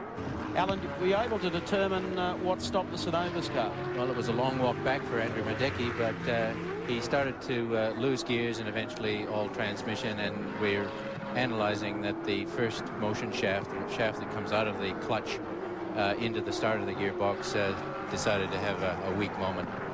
Well, it's very strange. The Hollinger gearbox is a world-class gearbox, and I know for a fact Larry Perkins takes great pride in one that he put 12,000 kilometers on. I think it must have been a freak-o job. Yeah. I tell you what, the boys gave it a good ride because you came here with a game plan and you wanted to run in the 218s, and that car was creeping up into the top 10 at the right end of the day. Yes, right about now we would have been just sitting in about 10th spot, but that's the past. I thank the crew for a tremendous job. And both drivers did their best. A lot of development laps here from Wednesday through till Saturday. And we felt quite confident this morning that the car would run quite durably. But it's a chain link fence, and it only takes one little link to break you down. Larry will he'll be biting his fingernails down there in the pits at the moment. I would say he would. The other good thing, I guess, is you take your car home straight, and to bring a new car out and take it home like Dick's car would just be awful. Quite sick when I saw that. Fortunately, Dick is okay, and we're pleased to report that's still a bit sore. Those things do happen in racing. It wasn't his fault, and I'm not going to start proportioning blame anywhere, because the guy who actually collided with Dick is a guy that might only race each year here at Bathurst, but he's been here for many, many years, Bill O'Brien. No, he's a seasoned old boy, and he does know the circuit. I think it was one of those things, traveling at a high speed. There were times that on that part of the circuit where we were sort of creeping along, almost only in second gear, getting the car up over that top of that little brow there. But with today's transmissions and the power that's available and the traction that the cars get, you fly through the cutting, let alone that part of the track. And I think it was the fact that Dick was at speed, may have said from what I saw the other fellow start to lose it, and he elected to try and get by, and he didn't quite make it. It's a tough call. So what's the plan for next year, Alan? Any chance of Alan Moffat racing Falcon on the touring car circuit? Well, Mark, you like to ask me this in private all the time, but now that you're doing it in front of all of Australia, I'm happy to say yes. We're plodding along all the time, and we'll be back. Terrific. Excellent. Thanks for that, Alan. This just at the moment, we're looking at the 2-litre category at the moment, 34th. Car number 13, the Toyota Corolla Seca. Yeah, pretty effective little car. It's been here for a number of years.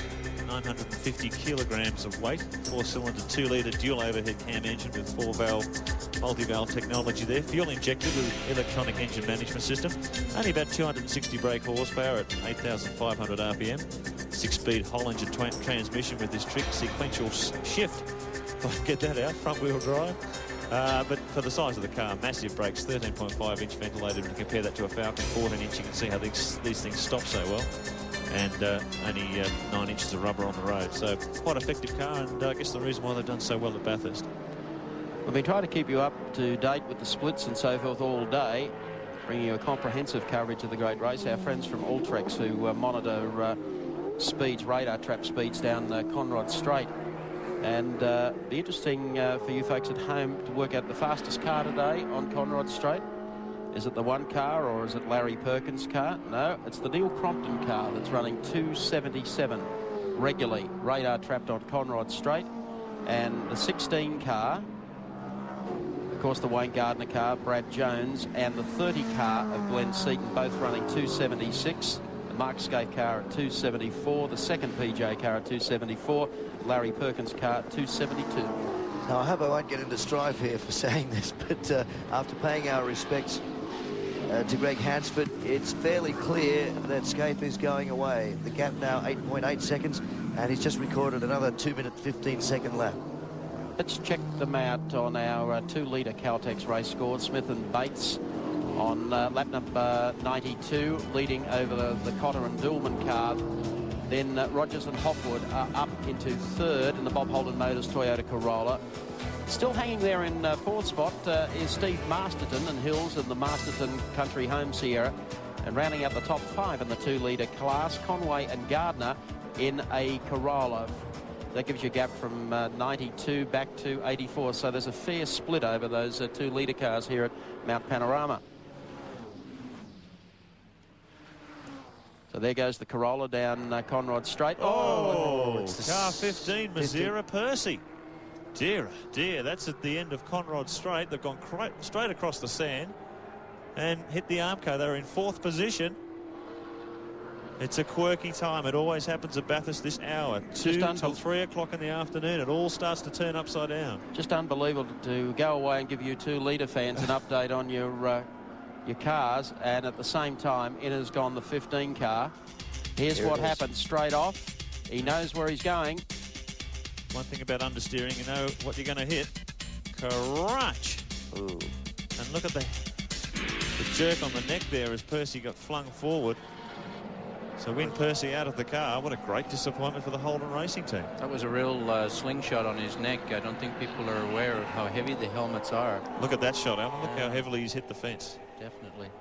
I'm surprised to see Wynn. Well, he got his helmet off in a hurry. And you notice how quickly he got away from the scene of the crime. It's another argument for the window nets we were talking about earlier, really, isn't it? We've seen it now with Dick Johnson. He nearly flicked his head out the window twice when he impacted with the concrete at the top of the hill. We've seen it again with Wynn Percy. It must be a safety consideration that we look at next year. Mandatory in many races in North America, Doug, and a lot of the speedway drivers won't even think about going in without their neck leash, I think. To reduce the whiplash. Be interested to hear the story from Wynn Percy when he gets back to the pits, exactly what caused that accident. The arguments against must involve difficulty in removing a driver from, say, a burning car or an inverted car with a fuel leak. No, I wouldn't have thought so with window nets. In NASCAR racing, anyone that's drilled, the window nets are in the same spot. The release points are identical on all cars, and it's a lot quicker to get a window net down than to try and open a door that's crushed and get the window down. Absolutely. Yeah.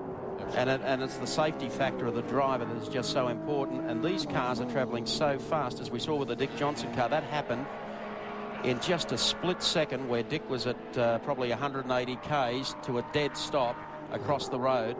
And you finish up getting hurt or killed when your head hits a concrete wall because it stretches out of the car. So it seems odd that many drivers resist the introduction of the window net. They don't like it, what, rattling against their helmets? Or it wouldn't be the drivers, Doug, until it's allowed by the sanctioning body, by CAMS, we wouldn't be permitted to fit them to the cars. It would be deemed an illegal component. Well, so it's something we have to force through. Peter Jackson. Sorry, Alan. Peter more Jackson. Drama. Yep, Glenn Seaton, the car, look at this, they have a problem with this. It's popped a tyre. He's had a moment. Let's go down to Andy. As you can see, it has had a big moment here. The tyre shredded off the rim. The Peter Jackson boys doing a little bit of panel beating. I don't know if they'd get their licence as panel beaters, though. There's smoke coming off the rear brakes. Alan Jones is at the helm. I have not seen what's happened, but they are replacing that front right tyre, and AJ is off. Thanks, Andy. Get an update on that too, what actually caused it. Car number 30 was running fourth, has rejoined in fourth place, so it hasn't dropped anything out of that.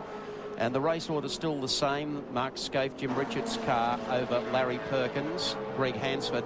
Up to third now is Wayne Gardner. Might be timely now to check out the top 10 for you, courtesy of Caltex. Our thanks to them. Race is heading up to 4.5 hours. Scaife and Richards lead. Perkins and Hansford in second. Gardner and Jones now in third. Seaton and Jones up to fourth. Brabham and Olofsson to fifth. In sixth spot, it's, well, the Mazira Percy car's going nowhere. Dunstan, Harrington move up now to sixth. Then it's Brabham and Parsons, Crompton and Gibbs, and Jones and Crick also now well within the top 10. More drama to unfold here at Mount Panorama. Whatever you do, don't go away. This is a convention. It's the Tooheys 93 lap 112 of 161, just over 4.5 hours completed. Car number 30 as we went to the break was in for a quick pit stop. It'll be back in for another check shortly. We're following car number 28, the Kevin Waldock Komatsu entry, the Falcon EB. Like Alan Moffat's car and Gary Wilmington's car, first time on the Bathurst course for this team. And Kevin Waldock, who was to have driven today, but we mentioned earlier, came ill in the early part of the week, has done an excellent job with Brett Peters, stepping into the car and taking over the team at the last moment.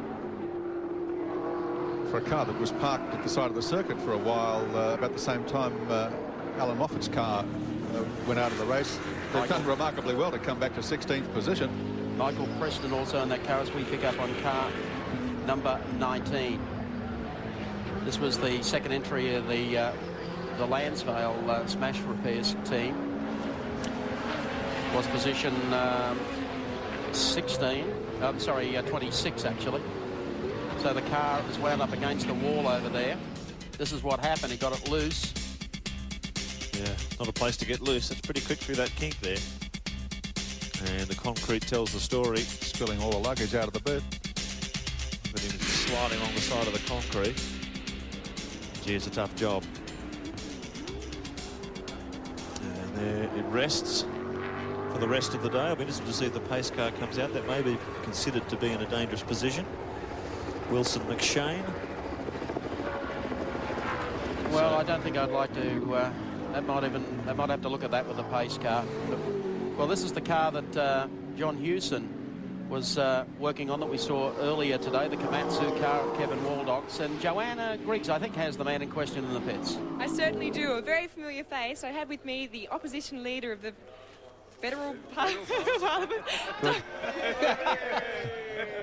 Dr. John Hewson. A little different to question time, Dr. John. Well, this is better than question time, much more enjoyable. Although I wouldn't mind getting the other guy out here for a while. We'd have a bit of fun, I think. You have definitely a penchant for fast cars. You have quite a collection yourself. How much would you like to be out there today? I'd love to be out there. I don't think anybody would trust me, but I'd love to be out there. So I have to settle for being in the pits, which is a fantastic experience. It's a great race today. It's your second year in the pits, but it's by far the 7th time you've been here, is that right? Yes, that's right. I've been here 7 or 8 years. It's second time in the pits and second time with this team, the Komatsu team. It's a pity Kevin can't be with us. He's got a bad heart, but I don't think I'd want to be his nurse today in hospital, I've got to tell you. I think he'd be a hard man to live with right now. That's right. Okay, well, we'll leave it there. Thank you very much. Thanks, Joanna. With John Hewson, who really does love this race and comes out each year. I noticed with the tow truck over there, Alan, on the approach shot to Caltex, no pace car out there. I would hope that nothing else repeats the incident that got the car into the wall.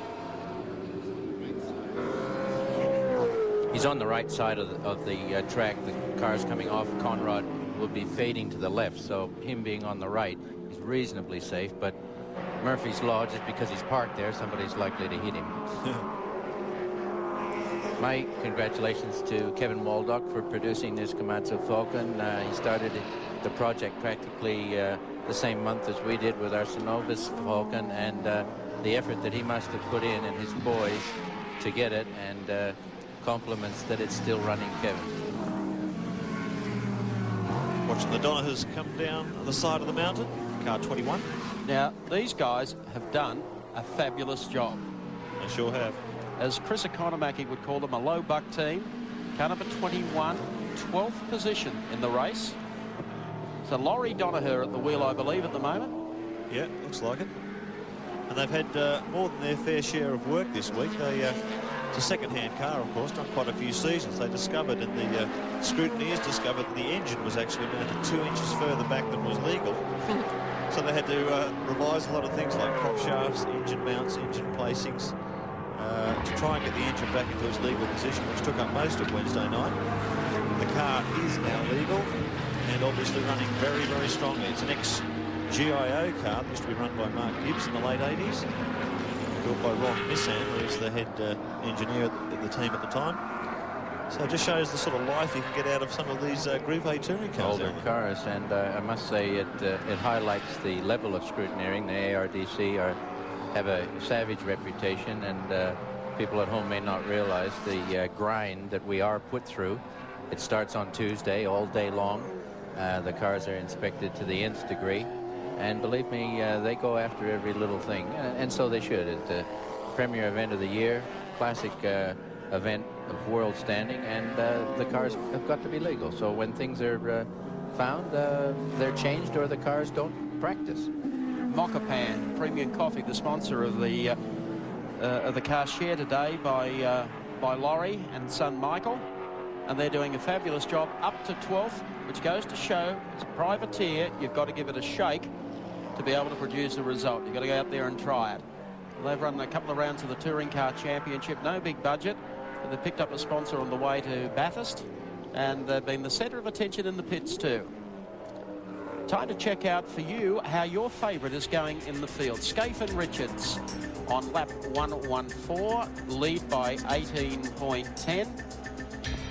Scaife Richards, we believe, 2 pit stops to go. Perkins has told us he thinks he can go with 1. Gardner and Jones now up to 3rd in the second Telecom Mobile Net Commodore. Seaton and Jones, Alan Jones that is, in the Peter Jackson car 30, run in 4th spot, and in 5th it's Brabham and Olofsson. In 6th spot, Dunstan and Harrington. What a job they're doing in the Quicks Pepsi Commodore VP. Then Brabham and Parsons in the PJ Falcon.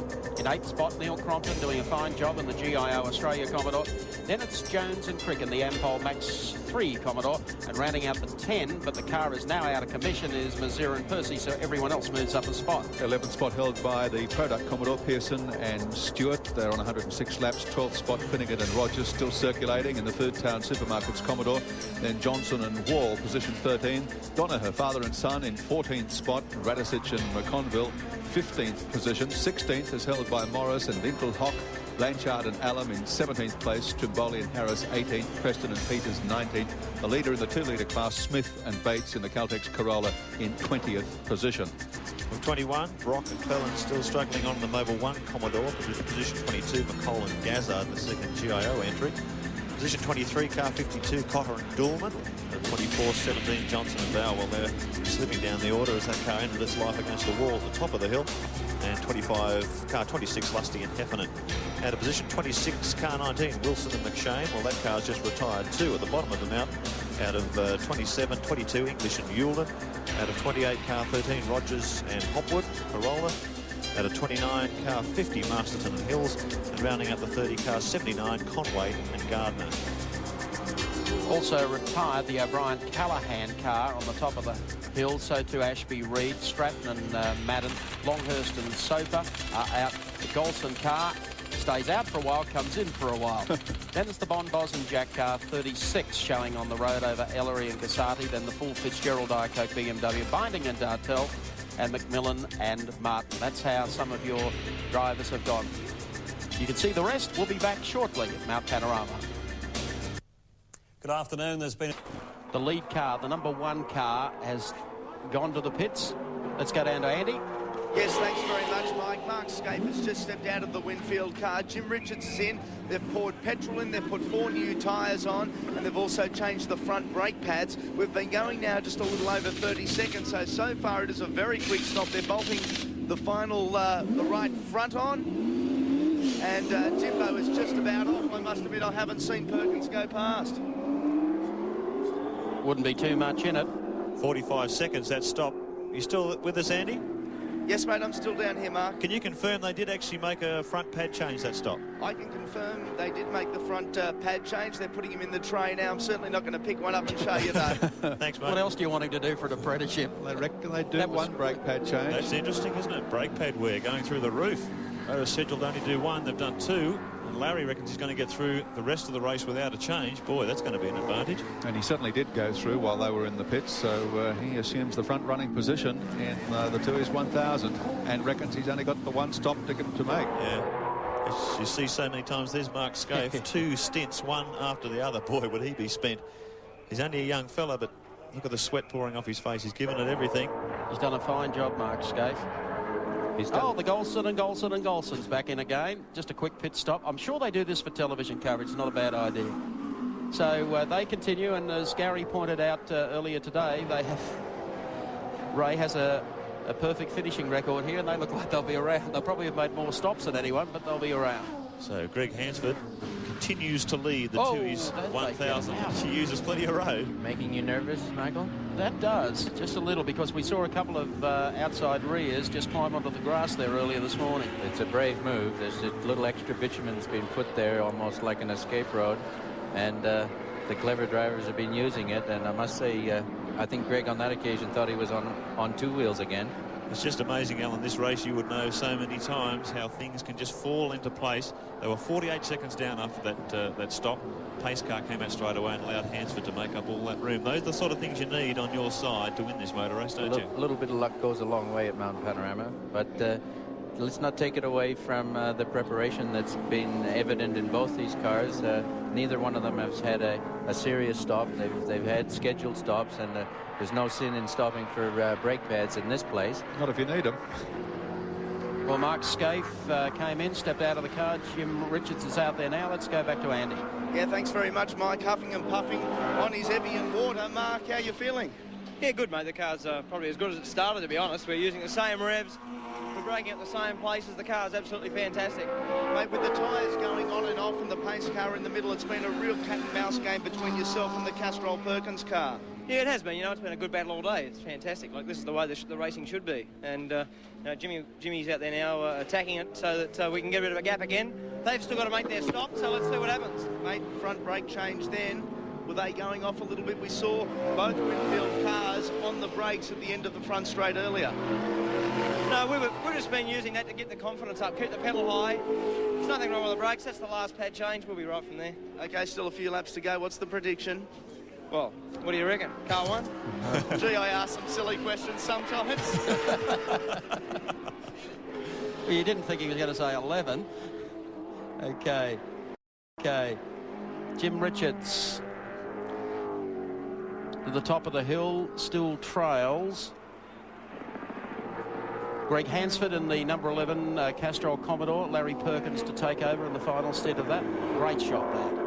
Well, here's one guy with a great deal of finesse. He's got such a feel for a car, and whatever difficulties they may be keeping to themselves, it's very hard to believe that a car can run absolutely perfectly. But Jim will be able to hold that one together for the next number of laps he's asked to do. Well, he's got a 45-second deficit. Here's an old mate of yours, Al. You want to say hello to him? Brock, how are you? You there, Pete? Just my old friend Alan Moffat on the phone there. Yeah. Oh. Well, you said to me, how was I going to go with my carburetor? And unfortunately, your fuel injection has outlasted me. Yeah. Gee, Al, you got a picture in the car there at all? I can see you. You're looking a bit relaxed. Well, that corner there, I just went through there. It's about 280k, absolutely flat. So it's not bad, but I've got no second gear, Al. I'm having to hold it second. Well, so, actually, I thought for a minute it was Doug Mulray in the car, but now that I see your mobile sign there, oh, that was a nice little one. Easy on that gearbox, Broggy. Yeah, I know. Look what I'm doing. I'll show you. I'm holding it in there like that, steering one-handed, and then booting it. But it's very difficult because my wrist is getting sore. But as Alan Jones was saying, we don't want to be complaining too much about the physical effort of driving a racing car. We might be compared to certain overseas drivers. Well, listen, mate, you always were good with one hand, so stay with it. Hey, Al, you got it.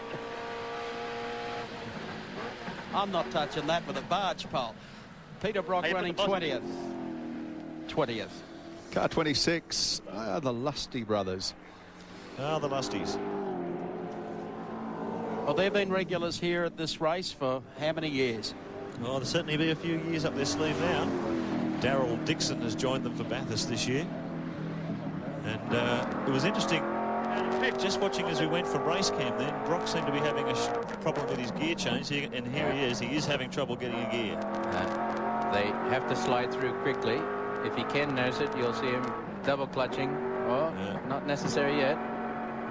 But that looks like it's getting worse, Alan. If he can't get the thing to stay in second gear initially, now he's starting to pick up, having trouble picking up more gears. I guess the transmission's deteriorating. Yeah, they do, and we haven't seen this happen at all in the Shell Series and the Touring Car Championship. But Peter Hollinger's in for a heck of a week next week with these warranty claims out of our Falcon, and Brocky's mobile car will have that box down there. It'll be very interesting for him, and he'll be able to analyze and improve it for the future. Yeah, that is interesting. Certainly been very successful in sprint form. So Brocky holding it in gear. You can see him physically with the hand on the gear change. He's trying to pick up cogs and get the thing back to the pits. Into fifth there. Oh, look, he can't get top gear. Can't get into sixth. Back into fifth. So he's talked to the boys on the two-way radio, and I'm sure he'll be pit-bound on this lap. He can't go on like that. Well, I hope we didn't. I hope we didn't put the Moz on him. Let's see if Brocky comes into the pits or no, he's going to keep going. Well, this will be interesting. He's going to try and soldier on, running 20th on the road at the moment. I don't know, they may be preparing another Hollinger gearbox down there in the pits they can slide in. Well, that'll take a half an hour, and with us on the 119th lap, I don't think he'd want to try that at this stage. They can come good. It's a case of the synchronization, and if he just plucks it at the right revs, he might be able to nurse it through. But that seemed pretty terminal in sixth gear there on the main straight. It's hard work. Good sounding engine. I'm sure he's quite frustrated that he can't get the potential out of the car that it deserves. Just fading to the right here through Repco, up the hill.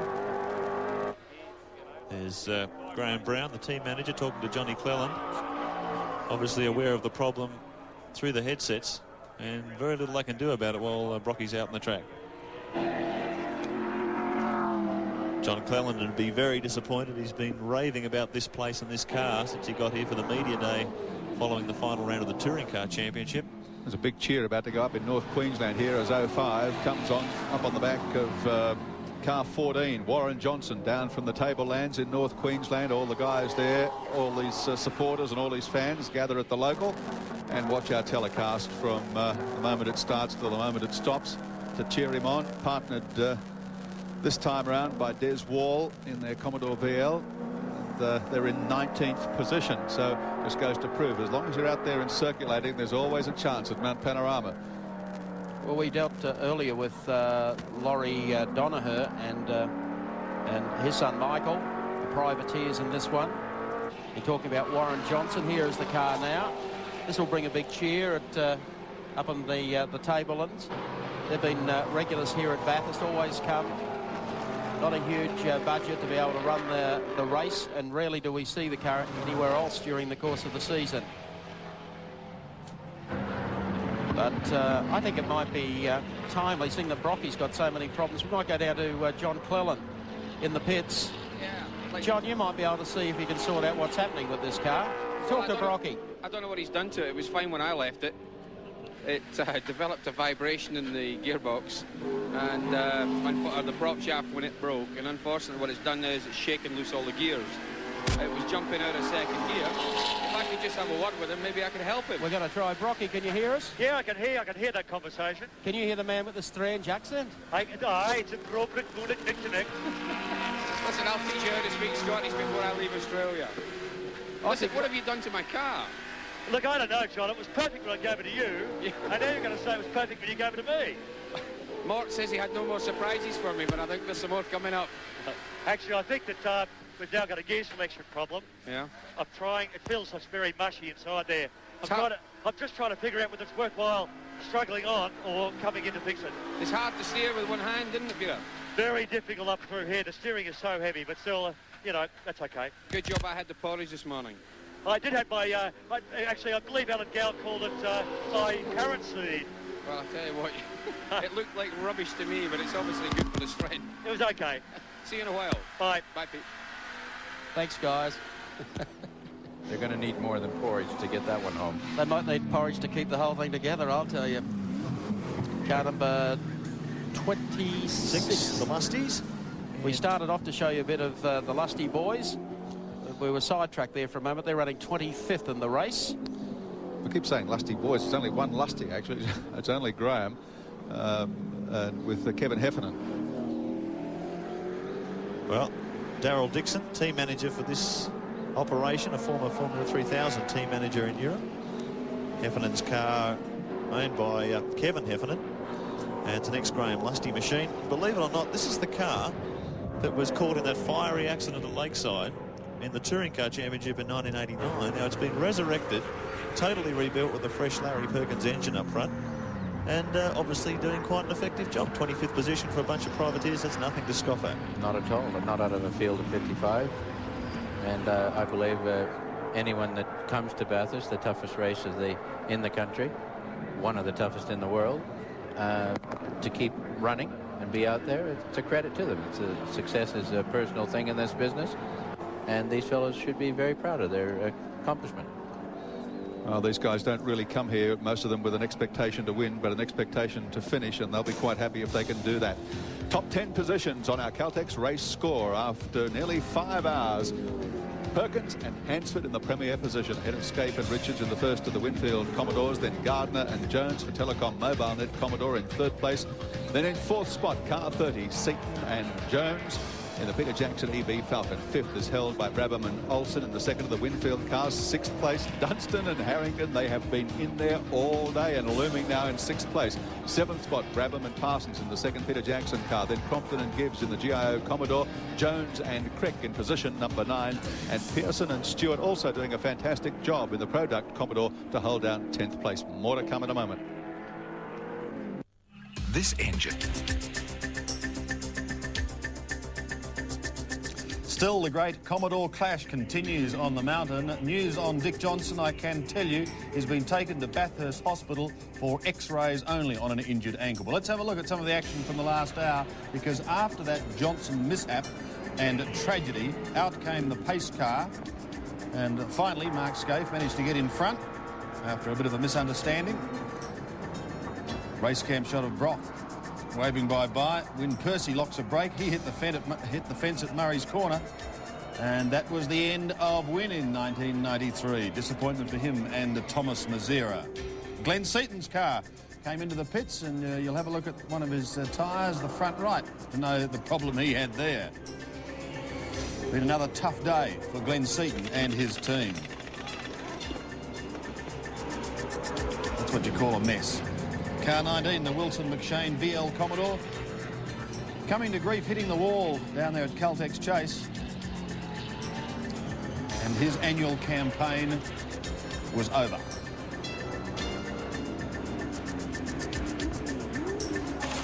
Still a tremendous battle going at the top of our leaders board. Car number 1, Scaife and Richards in the Winfield Commodore, having a change, and that gave Perkins and Hansford the lead at that stage.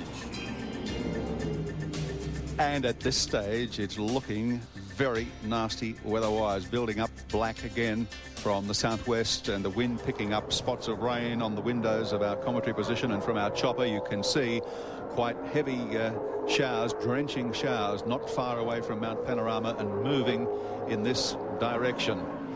Well, moving pretty well in the direction of the finish line with just under 40 laps to go. It's car 55 in 6th position on the track at the present time.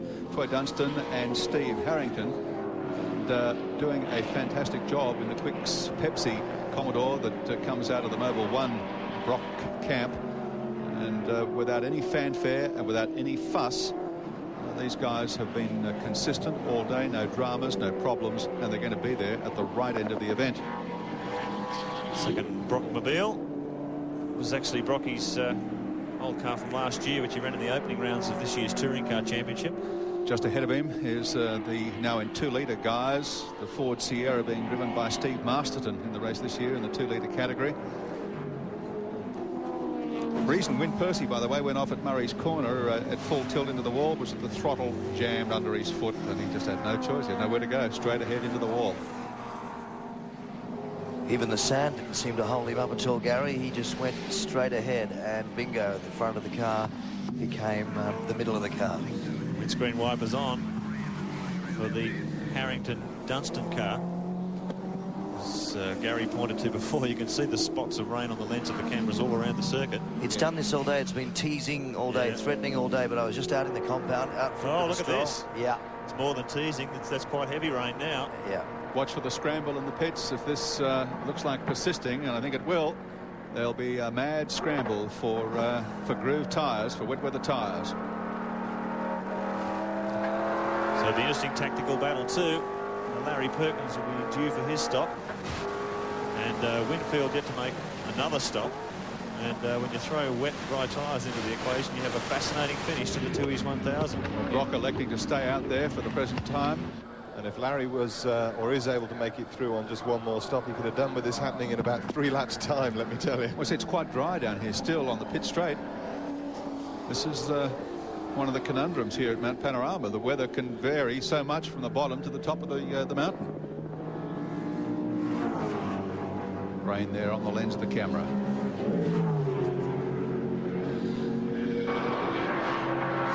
Peter Brock continues. Gearbox problems for him, making things a little difficult. Trying to drive one-handed under these conditions will be a nightmare. Brad Jones, the surviving Holden Racing Team Commodore, car 16. A little bit of break up there, but he's got the windscreen wipers going, and there's a lot of rain on the screen. We talked about Wynn Percy just a moment ago, that hair-raising end to the race for him. He's now in our pit studio with Sandy Roberts. Yes, thank you, Wilco. Well, you either interview a person for good news or for bad. Sadly, Wynn, I hate to do it this year, but it's for bad news. What happened? Well, what finally finished me was the throttles just stuck wide open coming down to the start line corner here. Just totally jammed? Yeah, I'd lost the clutch before the pace car incident with Dick. and the unbalance, I just couldn't do a lot about it, I'm afraid. Yeah. Way before you see the car now, it's just going to happen. I thought I was going to get away with it. Yeah. I'm trying to kill the engine. I could not reach the switch quick enough. When you say way before, just how far before you went into the sand? Well, you just get the light on in 4th gear as you approach the braking point. The light was on, it was a good lap. I'd had a little bit of problem at the Caltex, and I just wondered if it was a throttle, and maybe I didn't react quick enough or realise that I should be thinking of a problem and being prepared for it. And where I hadn't got a clutch, I wasn't quick enough trying to get down the gears. I couldn't balance it, because without the clutch, of course, you can only do it with the engine RPM. And I'm afraid it's caught me out. Rotten thing, it's not in the script, but you can't do anything about it. I feel sorry for the boys, especially Thomas. He's done so well with that team, and it looked as if we were on the podium in a position the way the car was going. What's your program now, Win? Back to England on Tuesday, and to Monza to this 55-car shootout. And we'll see what 2 litre can be. The first thing you said when you came into our studio was, how's Dick Johnson, who, as I mentioned to our viewers earlier, has been taken to Bathurst Hospital for x-rays on what appears to be an injured ankle. Do you have a theory on slow drivers, slow cars? Most of the cars here, in fairness to the lads driving them, have been very good. It is difficult. The closing speed is huge. It's like going to Le Mans or somewhere like that. Even myself, and I've been racing a 2 litre all year, I was definitely out of bed at this track when I came here this week. Today I settled into it, I thoroughly enjoyed it. But without the continuity of these cars, the continuity of understanding the speeds and everything, it is very difficult. It was almost on the cards, I'm afraid, that somebody was going to have an accident. Well, sadly it is Dick, but we certainly hope that he's going to be okay. Good to see you out here once again, Win, anyway. We hope next year the race is considerably longer for you. Thank you very much.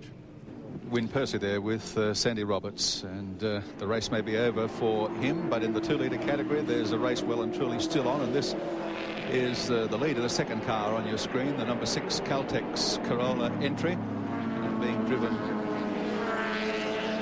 at the present time, I think it's Neil Bates at the wheel, sharing this car with John Smith. Neil, of course, does more rally than track driving. Johnny Smith from the Ferguson Toyota agency, a slick salesman he is, from Sydney. He's got the full face helmet on, Wilco, so I'd say that's John Smith at the wheel now. Smithy, is it? Okay, good. Neil Bates wearing an open face white helmet, I think, earlier in the day. He sold me more cars than I really need over a period of years, John Smith. Car 35 coming into the pits. The man in 7th position at the moment. And we've got the clocks going on this. This will be 4 tyres, fuel, driver staying in the car. So we've got the clocks on this. This is just on 10 seconds now. Car 35 in position 7th, as we said. And without doubt the most competitive Ford on the track at the moment, with 6 Commodores ahead of him. He's just keeping track of the Ford Commodore battle at the head of the field. We've got Commodore. This is anything but a routine stop. No, they're under the car having a look at the transmission, I think. First of the Falcons on the track is the other team car for Peter Jackson, the 30 car in 4th place.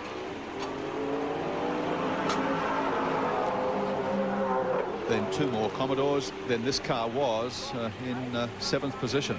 Jeff Brabham at the wheel, and you can see look like they got grooved slick tyres down there, as in comes the Morris Winkelhock car. Number 23 Winkelhock at the wheel at the moment, jumping out. Paul Morris about to get in. This car was in the pits for some considerable time earlier, but they got the problem fixed, went back out, and they've continued, and they're in 17th place. So, as we've said several times, keeping on is what counts. The bonnet is up again now. I suspect they're having problems with that misfire again, Wilco.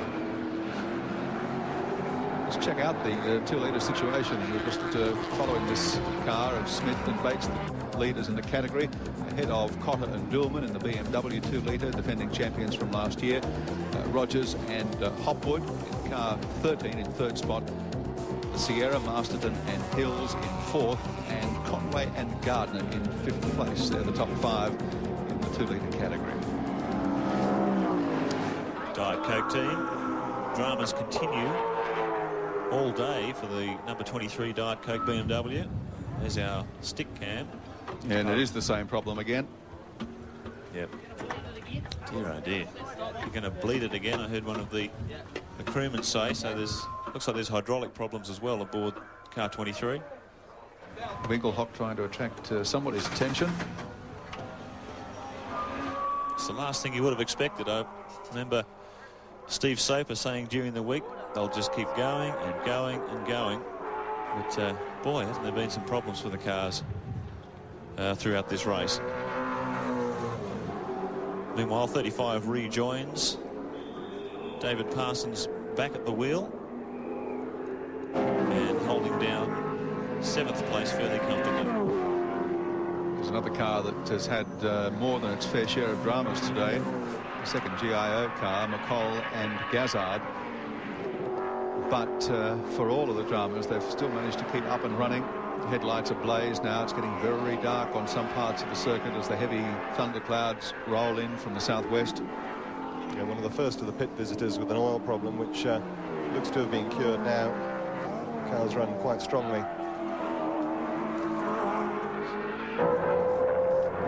Oh, look at that. Very ominous skies approaching Mount Panorama. So looking out from the commentary box, that wind has picked up into what looks like gale force if you judge by the flags, and getting very, very dark. That veil of rain wouldn't be more than 10 kilometres away, and Look with at this that, breeze... Wet tyres going onto the BMW. They've discarded the slicks, so this is your first indication. This is the best surviving of the 4 BMW brigade to come out of the Longhurst camp. Kart 20 in 12th position when it came in for that stop. So John Blanchard and Jeffrey Full.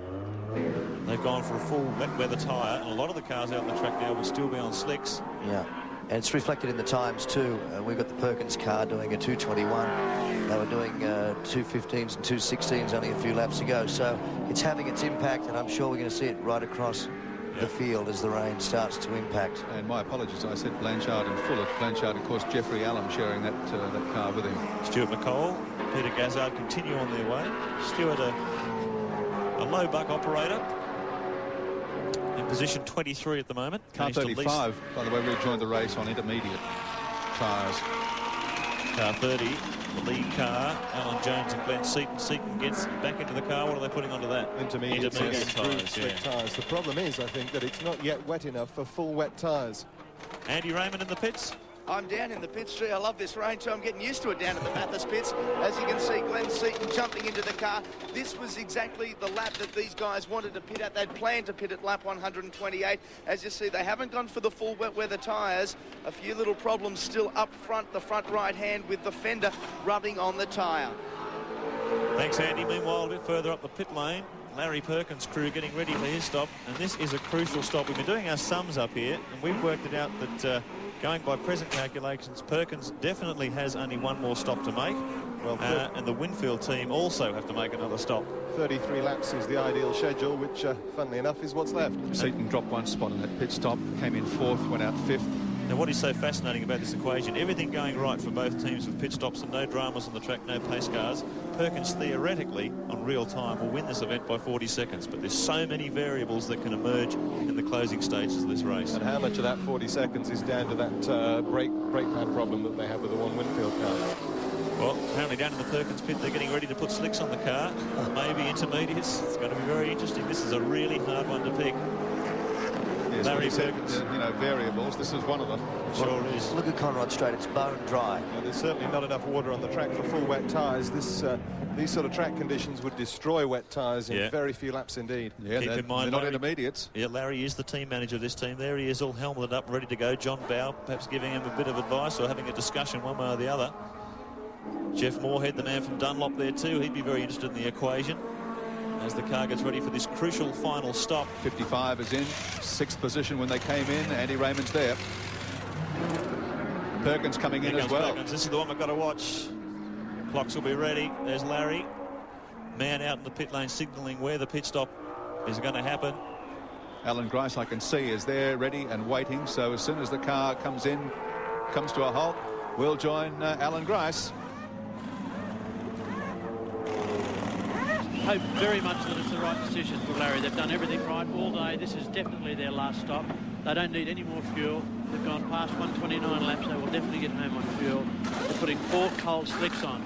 This is the unfortunate thing. If the tyre was hot, if the slick was hot, he would have a fair chance of keeping heat in them and then making the car work properly. But by starting off with cold slicks, Larry Perkins is going to be working very, very hard.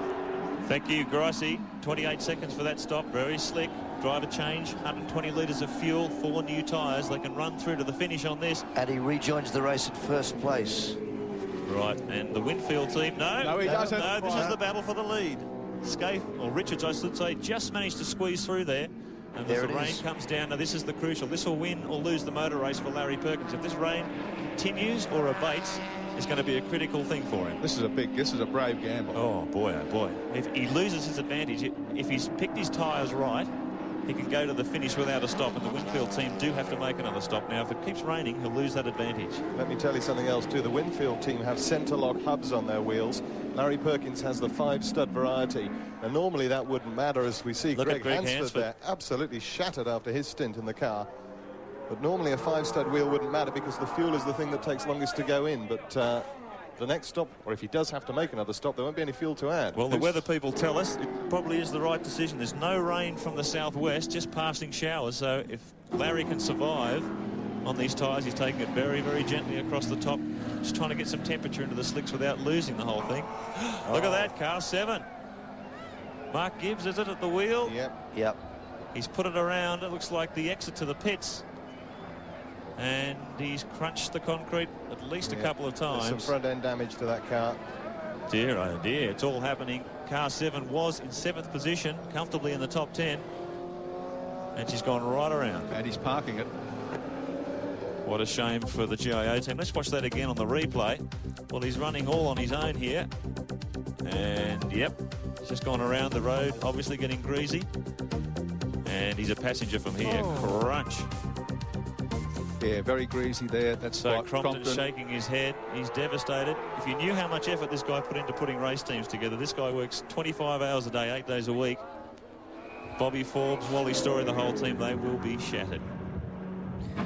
Lying in 8th position at the time of the incident. So, this is where it's all at. Larry Perkins will be taking it very gingerly out there. Meanwhile, car 28. This is the Komatsu car. Oh, the Kevin Waldock entry. Wet tyres going on there. 14th position as they came in for wets, driver change as well. Boy, this is a tough one to call, isn't it? Terribly difficult conditions for the drivers. The decision as to whether or not to go for wet tyres may just possibly be slightly quicker at the moment, but if we don't get any more rain, of course, they will be considerably slower and they'll have to be changed. Well, Freddie Gibson's taken the other option. They've put away the intermediates down at the Fred Gibson pit. He's getting out full wets. Brett Peters in the car as it leaves the pits, the number 28 entry, and we go down to talk to shattered Neil Crompton with Andy Raymond. Yes, thanks very much, Gary. Shattered, I don't know if that'd be the word to use. Neil, obviously very, very disappointing. What can you say, Andy? These things happen. There's no good jumping up and down and getting stressed. Mark's obviously got in a bit of strife out there in these very dangerous conditions on slick tyres. We gave it our best shot this weekend. We've had a couple of difficulties during the week, but the GIO Australia Bob Forbes racing team's been getting more and more competitive, and it's our mission now to go to the Grand Prix and put on a good show, and then hopefully in 1994 we'll be a force to be reckoned with. So months of hard work, mate. I guess it is a funny feeling, hard to describe, because the GIO team in the last 6 months has just come on in leaps and bounds. Yeah, we've done a lot of work. We've built our new car. We got it down to the weight. It's got good horsepower from Holden Racing Team, and Dunlop have given us good tyres, and Wally and Peter and Adam, Bob Forbes, everybody associated with the teams works so very hard. You know, but things go wrong sometimes in motor racing, and obviously the cards aren't falling our way today. But it's an interesting motor race, and we'll come back next year and give it a real big shot. Neil, I'll let you go and have a shower, or you could actually stand out in pit lane the way things are going. Thanks, mate. Look at those eyes. They say the eyes are the windows of the soul. That is a stressed-out individual. He's a very, very sad man, Neil Crompton, and rightly so. Look at the lap times. Perkins just put in a 2:30, running around on a wet, sort of a greasy track on slicks. Scaife 2:27. And the gap between Scaife and Perkins was just over 6 seconds when they came past the start-finish line last time round. Well, Jimmy Richards at the wheel, the Rain Master. And gee, this is the toughest one to pick. It just depends on the weather. If this rain moves away, Perkins has got it at the back. Car 2 comes in now. 4th spot they were in as they came down the pit lane. Full wets going on. Freddie's made the decision, obviously. They're not going to take any chances out there. He thinks it's going to rain, get heavier and heavier. Larry obviously has different information, or maybe a different premonition. We'll find out as this fascinating race unfolds. And as Olofsson Studying concentration at the wheel, anxious to get on with it. Just some minor adjustments here on the right front. I can't see what they're doing. Well, they had a puncture on that right front earlier on, which I think was probably caused by the debris on the track after the Dick Johnson incident. But they've also got the brake pad levers out down there. Well, if that's the case, is that a third change for them? No, they've done two on the other. Now that's the second for this car. I didn't actually see that they were changing pads there. I saw the levers down there, but I didn't actually see any I pads. think they may have just changed. checked them and seen that their pad wear was in estimations. 2 was in 4th position. As I say, I think it's probably something that was caused by the puncture damage. Sure. Here's the battle for the lead. And here's the way they're sitting. Scaife and Richards continue to lead the great race. Perkins and Hansford just 6 seconds behind. Gardner and Jones in 3rd. Bradman and Olofsson, we just saw them coming for their stop in 4th. In 5th, Seaton and Jones in the first of the Falcon entries. Position 6, Dunstan Harrington continue their run toward the front. Position 7, Bradman Parsons. Position 8, Jones and Crick. Position 9, Pearson and Stewart in the Product Commodore. And in position 10, Finnegan and Rogers, the 2 privateers. Don't you go away. This isn't over yet. It's 1093 edition from Mount Panorama, lap 133 of 161. 5 hours, almost 24 minutes into the great race. Jim Richards in car number 1, the Winfield Commodore, continues to lead over Larry Perkins in the Castrol Commodore. Now it's the 16 car with Brad Jones at the wheel, headed towards the pits. Wade Gardner is on standby to take over that car. Be interesting to see, Mark Oster, what tyres they decide to run on the HRT car. Yeah, it's a tough one to call. Alan Grice is down in the pit lane. He'll have a pretty clear picture of what they're going to do. Gricey? The answer is none. The trick here is they're keeping the warm slicks on. They've got slicks on. Now, as you saw Perkins before, he put a new set of tyres on, and they were cold. Now, it's taken him a long time, and probably he won't get the fronts right up to operating temperature ever in these greasy, slimy conditions. Maybe he will, maybe he won't. But they're going the safe way. They're leaving the tyres on because wear is not a problem. So they've got warm slicks and back on the track. Thanks, Al. Car number 16 was in 3rd, but it came into the pits and rejoins in 3rd place. Wayne Gardner now at the wheel. It's an interesting tactic. Keeping in mind, too, what he said about what Alan was saying about Bridgestone tyres earlier in the weekend, how long they take to bring up to temperature. He probably have less of a chance than the Dunlop runner. So, Wayne Gardner stays in the car. We've had some great pictures courtesy of DuPont Car Paints with their race cam today, riding with Wayne Gardner.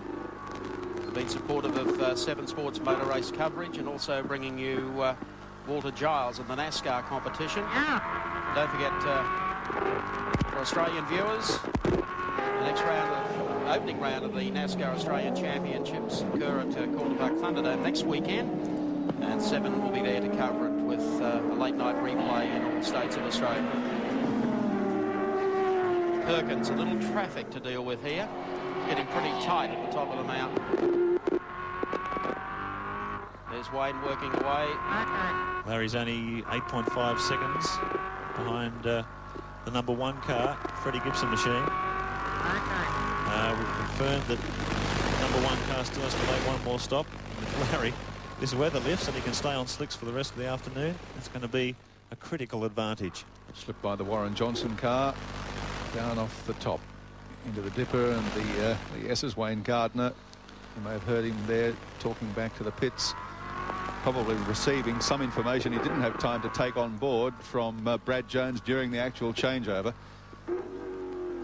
Wayne's going to discover just how slippery it is out there. Remember, he got thrown into the deep end last year. Yeah. Driving the first time at Mount Panorama, and he said it was a very unnerving experience. It's a different Wayne Gardner that approaches this race, and any of those that were knocking him, I'd like to remind you he's running 3rd on the road at the moment. Boy, you just can't pick this weather, can you? It looks like it's finding up that it comes down again. The 18 car, position number 11. That's Paul Radisich, Cameron McConville, the Shell Racing EB Falcon. Well, they've done all right after the earlier mishap for McConville, haven't they? That is a tremendous fight back, and considering the speed at which he hit that concrete wall, then we imagined there would have been some damage to the rear suspension setup, but obviously not. The thing's soldiering on. Well, I think that wing has held on with chewing gum and string. And still out there surviving. Tough day for the Shell team, probably one of the worst days they've had at Bathurst, but having 1 car out there in these conditions, still very impressive. Let's take a look inside the sole surviving Shell Falcon, car 18. As he swings up Mountain Straight, there's still a nice dry line there on the track, so race speed should stay fairly much the same as we saw this morning. You can see the tachometer there building up, 7,000 RPM. And track speed just over 200 kilometres an hour. He crests the rise heading toward Griffin's Bend. Just a touch of the brakes there to make sure he's got a nice full pedal as he goes back through the gears and swings up the hill. Holding it in third gear. As the fuel load lightens, they can usually go for a taller gear as they haul up this 1 in 6 grade toward the top of the hill. Touch of the brakes, back to second gear. Squeezes through the slower car. You can see the pulse. All the inside workings of this car on the screen below you there. Hopefully Dick Johnson expected back at the circuit in about 10 minutes or so. He's been down at Bathurst Hospital getting the check over. They took him to the medical centre here at the racetrack and down to the hospital to make sure he was okay. But word we have is that he'll be back. And hopefully we'll see the 18 car survive the 93 edition Tooheys. Yes, last time I checked it out, they didn't have a TV monitor in the X-ray department at Bathurst Hospital, so I guess he wants to get back here to see for himself. Bad luck for Dick Johnson today. Boy, doesn't he know how to find trouble, or doesn't trouble know how to find him? That's more to the point. You're not wrong. Here at Mount Panorama. Thanks again to Cole Higgins Motorsport for the telemetry and all the work they did on these two cars to be able to produce those facts and figures for you during today's broadcast.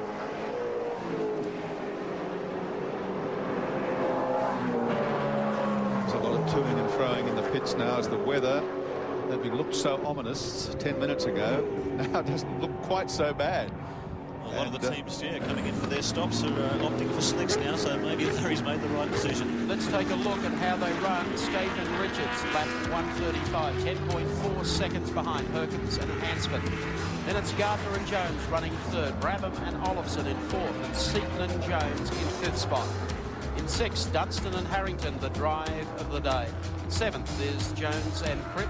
Eighth, Brabham and Parsons. Ninth is Crompton and Gibson. 10th, Finnegan and Rogers. Good to see in the Food Town Commodore.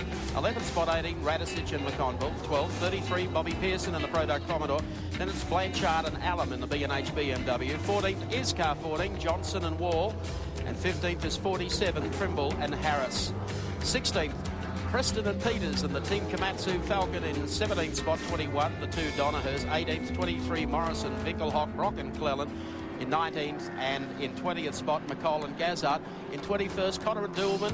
22nd, 6, Smith and Bates. 23rd is the Lusty Heffernan entry. 24, English and Yulden, and Rogers and Hopwood round out the top 25 in the great race from Mount Panorama at Bathurst. Back in just a moment. He's 93, lap 137 of 161, 5 hours, 33 minutes and 10 seconds into Australia's great race. And a car that has been battling along all day, the Advanced Vehicle Performance Centre, driven by Brad Stratton and Chris Madden, the Toyota Corolla. He has had the coolest drive of anyone here today. So he lost the windshield, as you can see. They had to take the back out, of course. That's Chris Madden at the wheel at the moment. The bonnet actually flipped up, I think. Smashed the front windscreen. Yeah, the rear's gone as well. Well, under touring car regulations, if you lose your front window, you have to remove the rear one as well, because the wind pressure may push it out. So at least there's no drain on power for air conditioning. 28th outright and 5th in the class. They're doing a good job. They've battled along all day long. And he's one guy that will be hoping the rain doesn't get too heavy, I should think. Well, it's pretty noticeable up here now that the track is pretty much bone dry, and it's caused a big bone of contention in the pits among some of the crews about what tyres to put on and what not. We said Larry had taken a huge gamble. It turns out he's going to be a pretty shrewd punter, I think. He might have made the right decision. I think he must know someone up there. In the Peter Jackson pit, there was almost a punch-up when the 35 car came in. They put full wets on. There was an argument ensued. They took them off again and put slicks on. Yeah, I think that in this particular case, the driver can guide the crew about the state of the track, and the crew are then trying to monitor local weather. Look at the progress of these guys. Bobby Jones. Isn't this good to see? 7th position. Boy, haven't they proven themselves to be a top endurance running crew. And a big plug also for Ampol that supported the effort all season long. Looks like John Cleland back in the pits in car number 05. Slicks going on the Peter Brock car. No argument there. Yeah. So they've taken the groovers off and gone to full slicks. The intermediate's just uncutting it out there, so it's a full slick. Coming back into the race. Speaking of arguments, Mike, there's been a lot of debate up here the last couple of days about the state of health of David Mackay, the former Australian touring car champion. It was reported that he died. I've got to tell you, he's alive and well and living in Exeter in southern New South Wales and watching our telecast today, and very happy to be doing so. That probably doesn't come as news to his immediate family, but whoever started that terrible rumour, it's awful. David. Just back to this for a second. Bob Jones, when he started the season, it brought Ampol back into motorsport. A lot of people scratched their heads and said, well, hang on, wouldn't you think a company like that would have gone for a high-profile guy?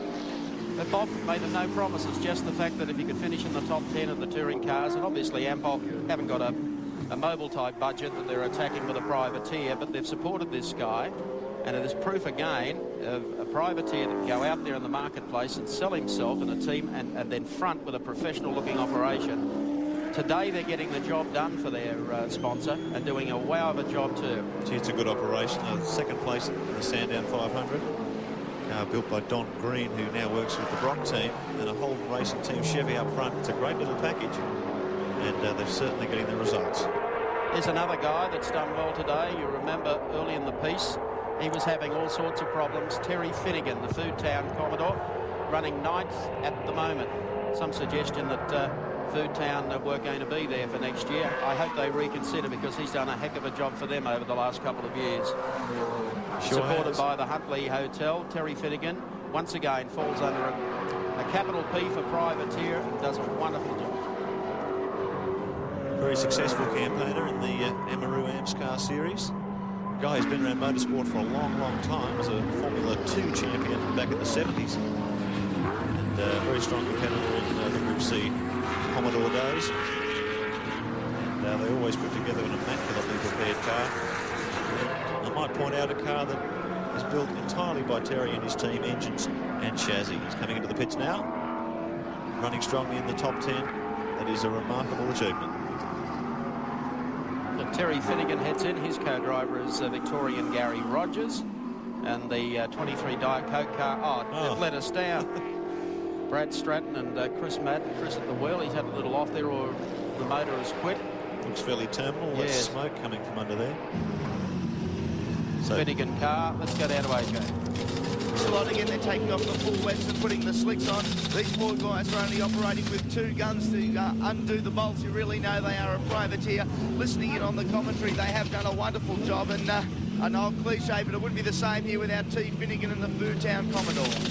Yeah, that's right. Very good pit stop. Yes. Well, sometimes when you're a privateer and you don't have all that going for you. Dickie Johnson's car. Yep, the 17 car. And also the Lansvale Smash repair car off to the side of the road.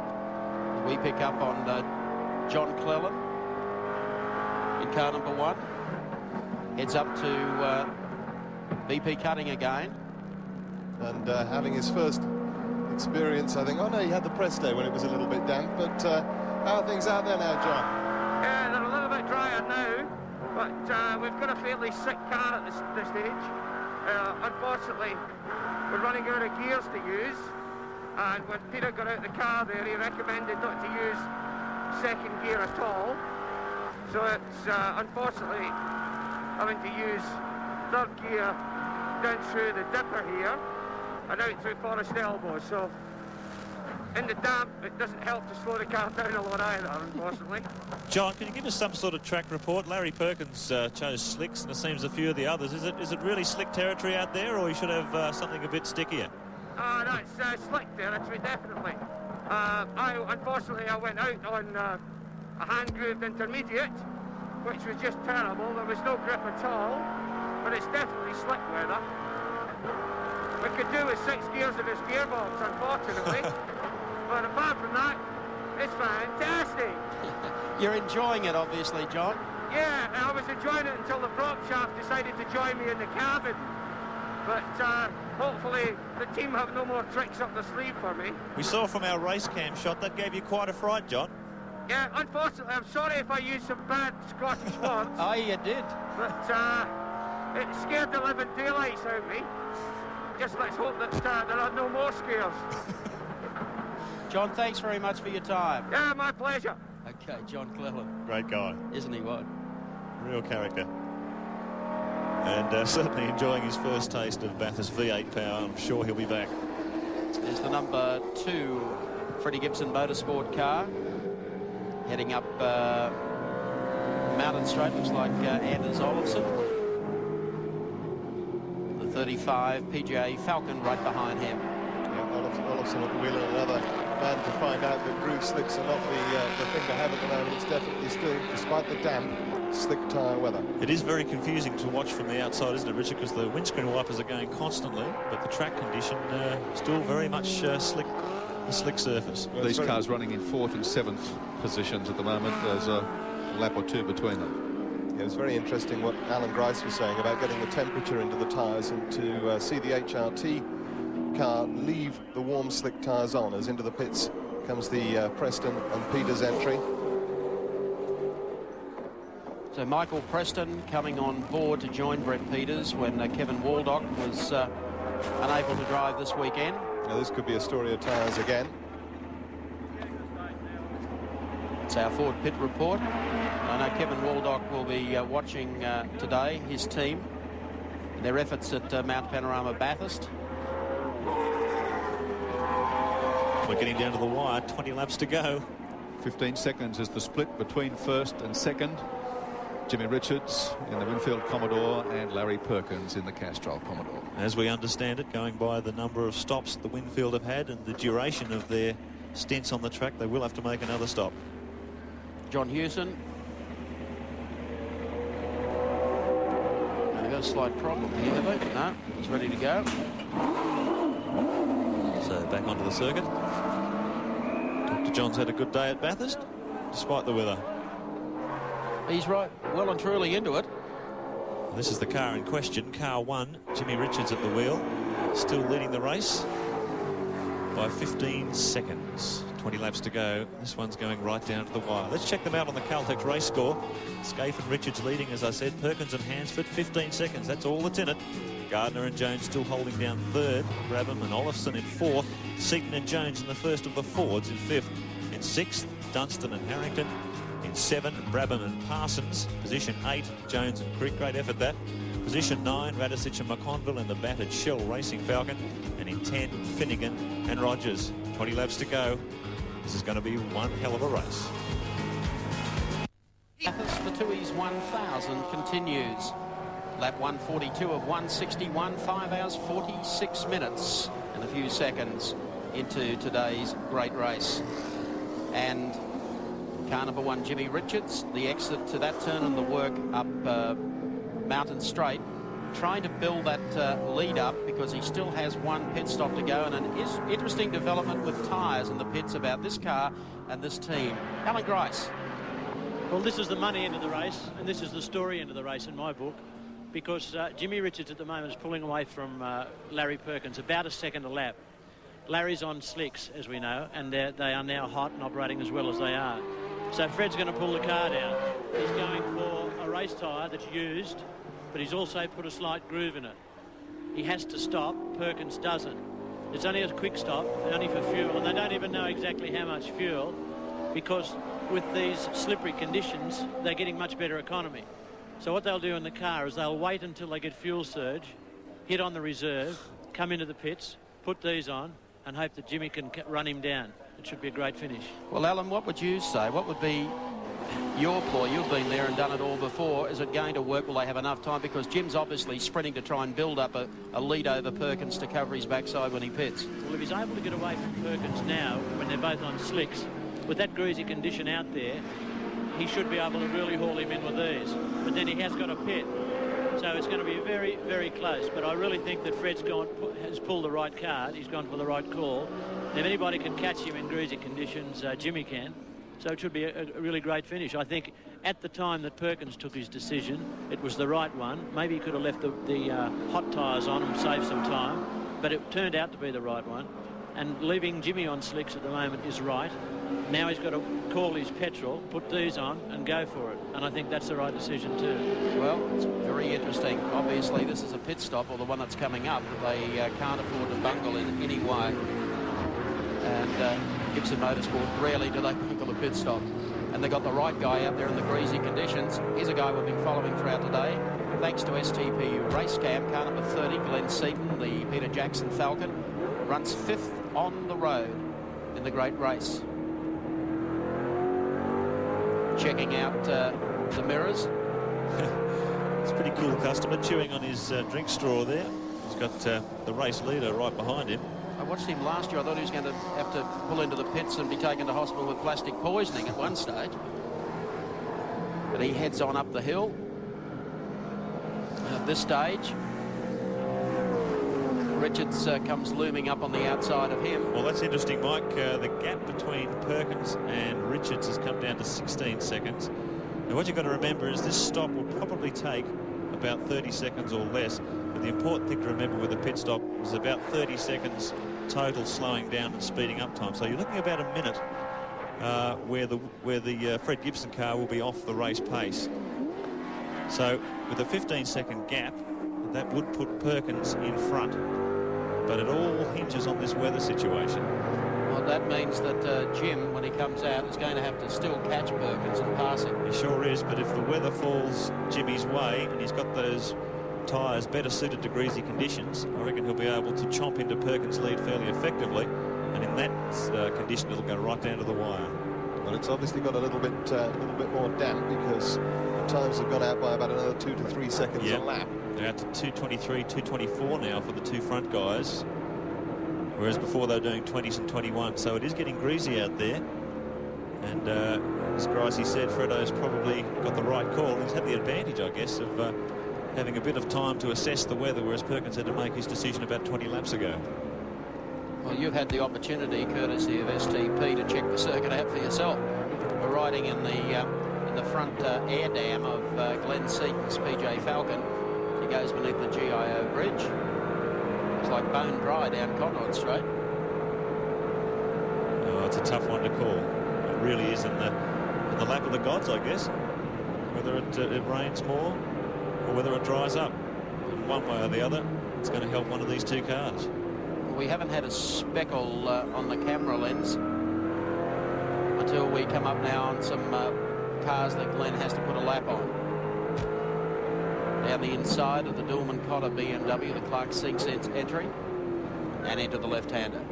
So he continues the wreckage of the Percy car off in the Armco there. And there's a few of these wrecks lying around the track. It's been a tough race, but really the shootout has been at the front from lap 1. Glenn continues, car number 30. As we said, running in 5th spot at the moment, the 55 car. Steve Harrington, Troy Dunson, the Quicks Pepsi Commodore that's been running strong all day in 6th place at the moment. They head up the mountain, and I'm very pleased to say that Dick Johnson, who was taken off to hospital to be checked out, has joined Sandy Roberts in our pit studio. Yes, thank you, Mike, and it is good to have Dick here in one piece, I might add, but I put a story to air this morning, Dick, on you, and I think we said at the end of the story, the one thing you don't want is any bad luck. Jiminy cricket, you couldn't have had it any worse, could you? It was you that caused that, wasn't it? Oh, it must have been. If it was, I apologise. Firstly, how are you? What happened in hospital? Oh, I'm fine. Actually, they took a heap of x-rays and that, and I've got swelling where I don't normally have swellings, but other than that, I'm fine. No breakages or anything like that? No, just quite a few sprains and things like that. Well, look, you haven't seen this from this position, so here we go. I felt it. At normal speed. Could you believe it when it happened?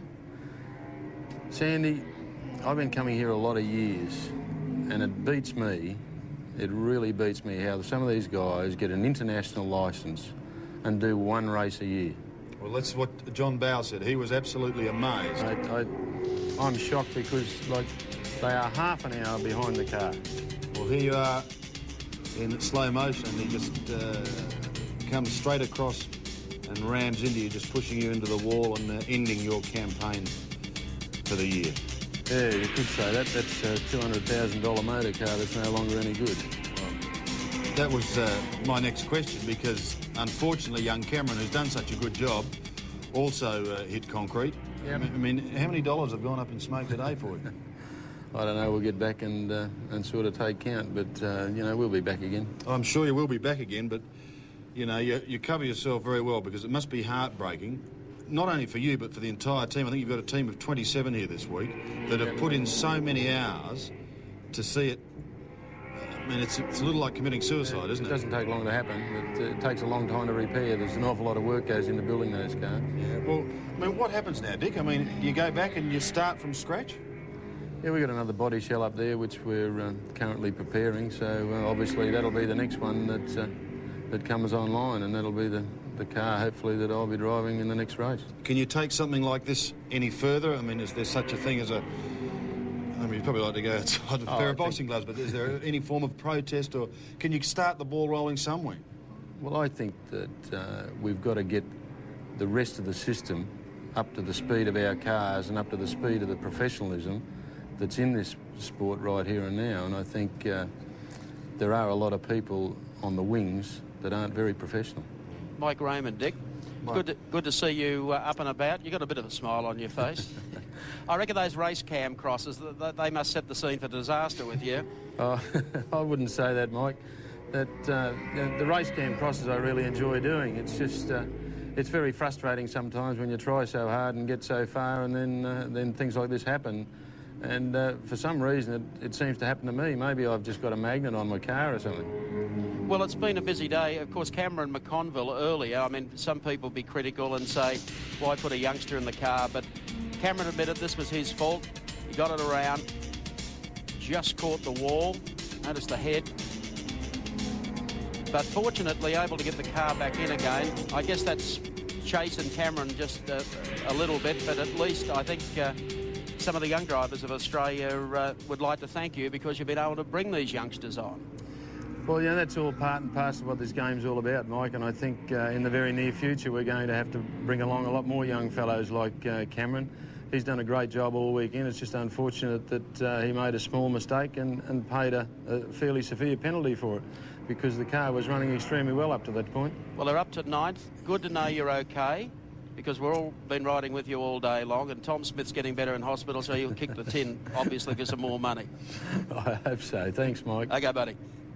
Now, the one car, headed for the pits, Jimmy Richards. He has to do this. It has to be a faultless stop. Take it away, Alan. Guess what? They're leaving the tyres on. They're going to go home with the warm slicks. There's only a couple of... They're measuring fuel by time. They know the fuel's great, and he'll be out of here with a fishtail so quickly. But they're actually, the fuel is flowing in. They've worked out how much they need to get home. They're timing the flow, and they're out. Whoa. That's a quickie.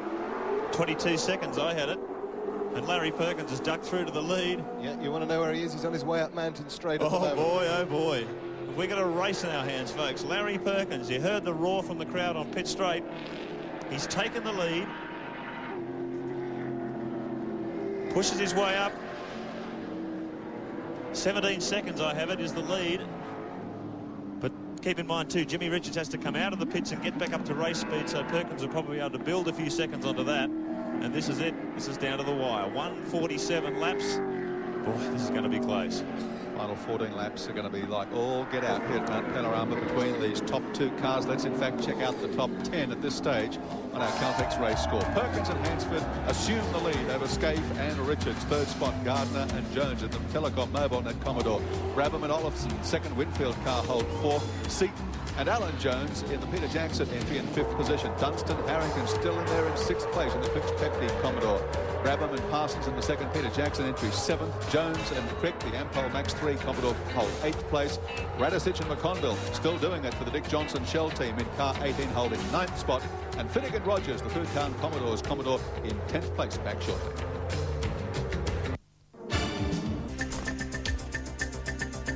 It's time for update number 6, and the last hour has been decision time for teams and drivers here at Bathurst. With the rain threatening, what tyres to use? It looked dark, it looked bleak, and it looked nasty.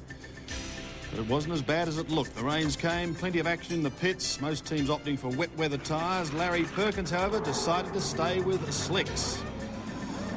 Is it a decision that is going to pay dividends? We'll know very, very soon.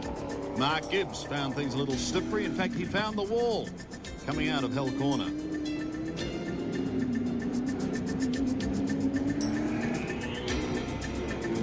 A gentle glide into the wall for Mark.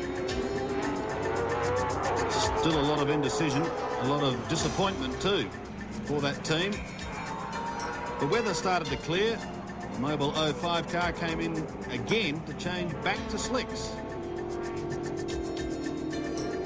And after doing without a windscreen for most of the day, finally the Stratton Madden car came to a halt.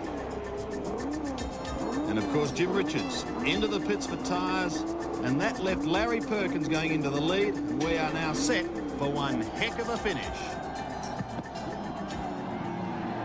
Heck of a finish, you're not kidding. Larry Perkins, race leader, 16-second advantage as they passed the start-finish line, but I think that might have extended just a little bit because rounding the turn here, Hell Corner on the way up Mountain Straight just a second ago, we saw Jimmy Richards have quite a slide. Got it back under control, but would have lost some time. Oh, he went up the escape road, Wilco. Had to back it up. He would have lost a ton of time. Yeah, a major lose and certainly the wrong end of the day to have it. Boy, well, oh boy. Interestingly, because Richards has here it is in Let's replay. look at this again. Now, that's the Lusty's car getting out of control. He slid around. Now, Richards was coming into view there. The camera can't quite see it. Well, I think you can speculate pretty safely that Richards has taken a run up the escape road to avoid ploughing straight in. We certainly saw it from our commentary box. We didn't catch it on the camera, but Richards in trouble there. He would have dumped probably 5-10 seconds stationary. Then he's got to build up to race speed again. So I would imagine when they come across the trip at the start-finish line, Larry's going to have about 30 seconds on Richards. Well, they've left Richards in the #1 Winfield car, and whilst they were prepared to put grooved slicks on the car. Listen to the crowd, Gary. Richards radioed ahead and said, no, leave the hot slicks on, which they've done. Well, that's a very dry track out there. You can see that very dry line through a bit of the sheeny, wetter, damper part of the circuit. The crowd's going crazy. They know what's going on. They would have seen Richards spin it at the end of pit straight.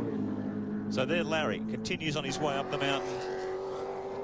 And we'll just watch this split as Jimmy Richards comes across the start-finish line. Perkins, boy, oh boy.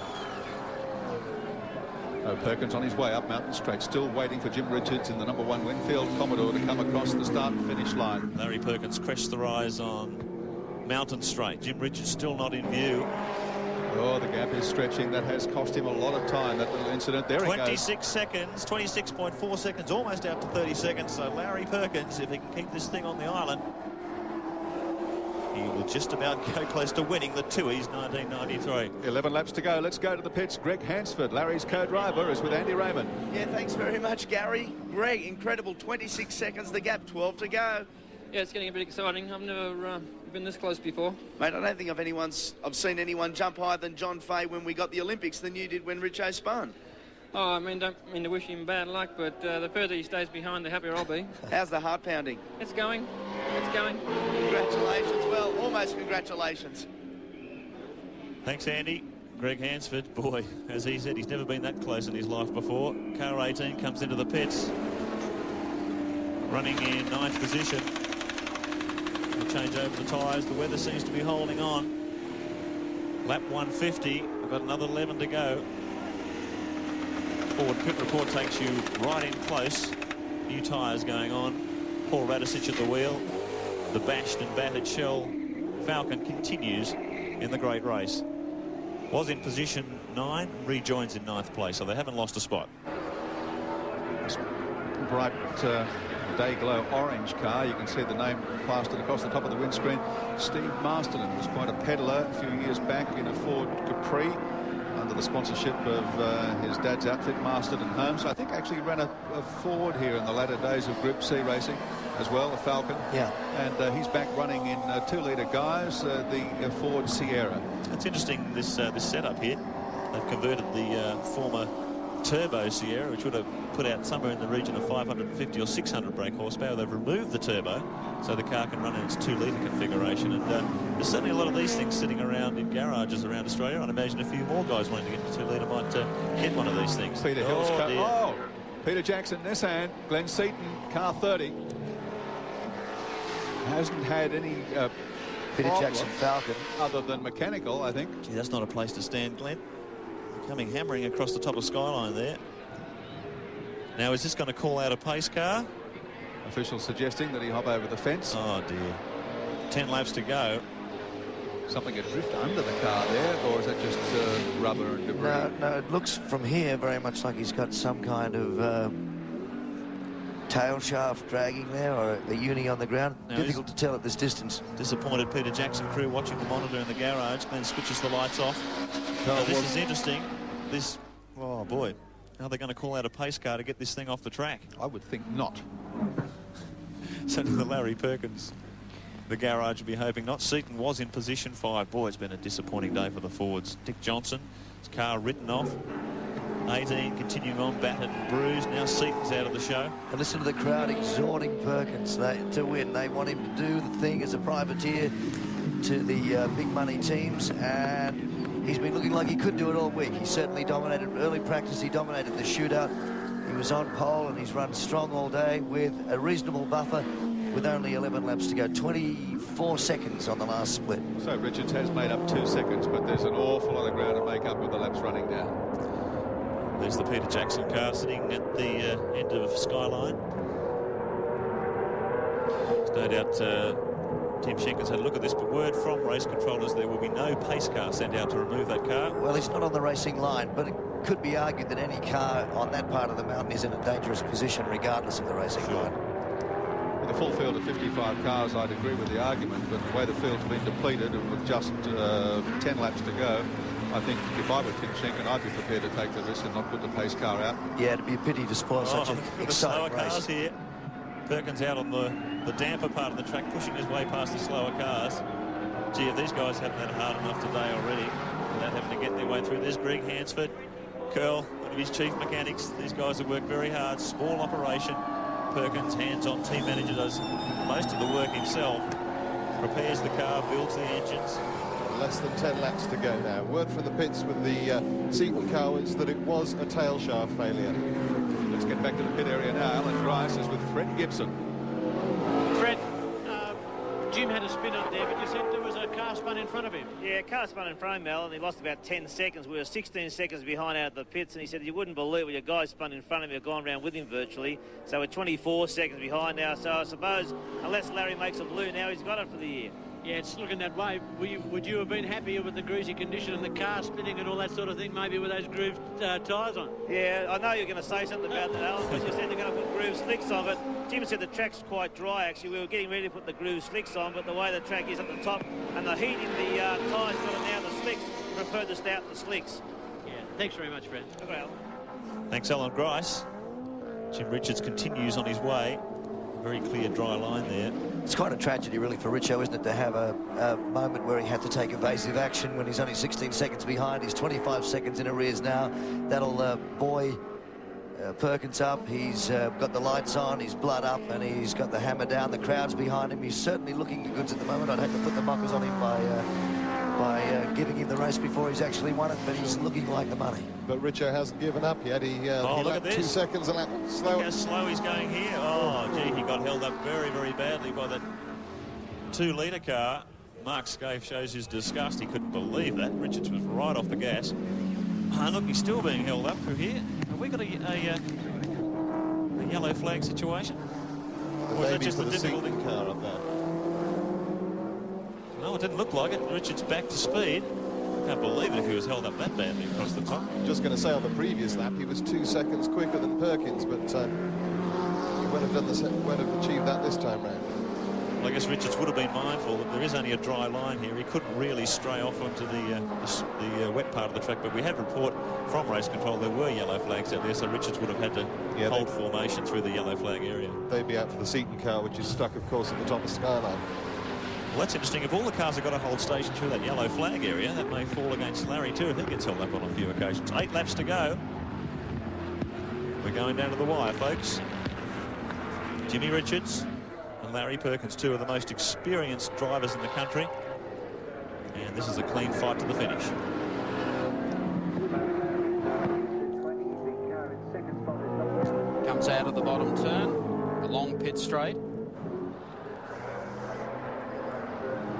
we had a topsy-turvy race, but all week it's been Perkins and Greg Hansford head-to-head against Mark Scaife and Jimmy Richards. And you know, it's very rare that you'll see a race like this over this sort of distance where both cars have run literally like clockwork. I can't think of a problem that Larry Perkins has had. Not at all. Certainly full marks to the win to Freddie Gibson's team. And what it might do, it might silence a few of the knockers who referred to these cars as low-tech returns to Jurassic Park. So these are very high-tech motor vehicles. Very expensive too. Well, he's on his way up the mountain. Let's go back to Alan Grice with Mark Scaife, who did such a fine stint today. Mark, you're in a position to win, but you almost need a mistake from Larry, I think, or some funny circumstance. Yeah, you know, that's what happens in the race. Obviously, Jimmy had a little bit of bad luck a minute ago, and that's the game, isn't it? You know what it's like. And at this time now, you need a little mistake from LP or the heavens to open for us to be there. Yeah, but it's still a long way home, really. I mean, when you're sitting in the car and there's only these few laps to go, it's still a long way home, isn't it? Sure is. Like when you're standing here like this, it doesn't seem a long way, but when you're in the car, it's a bloody long way. Would you think he'd be starting to hear the gearbox noises or the diff noises just yet, or do you think he's still a bit busy? You know the ones, Gricey. I think we've both had them. Thanks, Mark. Thanks, Alan. Wayne Gardner, hasn't he done a fabulous job today, along with Bradley Jones? Oh, look at this car, 35 off on the grass, trying to pick their way through the slower traffic. It's the Warren Johnson Des Hall car. It's a tough call for these guys. It's very hard. They want to stay on that nice dry line, and they can't really stray that far from it. So that's where Larry wants to stay. He's threading the needle at this stage in the race as he brings them across the line again. The 21.5 from Perkins, so the track getting drier and obviously faster. Listen to the crowd. I think we're going to have Mr. Popular at Mount Panorama. I think we're going to have some happy scenes at the presentation later today. I was mentioning that Wayne Gardner has done a fabulous job. We brought you the pictures courtesy of DuPont Car Paints in the Telecom MobileNet Commodore. Wayne running in third spot, and his co-driver, of course, Bradley Jones, has done an excellent job as well. Their other car went out when Win Percy crash tested it into the guardrail at the end of the straight. Well, there's Wayne. He's been controlled, he's been consistent. He's copped so much heat from the press over this last season. The epithet Captain Chaos, I don't think pleased him at all, but he's been a model of consistency, and the champion we all know him to be today, the third, is well deserved. Captain Colossus. Captain Charisma. Just imagine the competitive fire that burns inside this guy. To be a world champion on a 500cc motorcycle, you're not short of bravery. Listen to the crowd again. They've been cheering every lap down here at the Mount Panorama for Larry Perkins and the Castrol Commodore. Well, obviously the drizzle continuing, the windscreen wipers on, but the track still dry. The gap down to 3 seconds came off it that lap. It's down to 21 seconds now. But, I'm afraid that Jimmy Richards is running out of time, I think, to catch Larry Perkins. I think Larry would be pretty mindful too. He'd be being shown the gap and he'd be aware of it through his electronic dashboard system. So I think from now on, Larry, if there is no problem, he'll be just trying to hold this together, keep a comfortable buffer, like Jack Brabham used to always say, try and win at the slowest possible speed. One having difficulty coming into pit lane, the 99 car. Dennis Cribb and Steve Cram in the Corolla. But here's Perkins showing his star, showing the way home. Lights on and thrilling the fans as we draw to the close of the great race, the Tooheys 1000. A kid from Cowangie, they called him. A boy who came from the bush and all the way to Formula One. And not only is it a Commodore, which pleases the Holden fans, but it's a Holden-powered Commodore, not a Chevy-powered Commodore. As I said earlier in the day, there'd be a few of these Chevy-powered Holden teams scratching their heads, wondering why they've invested so much in the American racing technology. Here's Perkins with the homegrown V8, as he said. It's made only 20 kilometres from his factory in Moorabbin in Melbourne. I think if he can keep it on the road and pick this one up, there will be no repeat of the unpleasantness of last year at the presentation ceremony. 6 laps remain in the Tooheys 1000. Larry Perkins continues to lead in car number 11, 20 and a bit seconds clear of Jimmy Richards in the number 1 Winfield Commodore, and in third place Wayne Gardner in the Telecom MobileNet Commodore. So looks like we're set for Commodore 1, 2, 3, 4 and 5. with Jeff Brabham in car number 35 back there in 6th spot at the moment. Well, that time around the gap remained the same between Larry Perkins and Jim Richards. So there's something that always affects the lap times around here too, is these slower cars. You've only got to get boxed in and you lose 3 seconds. So it's very hard to monitor who's doing which. You've only got to get one bad lap and knocks your times right down to the floor. Larry Perkins, we count down the laps. Australia's great race, and he leads it by 20 seconds. Can he win it? We'll be back in just a moment.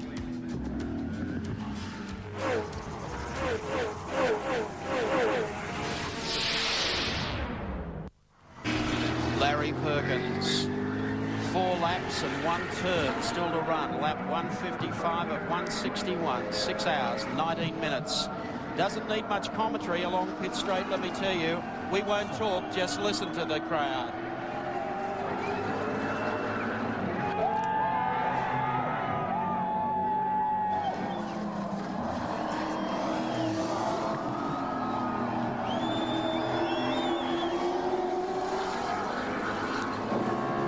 Yes, you get the impression, don't you? It's going to be a popular victory here today at Mount Panorama. He's a popular boy. But Jimmy Richards is cutting into that lead by about 3 seconds a lap. Well, it's changing all the time. Last time he took 3 seconds off Larry, and now it's back to 21 seconds. So obviously these guys are hitting bits and pieces of traffic at different times. And when they get a clear track, Larry is able to maintain the gap. So provided he doesn't get tangled up with a slower car in this closing 3.5 laps, he should be able to make it home. The closest finish, by the way, in the history of the great race was in 1967, when Harry Firth and the Gagan brothers finished 11 seconds apart. So it won't quite be there, but it's close enough for us. I mentioned at the top of the show today, Harry Firth, who is always here at Mount Panorama for the Tooheys 1000, is missing. Listen to that. I'll even be stronger here too.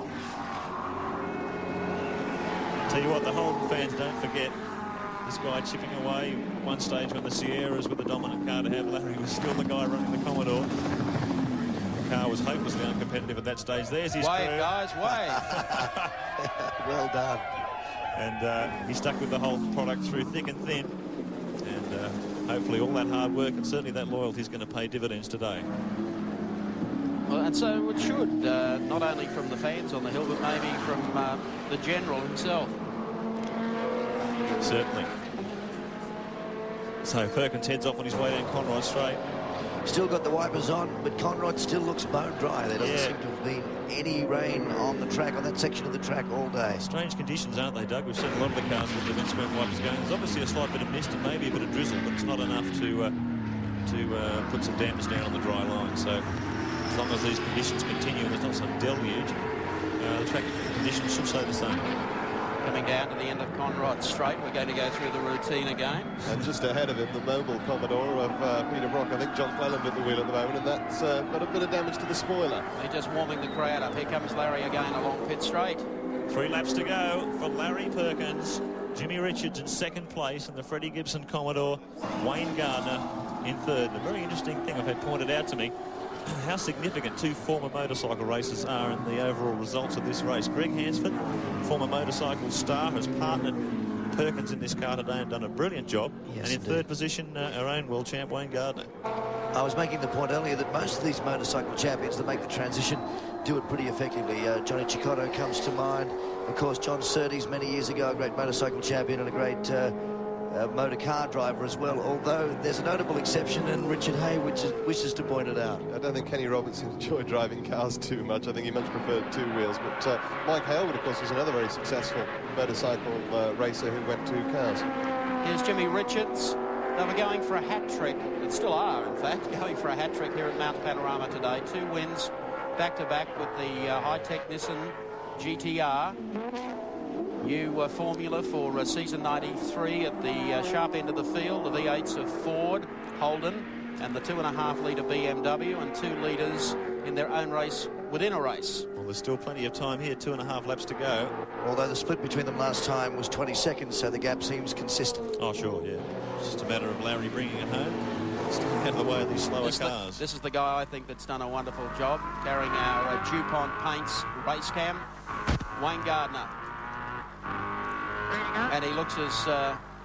as cool as he did at the start of proceedings here this morning.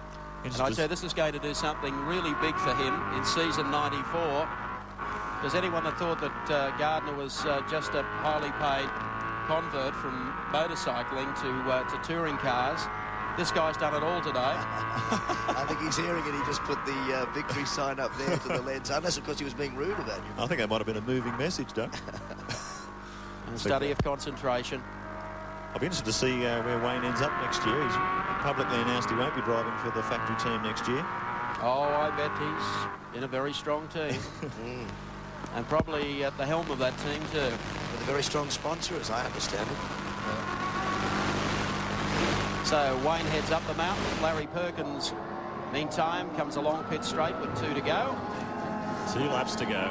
Oh, and aren't they warming to this one? 12.4, something like that, 12.5 kilometres to run for the Castrol Commodore. Greg Hansford, boy, you can feel it. He's almost got it in his grasp. He's never been this close before. Imagine the angst, not only for Hansford, but for Larry Perkins behind the wheel of the number 11 car. He'd be hearing every noise. He'd be feeling every bump. He'd be heart-in-the-mouth stuff all the remaining 2 laps. Well, I think Alan Horsley, who takes care of all of our race centre and brings us up to date throughout the broadcast with a bunch of willing helpers.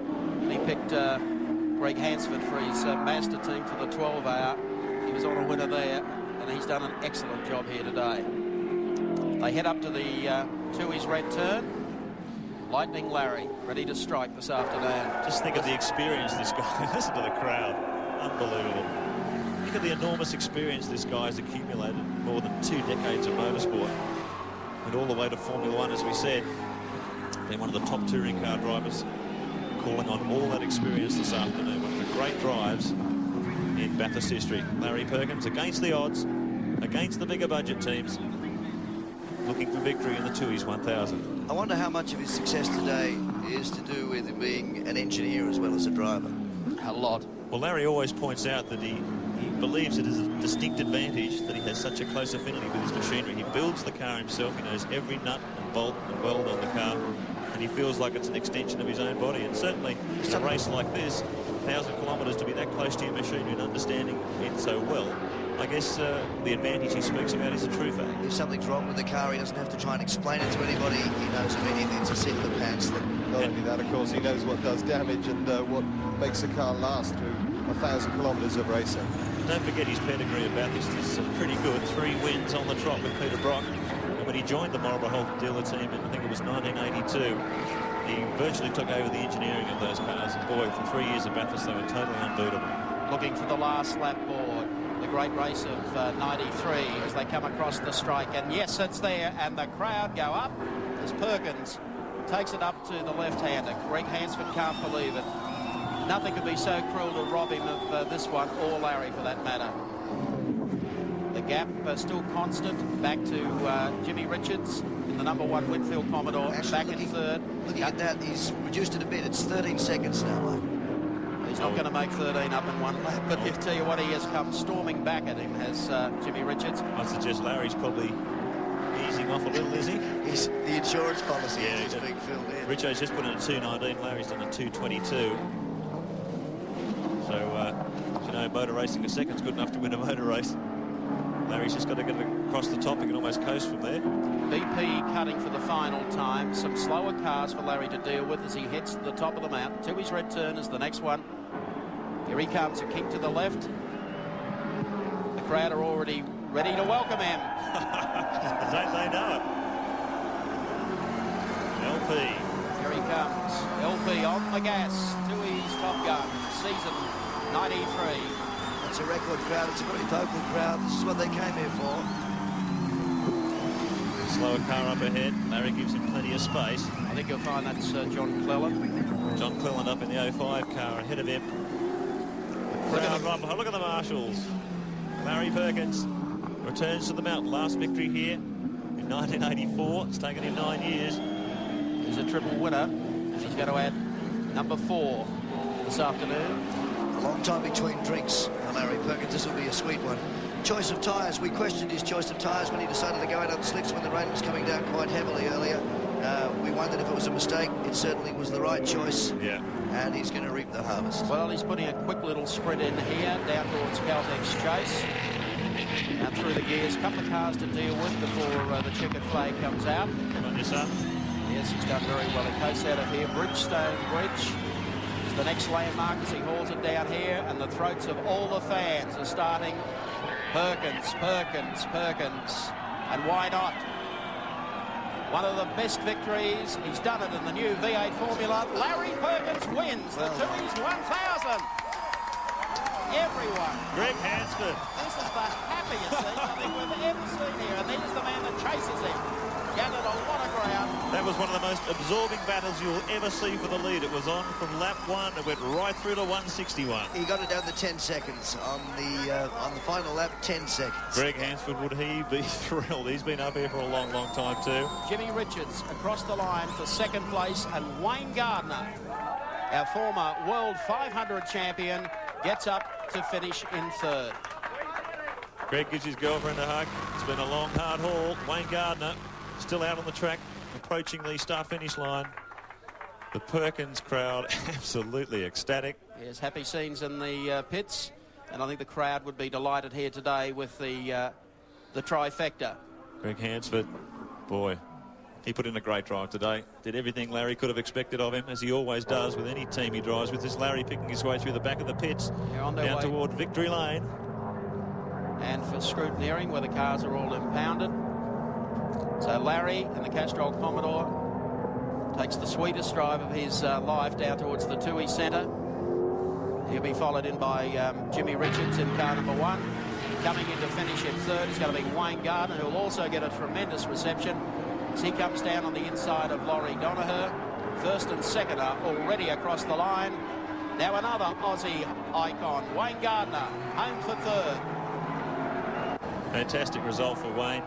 Look at the crowd go up again for Wayne Gardner. That's great. Look at this. Thumbs up. Good on you, boy. Third place podium finish in his second Bathurst. That's quite an achievement. No, he's a great champion, and he's distinguished himself today. It looks like we've got Commodores 1, 2, 3, 4, 5, and the first non-Commodore is the EB Falcon number 35, driven so well today by Jeff Brabham and David Parsons. Indeed. But this is the man. Listen to the crowd. Greg Hansford. Great drive in very difficult conditions. Reporters move in with their microphones to get the post-race stories as he heads down toward the balcony. Look at that. Well, he'll be happy to join Larry Perkins on the balcony shortly, along with Mark Scaife and Jimmy Richards, Wayne Gardner and Brad Jones. They certainly deserve their spot today. And, of course, our 2-litre winner. Yep, great effort. Look at the crowd converging on the Tooheys Race Centre. Yes. It looks like our 2-litre winner is the BMW. It looks like John Coulter's BMW, the M3. Be frantic scenes down there. Look at them, like a swarm of ants. Peter Dillman, John Cotter, I believe, are the 2-litre winners. We'll recap all that for you shortly. Look at that. They're all happy today. They've been behind Larry. Are those positions official? Yes, indeed. It is car number 20, the BMW. Well, he's done it. I'm John Coulter. 52. What have I got? 52. Greg Hansford waiting for his entry up the stairs to the famous podium. Look at the fans running down. This will be one of the most popular victories in Bathurst history. That's extraordinary. Look at the size of that crowd. There'll be a lot of Holt fans out there. And that is the point, I guess. Larry's beaten the Chevs with the good old local Aussie V8. Well, they'll be trying to make their way down from the mountain. They're coming all the way along Pitt Straight. The cars, of course, are all finished.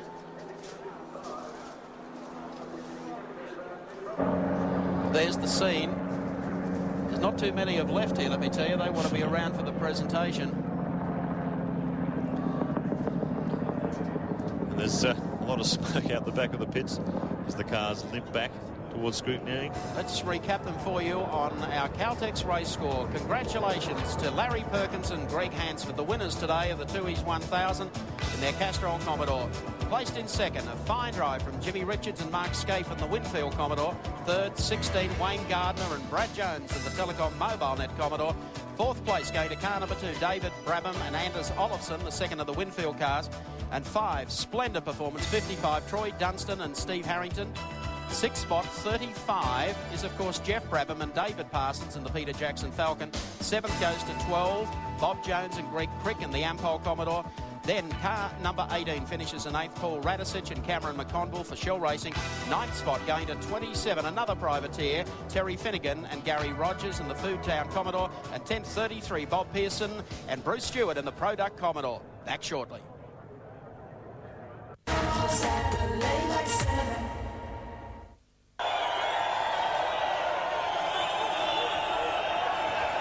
Well, happy scenes here at Mount Panorama, Bathurst.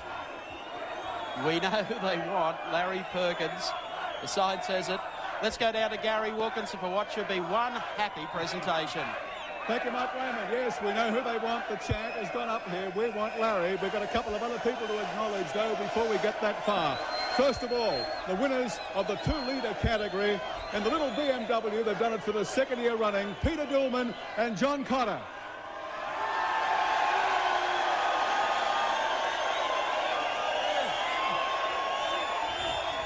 Guys, Peter, you guys came here, looked like you almost weren't going to get here. You came here with no money and you won it again.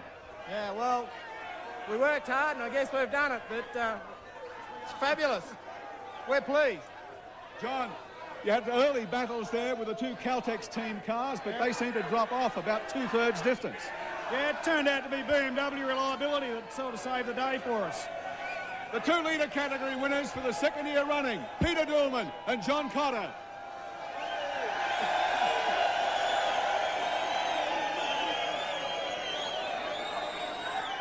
Larry will be here in a minute.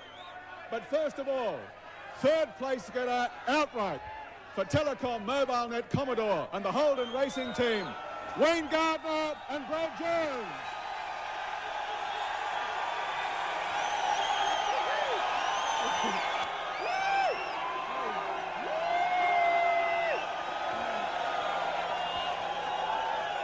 Wayne, does this make up for some of the disappointments of last year, or does it not? Well, last year was a good learning curve, but to come back with a really good car and a good team and finish on the podium, I'm very, very happy for Brad and myself. It was a team effort, and thanks to Telecom and the HRT team. And Brad, he drove a fantastic race. It's a great effort, and thanks everybody for coming. It was just unreal. Thanks, guys.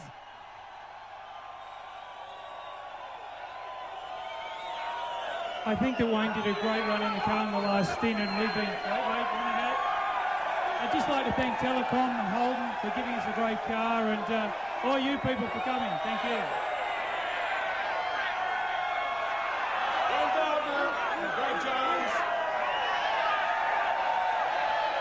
3rd place outright. 2nd outright in the great race for 1993. They got a pretty rough reception here last year when they won the race. They're back this year for Winfield in a Commodore. They've taken 2nd money.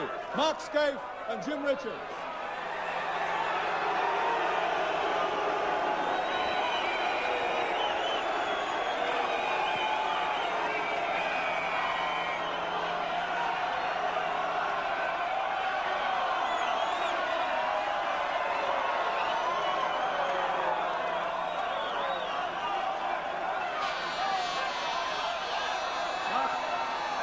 You gave it your best shot. There were some dicey choices that had to be made about tyres, and just for one little slip, it could have been yours there at the finish. Well, you know, we both tried our bum off all day, and to our team and Winfield, Yokohama, Holden, Qantas, all their effort's been fantastic. The car's as good as we could make it, and to get beat by 10 seconds over 161 laps, it's a great effort. Well done to Larry and Greg. Obviously, their team did a fantastic job. Jim.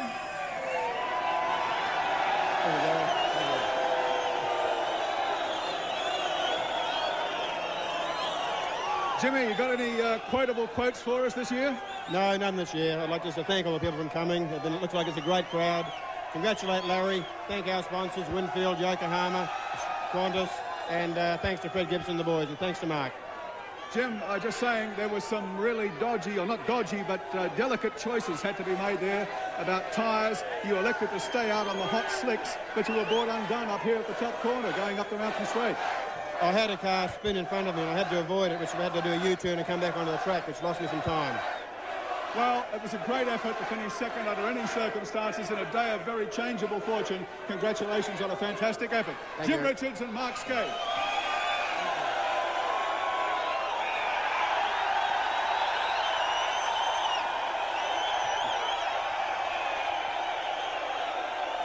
Well, a fantastic cheer for Samantha and Carrie, the girls from Tooheys, bearing the garlands.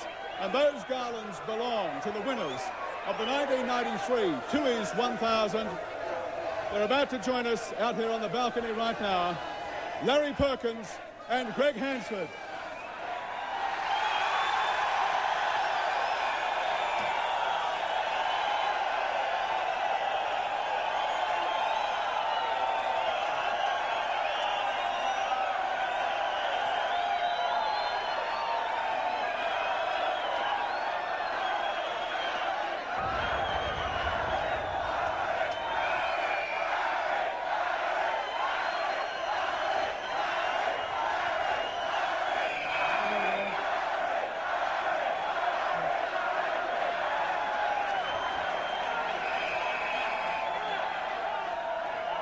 Larry, you've won it 3 times before, but I reckon this must be the sweetest victory of all. You've got pole, you've got the race, you've done it all.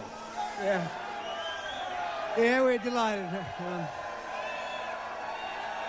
I thank my team, Castrol and Dunlop, and of course Greg Hansford. I couldn't have done it without him.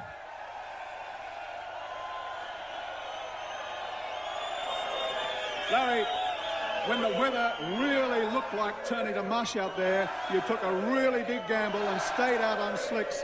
You must have been in touch with the Almighty. No, I was very much in tune with my car. Absolute faith in the Dunlops. Absolute faith in my machinery. It couldn't have been better, and I'm that happy to win from the front. Absolutely ecstatic.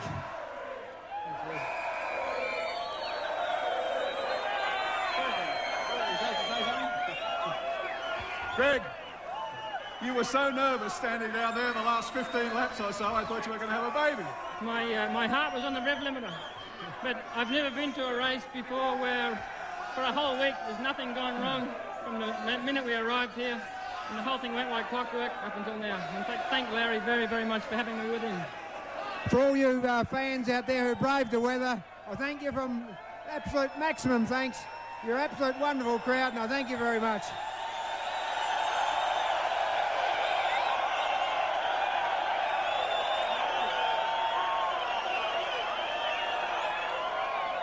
Be the same unless you all got drenched in champagne.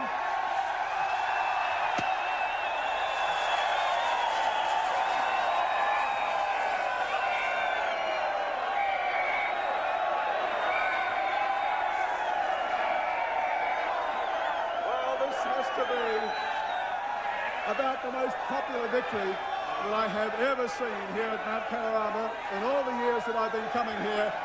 The victors for the great race of 1993, Larry Perkins and Greg Hansford. We'll be back in a few moments.